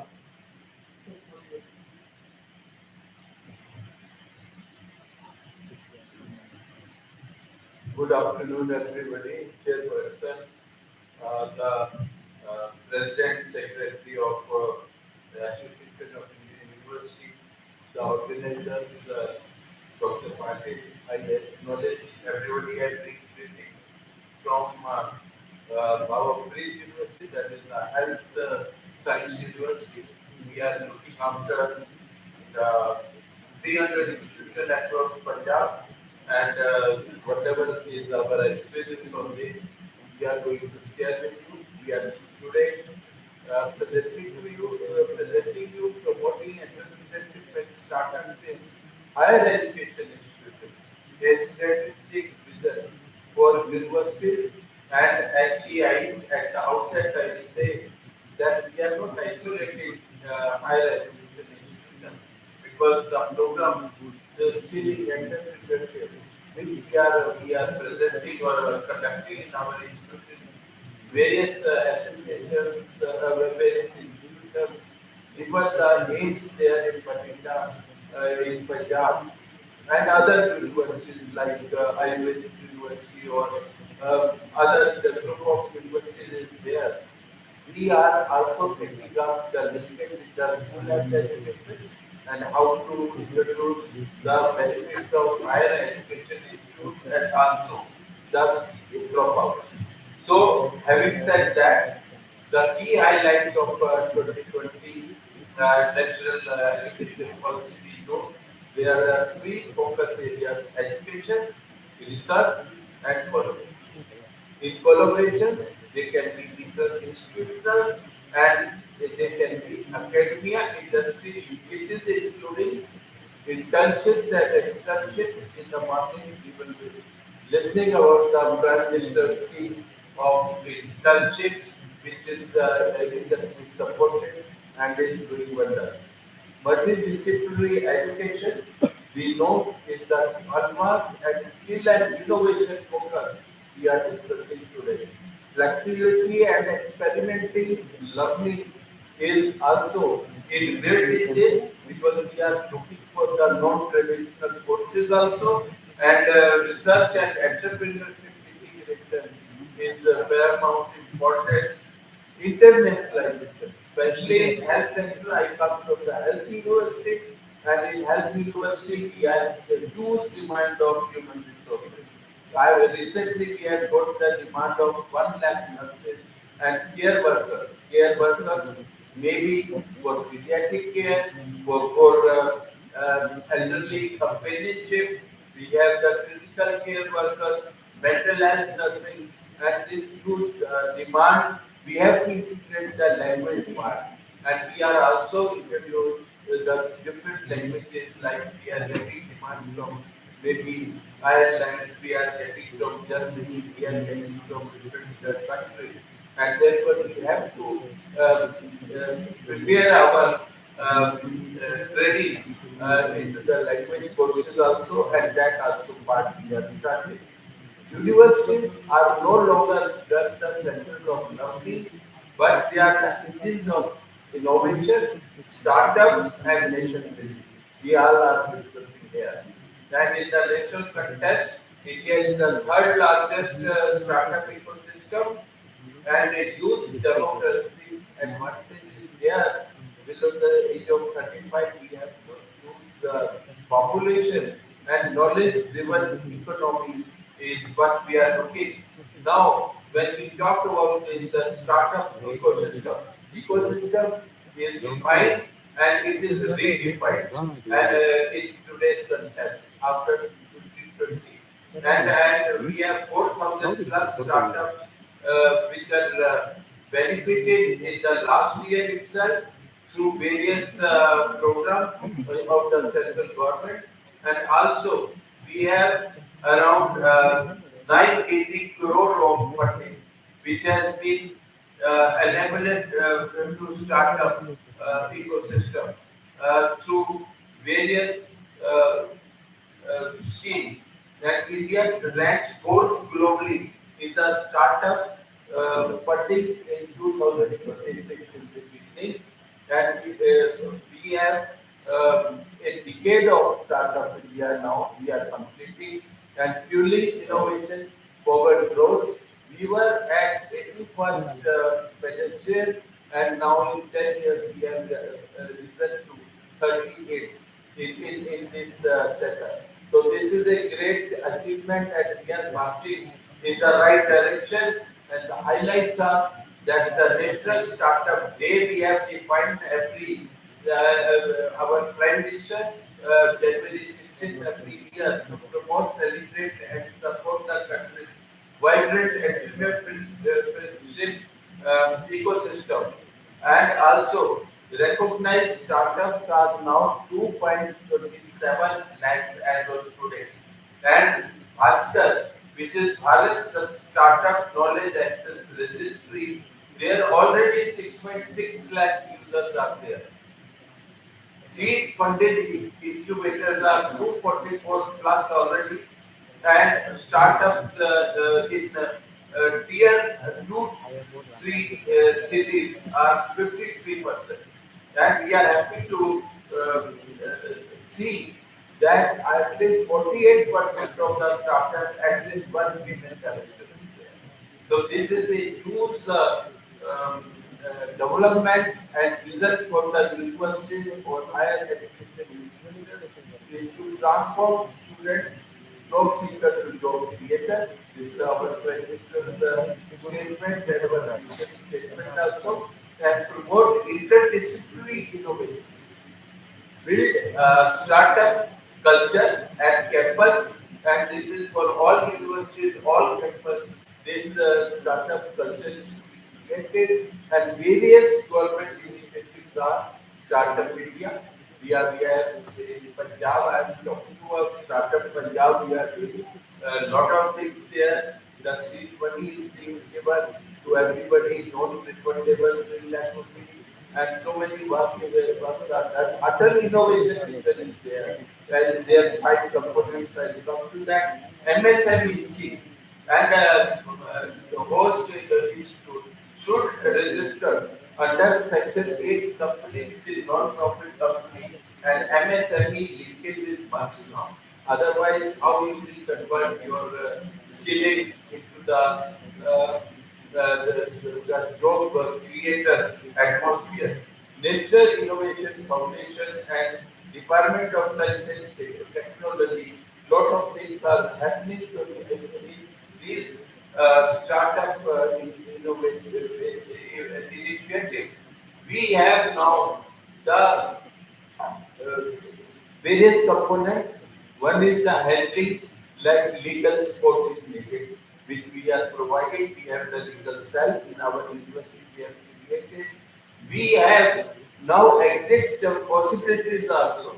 When there is a possibility under the rules, and within 90 days, if somebody wants to exit, that is also there. Handling has to be very carefully for the positive atmosphere, and also funding and incentives are important component, and also the incubation center, defined incubation center have to be there in every university, and in our university we have created it, and we are holding various events also for awareness, for executing, and also for continuing the awareness and atmosphere we have created that is sustainable. Now I was talking about Atal Innovation Mission. It has various components. There is Atal Tinkering Lab. There is provision of Atal establishment and incubation center. The Atal New India Challenge, Atal Research and Innovation for Small Entrepreneurs, and also Atal Community Innovation Center. So these various activities which are well defined and now understood, because we are in the process where Prime Minister, the Kaushal Vikas Yojana 4, we are in the final phase now. 22 to 26 was the time given. In that we are doing lot of work, and in that skilling.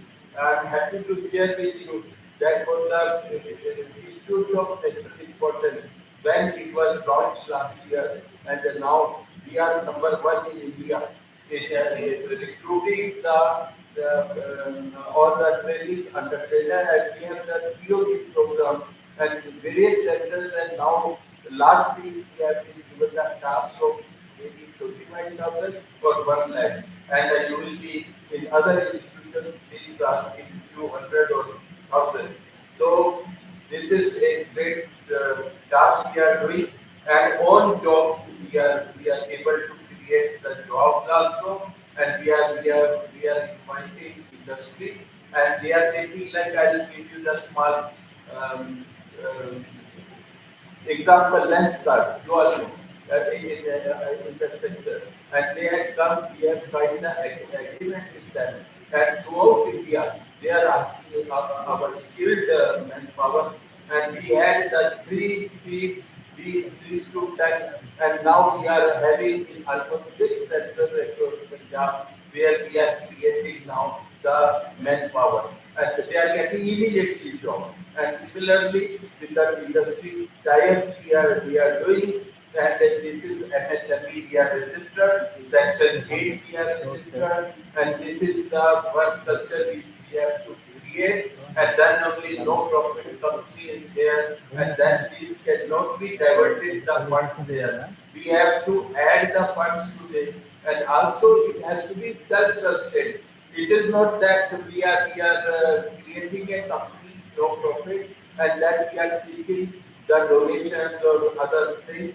The funding can be by monetizing your services, by outsourcing your services. We are even the examination and other services which we are outsourcing, earning money, and also angel investors. We are looking for CSR funding. Lot of CSR funding we have introduced. I am happy that to announce last year we got around 25 crore CSR funding to nurture our projects, our incubation center, and that is progressing now. And also, Punjab government has given us initiative. I told you about startup. I'm sharing with you the incubation centers, how they are health and skill development and innovation hubs.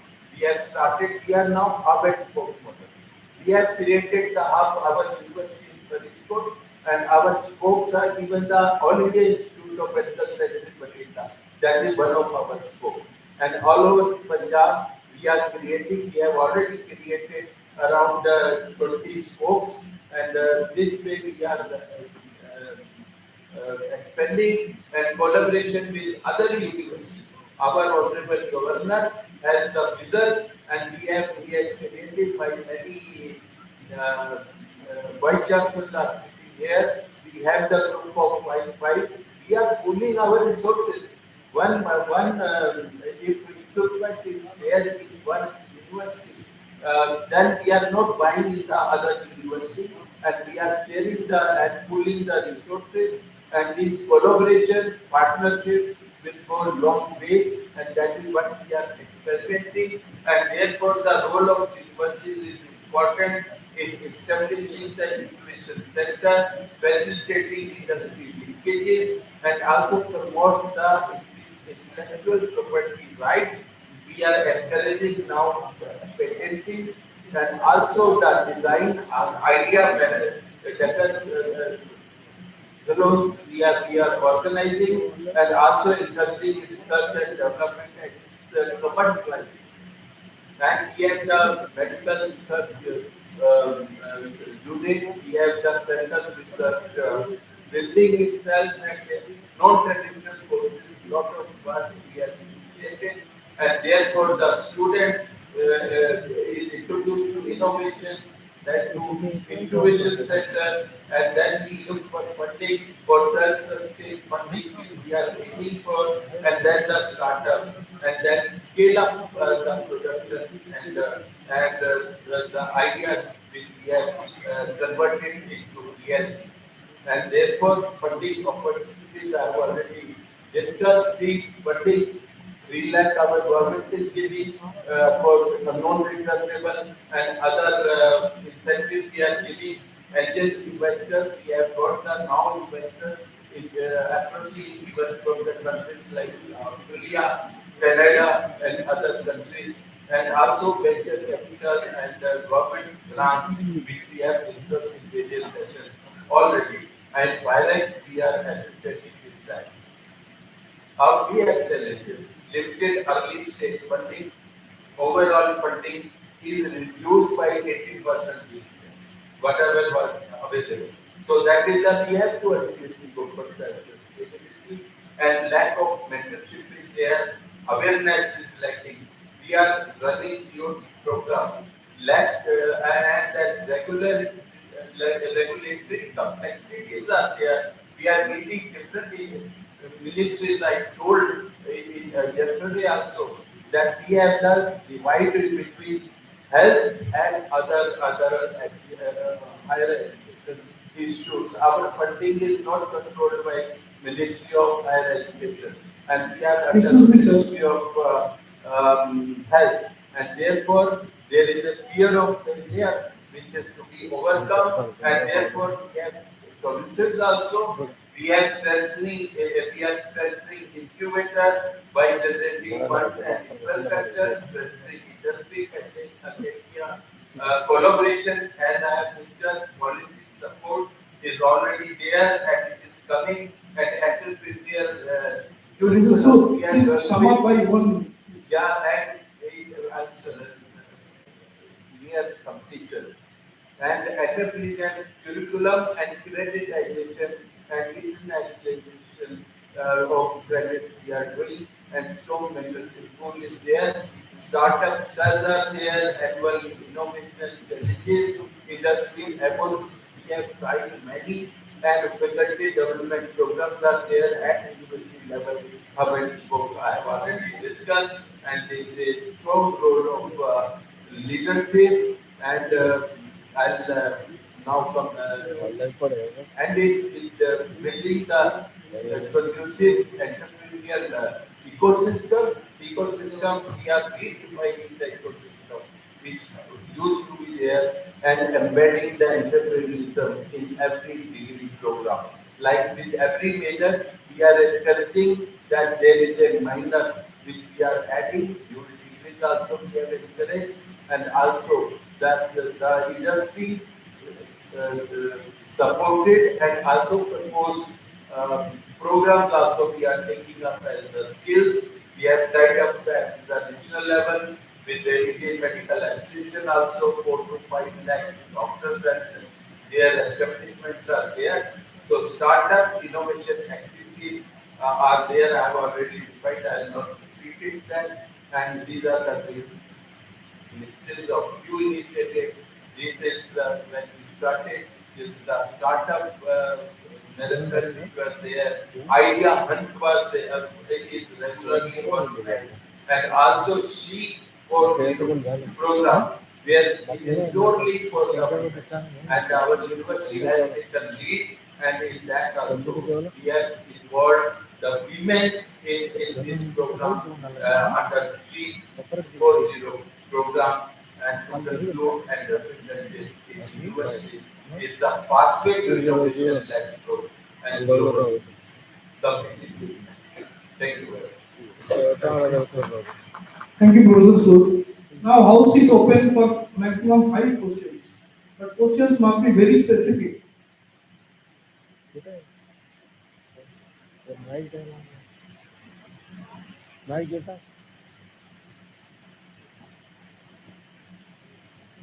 दूसरा क्यों नहीं आया दास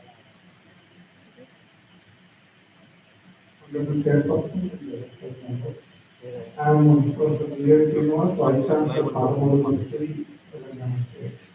Also, the General University is rural university. The majority of the students are from a rural background, and they are relatively poor in communication skills, and we are in our course curriculum, they are taking care about the skills. But there are some specific courses like we have in the university, like MA History, MA Political Science and Languages. How to inculcate this entrepreneurship skills for these students offering these courses. And also, AICT has given a model curriculum, statutory body has given a model curriculum for the engineering and the professional courses. Any similar statutory body can give any model curriculum incorporating the entrepreneurship skills and the startups as a part of that course. Thank you.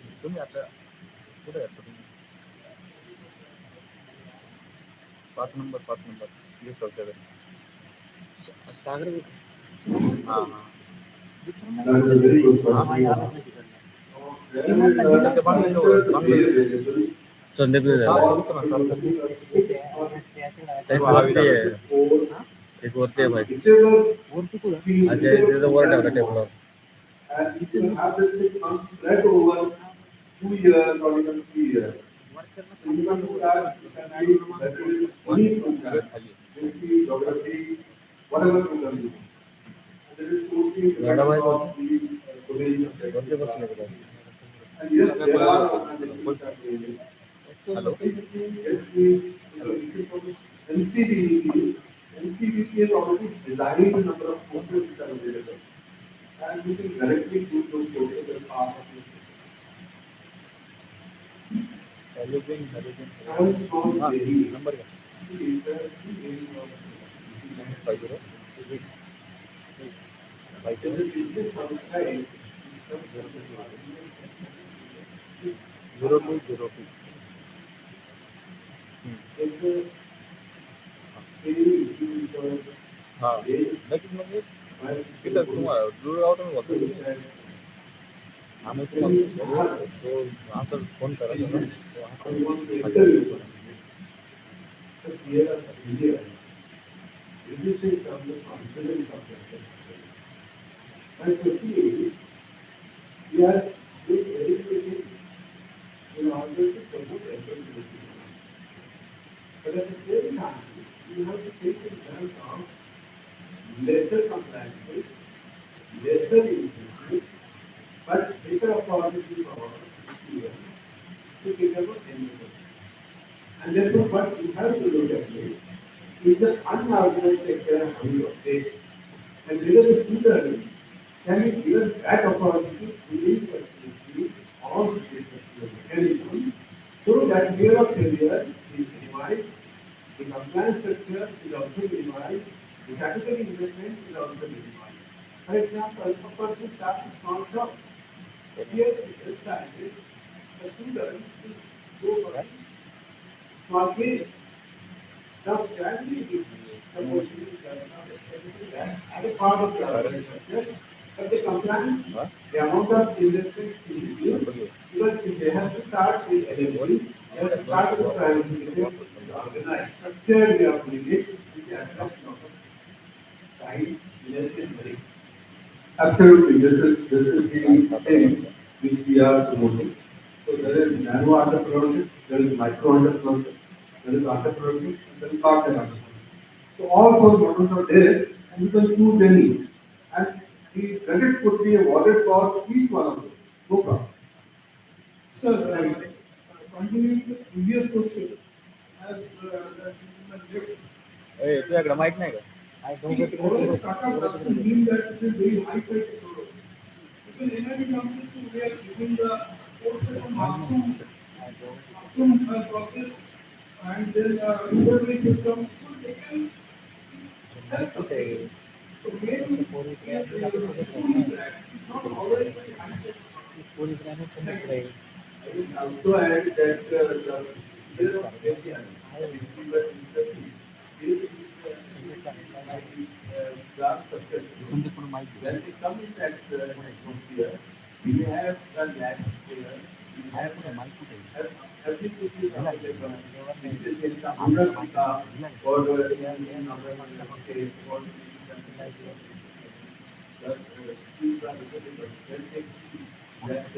and they interview with the other training and also trainers are mike आणि more and more. And it is not a bad result now, which we were finding now. So it is improved. Hi everyone, I'm Monica Fatima, I'm here in the capacity of a representative from the Incubation Facility. It's a consultancy company which consults incubation. We have been doing this for the last 10 years. And after we started, we actually created a mandate from the ICT that all the universities should have to. My question is, does AIU as a body has any framework on funding specifically for entrepreneurship? It is on the ground level, it's all about execution. Be it with e-sales or education sectors, policy meetings and everything. Because replicating model is always an easier task to make. So we can have it because it will help also be considered like build better solutions in terms of explanation. There is a possibility if anyone has some requests regarding looking for During lunchtime, you will get full of safety. Then you do. Okay. Myself also doing an answer.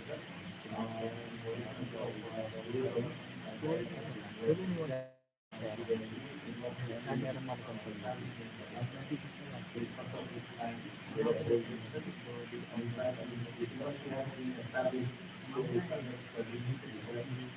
also provide the facilitating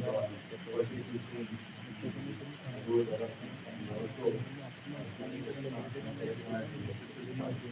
and in fact, in the university, I was recently established a rural research and innovation center in association with one graduate entrepreneurship organization.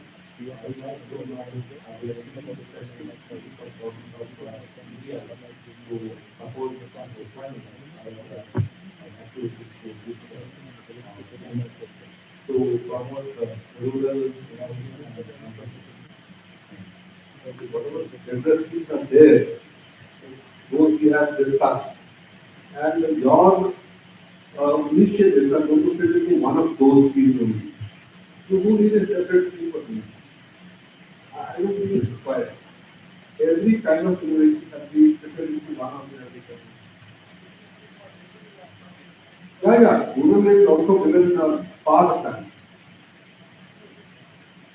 So my question is, as Dr. Prashant Director of Amrita University, Cambridge, in the context of national credit and national skill qualification framework, what is the difference in terms of semantics of apprenticeship and internship?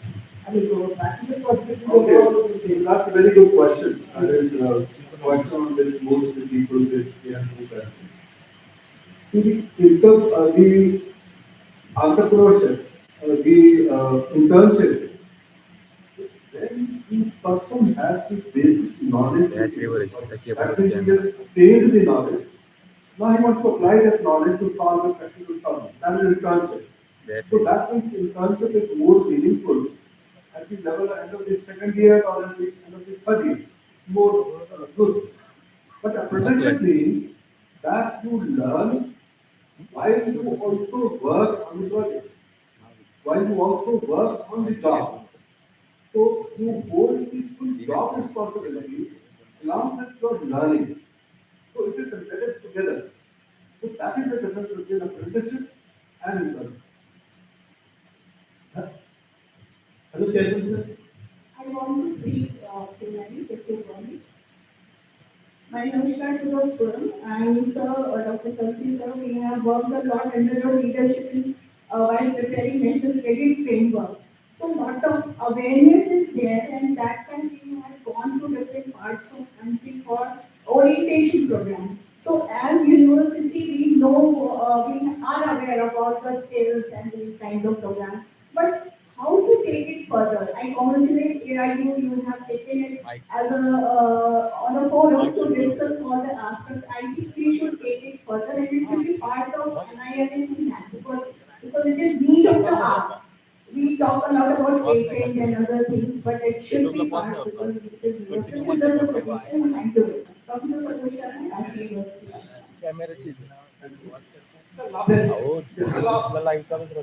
This is Professor Thomas Gowri, Vice Chancellor for our Institute of Education. The finalists, they are not only players, but and they look at the and they have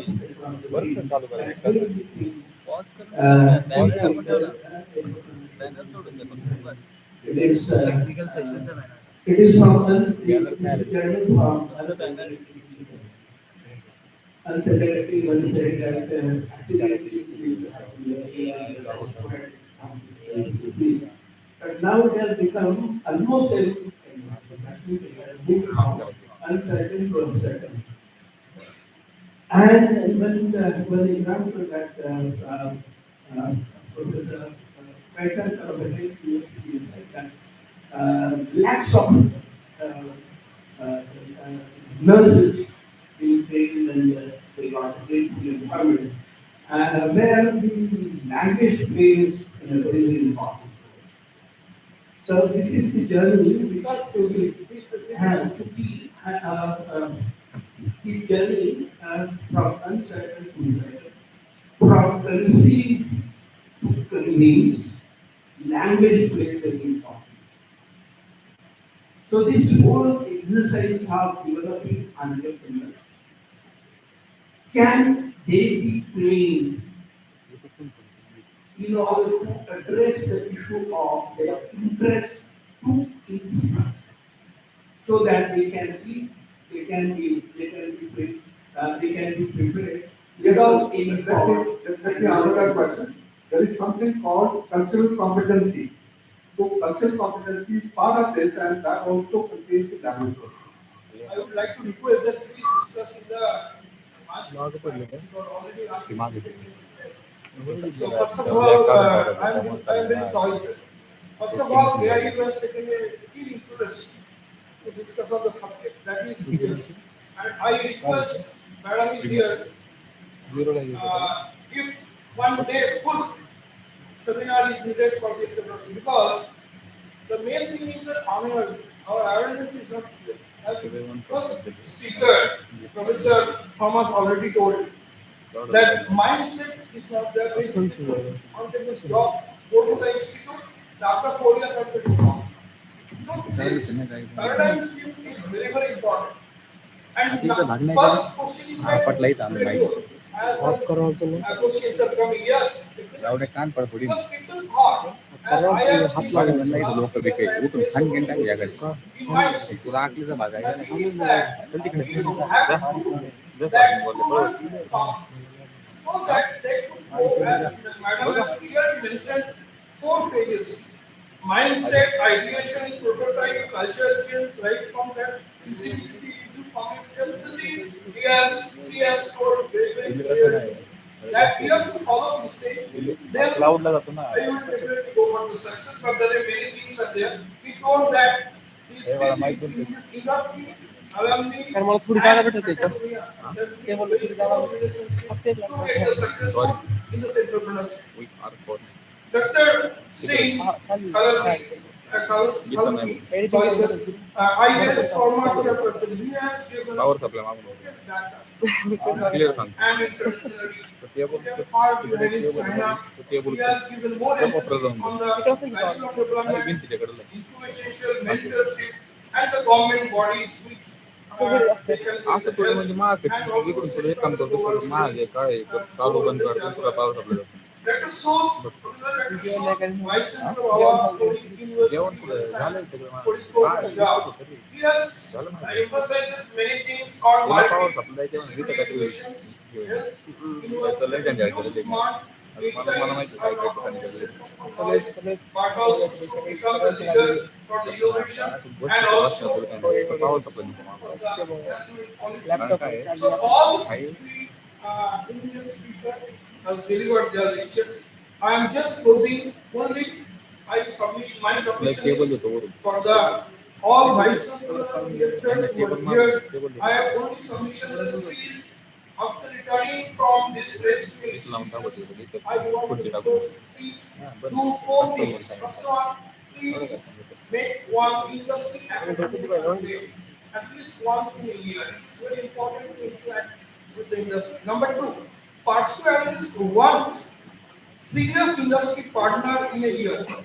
Not a ceremonial MOU, but a co-investment in infrastructure, mentorship, or joint research that puts industry inside your campus.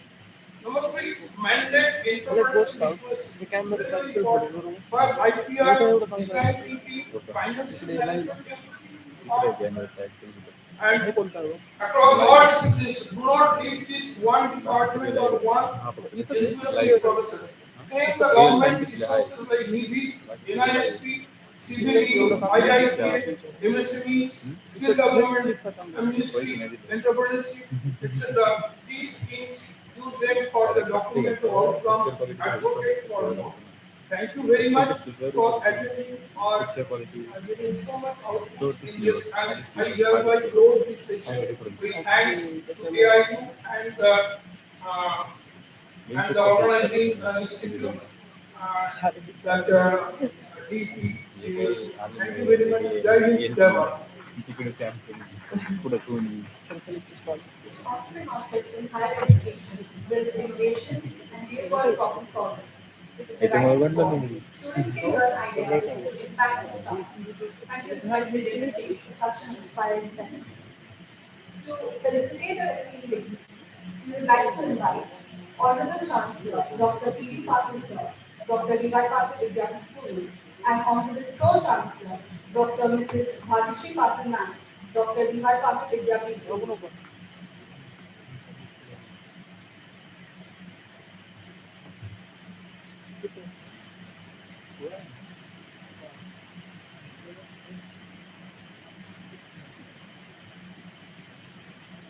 I request P.D. Patil Sir to felicitate Professor Dr. Gautam Suchadar Sir, Director, National Institute of Technology, Jamshedpur, Jharkhand.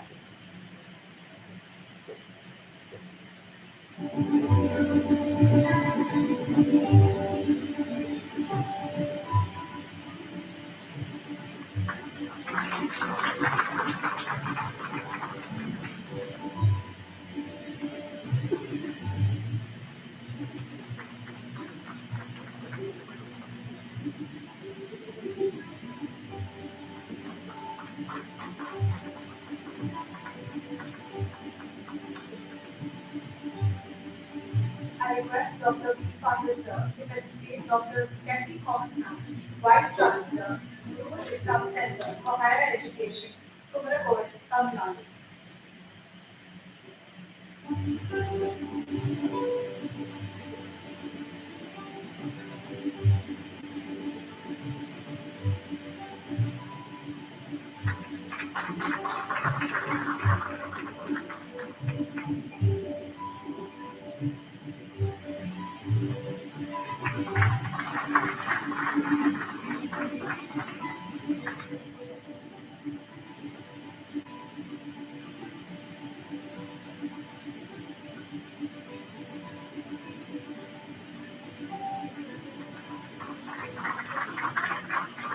I request Dr. V. Patil Sir to felicitate Dr. Nirmaljeet Singh Kalsi Sir, IAS, retired, former chairperson, National Council for Vocational Education and Training, New Delhi.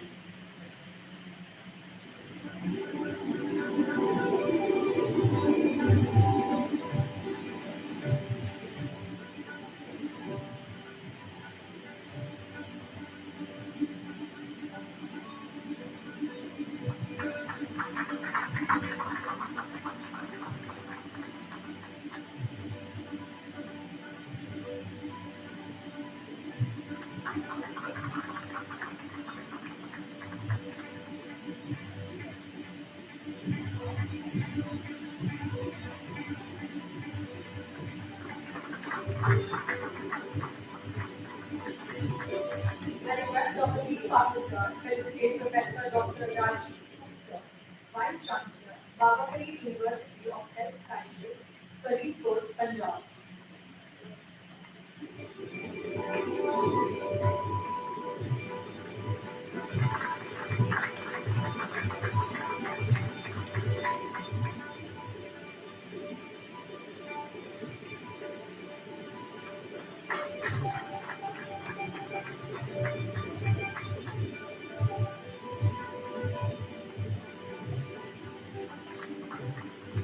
I'd like to invite Dr. Mrs. Pankaj Mittal Ma'am, Secretary General AIU, to join us in group photograph.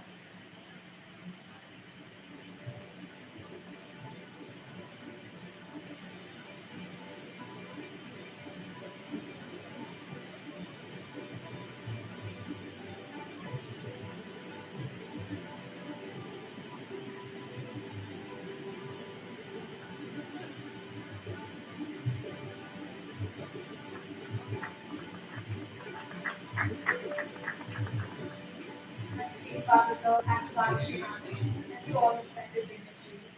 I request all esteemed delegates to proceed to the terrace for lunch. The next session will start in 45 minutes. Thank you.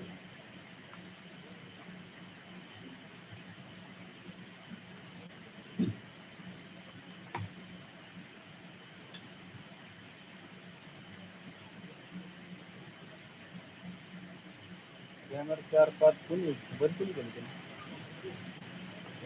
कर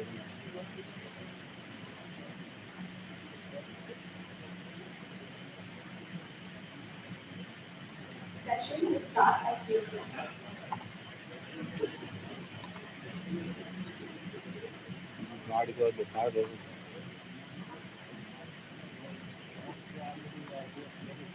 hello ऐका ना ऐका ना ऐका आता हे संपले and करू हा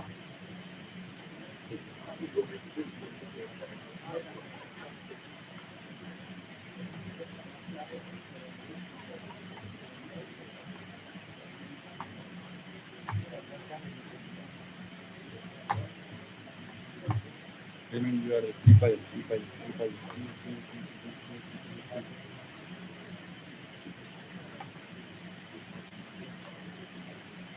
बोलिए बस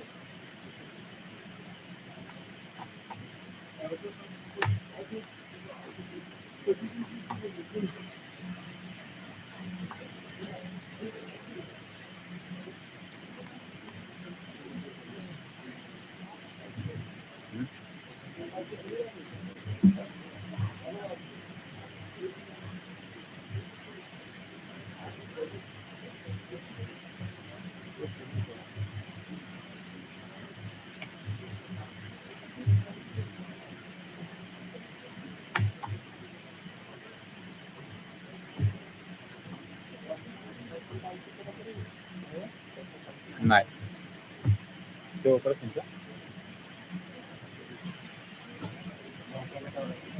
नाही कोणाचंच नाही नंबर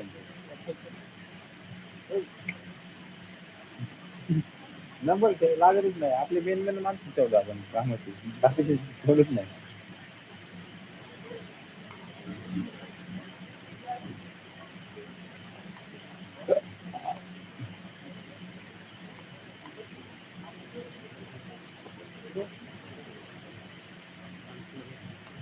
हा सगळे तुमचे पकडे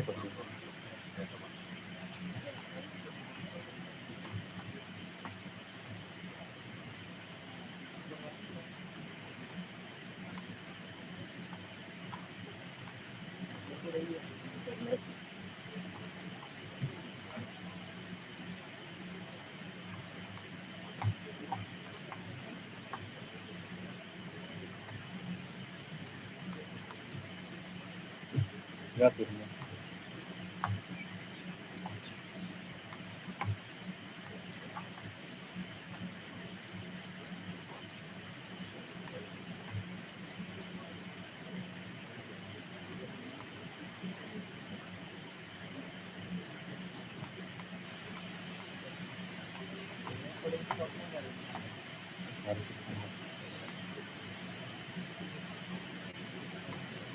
मी टाकायची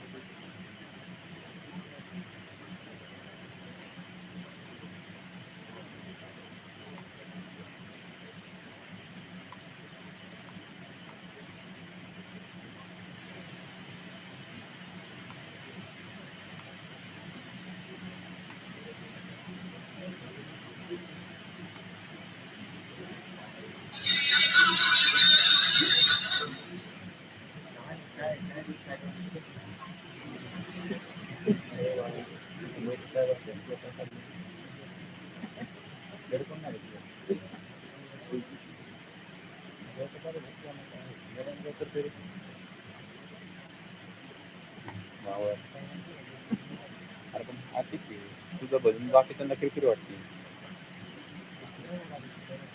बरं. तुझी आहे का मग इथं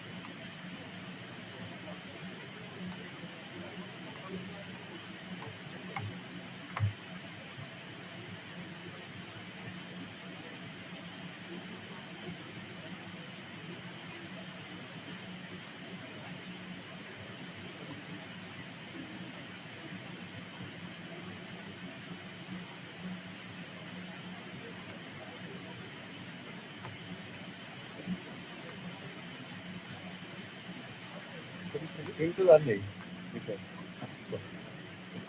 झाले ना. हां हे बघा मी सकाळी सांगा नाही हे करून टाकते.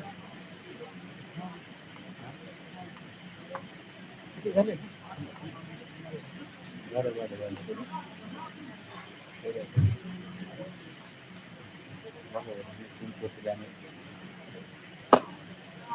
तुमचं तुमला वेगळं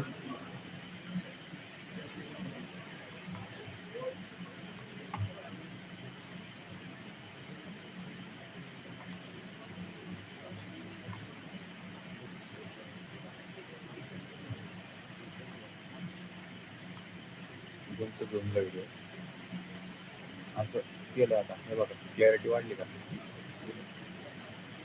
करू का स्विच चालू आहे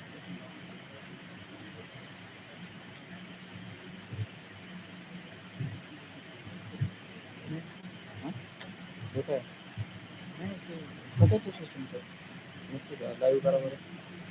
हॅलो ओके हां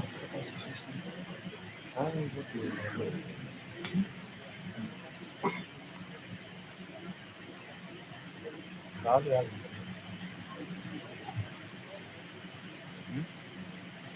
काय इथं काय चाललंय? तुझं काय चाललंय? हा? विचार बरोबर काय चाललंय? हा? मग काय थोडी लावली आमची.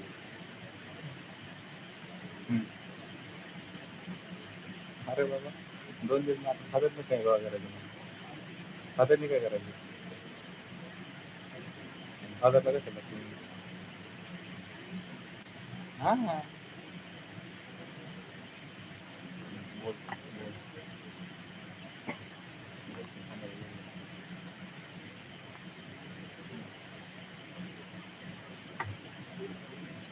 हा बोल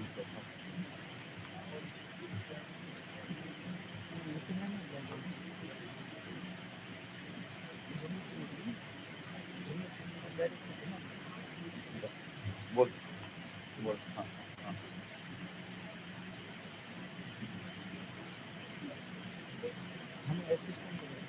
अहो साहेब हां हां हां काय आहे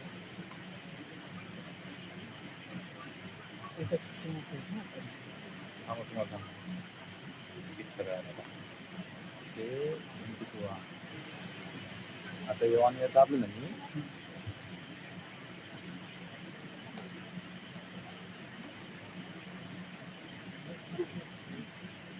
आता बघा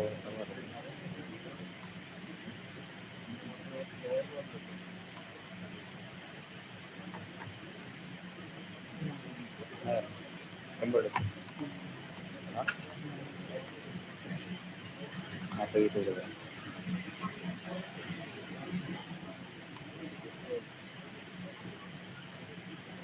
व्ह्यूअर चॅनल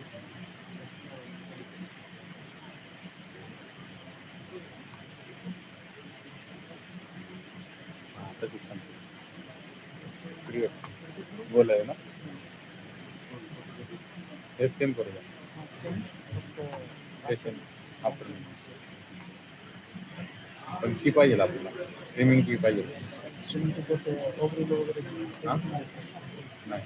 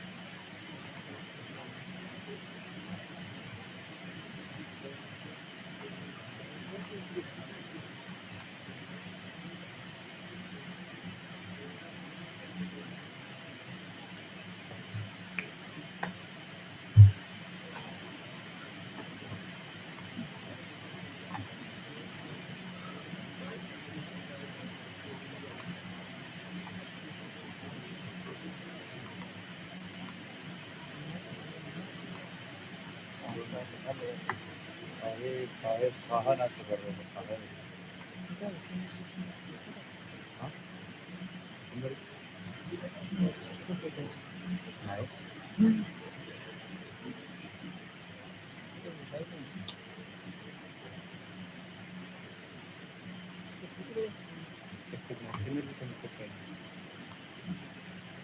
नाही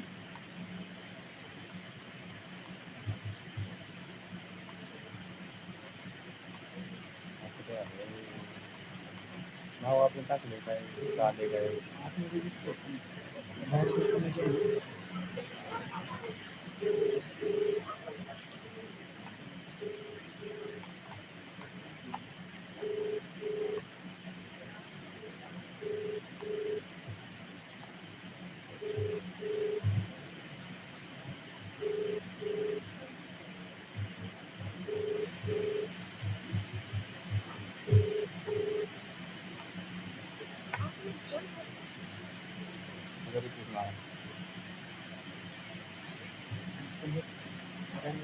ज्ञान कसं आहे ना ते पण मी तर नाही जेव्हा तेव्हा आता हव्याने किती आहे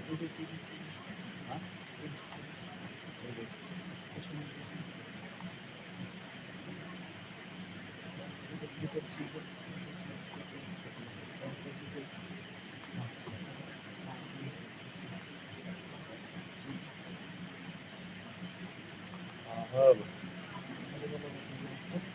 हा आला कुठे मी सेव असेल ना हे प्रश्न आला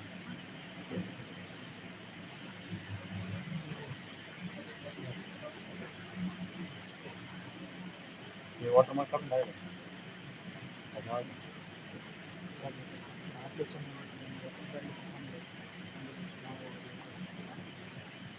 कुठलं ते वॉटरमार्क ना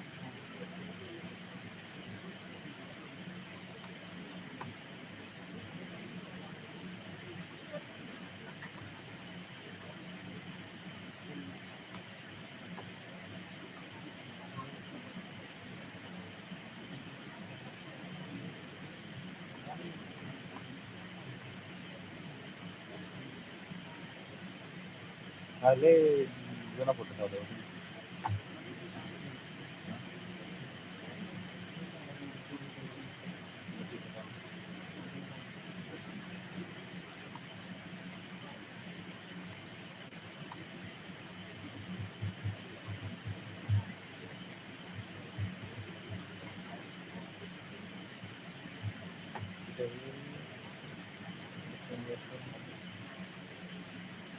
बॅनर व्हिडिओ वॉटरमार्क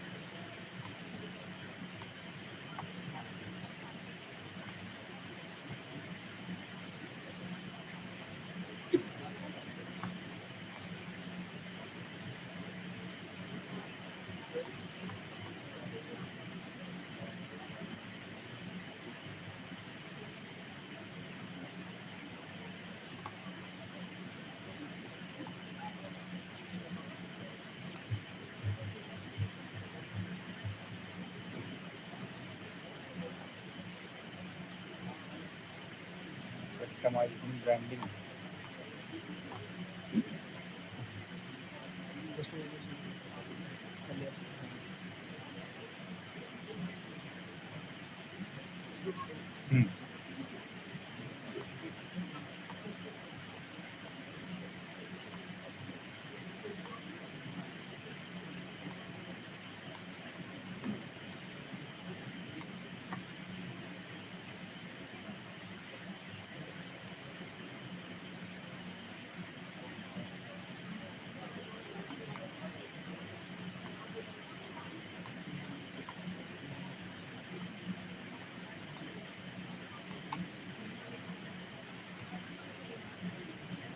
ह्या सगळं होतं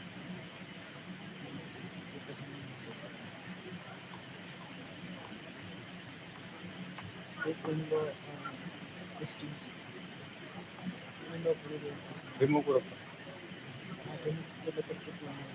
कारण ह्याला बॅकग्राऊंड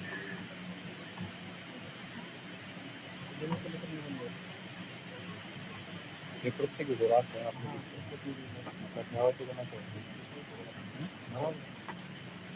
फक्त तो जो आलाय ना तो हा बॅकग्राऊंडच ठेवतो मला तो नाही आला पाहिजे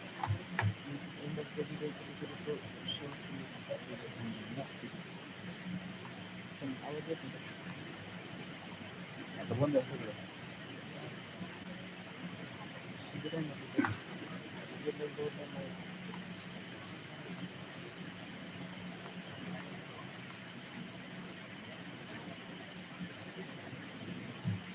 आहे ना आवाज सुधीर ए सुधीर माईक चेक घे ना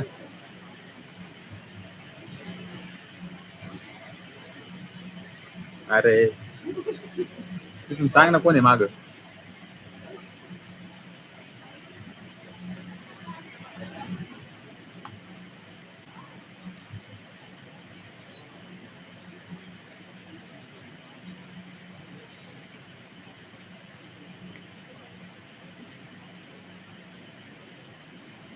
बोल बोल बोल बोल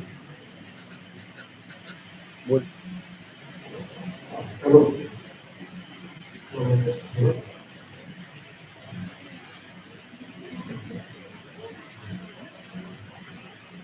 ए बंद केलं तर चालेल आता. ए म्यूट कर म्यूट कर.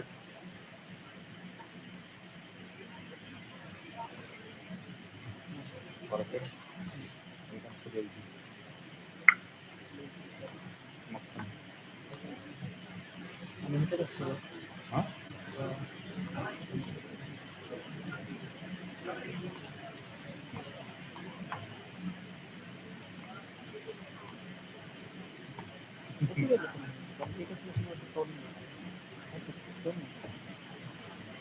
हा नितीन जी घेतलं कसं आहे कमिशन? हा झोल झोल करू काहीतरी करायचं हो कांड बसल्या दिवसभरात. त्याच्या मजा नाही. भलं काहीतरी शिकायला भेटलं एकदम बंद तरी पडून मागायची बंद पडत होतं चालेल. काय काय सगळं वेगळी लोकीन काढली बरोबर. त्याला लाव आहे का व्हिडिओ काय झाला परत लावलं काढ मग वरती गेलो घेऊन त्याला. कुठली हे नाही केली सर बोलले ना बरोबर.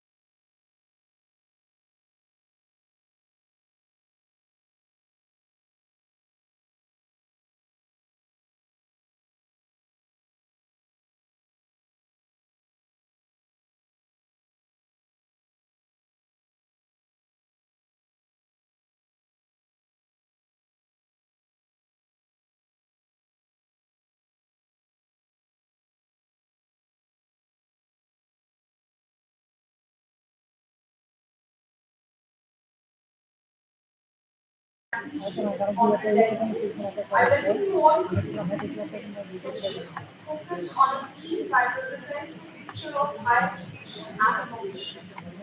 जब हम आत्मनिर्भरता, स्वभाषा और सतत विकास जैसे राष्ट्रीय उद्देश्यों को अग्रसर हैं, तब ऐसी शिक्षा संस्थानों की आवश्यकता और भी अधिक महत्वपूर्ण हो जाती है, जो केवल शिक्षा प्रदान न करें, बल्कि भविष्य का निर्माण करें. With this thought, let me introduce the theme of this session: creating artificial intelligence and quantum-enabled higher education institutions. This theme reflects India's vision of a Viksit Bharat, driven by innovation, knowledge, and global leadership. Because the question is no longer whether institutions will adopt AI and quantum technologies, but how wisely, how ethically, and how strategically they will be embedded into the fabric of higher education. To reflect upon this important theme, we are privileged to have with us the distinguished scholars, visionary educators, and eminent experts whose insights will undoubtedly inspire and enlighten us today. May I invite on stage Professor H. Sudarshana Rao, the Honorable Vice Chancellor, Jawaharlal Nehru Technological University, Anandpur, Andhra Pradesh, as the chair of this session. Professor Rao is a distinguished academician and a seasoned higher education administrator, known for his significant contributions to academic excellence, quality assurance, and building strong research and innovation ecosystems. His scholarly engagement reflects a sustained commitment to advancing research, fostering innovation-oriented pedagogy,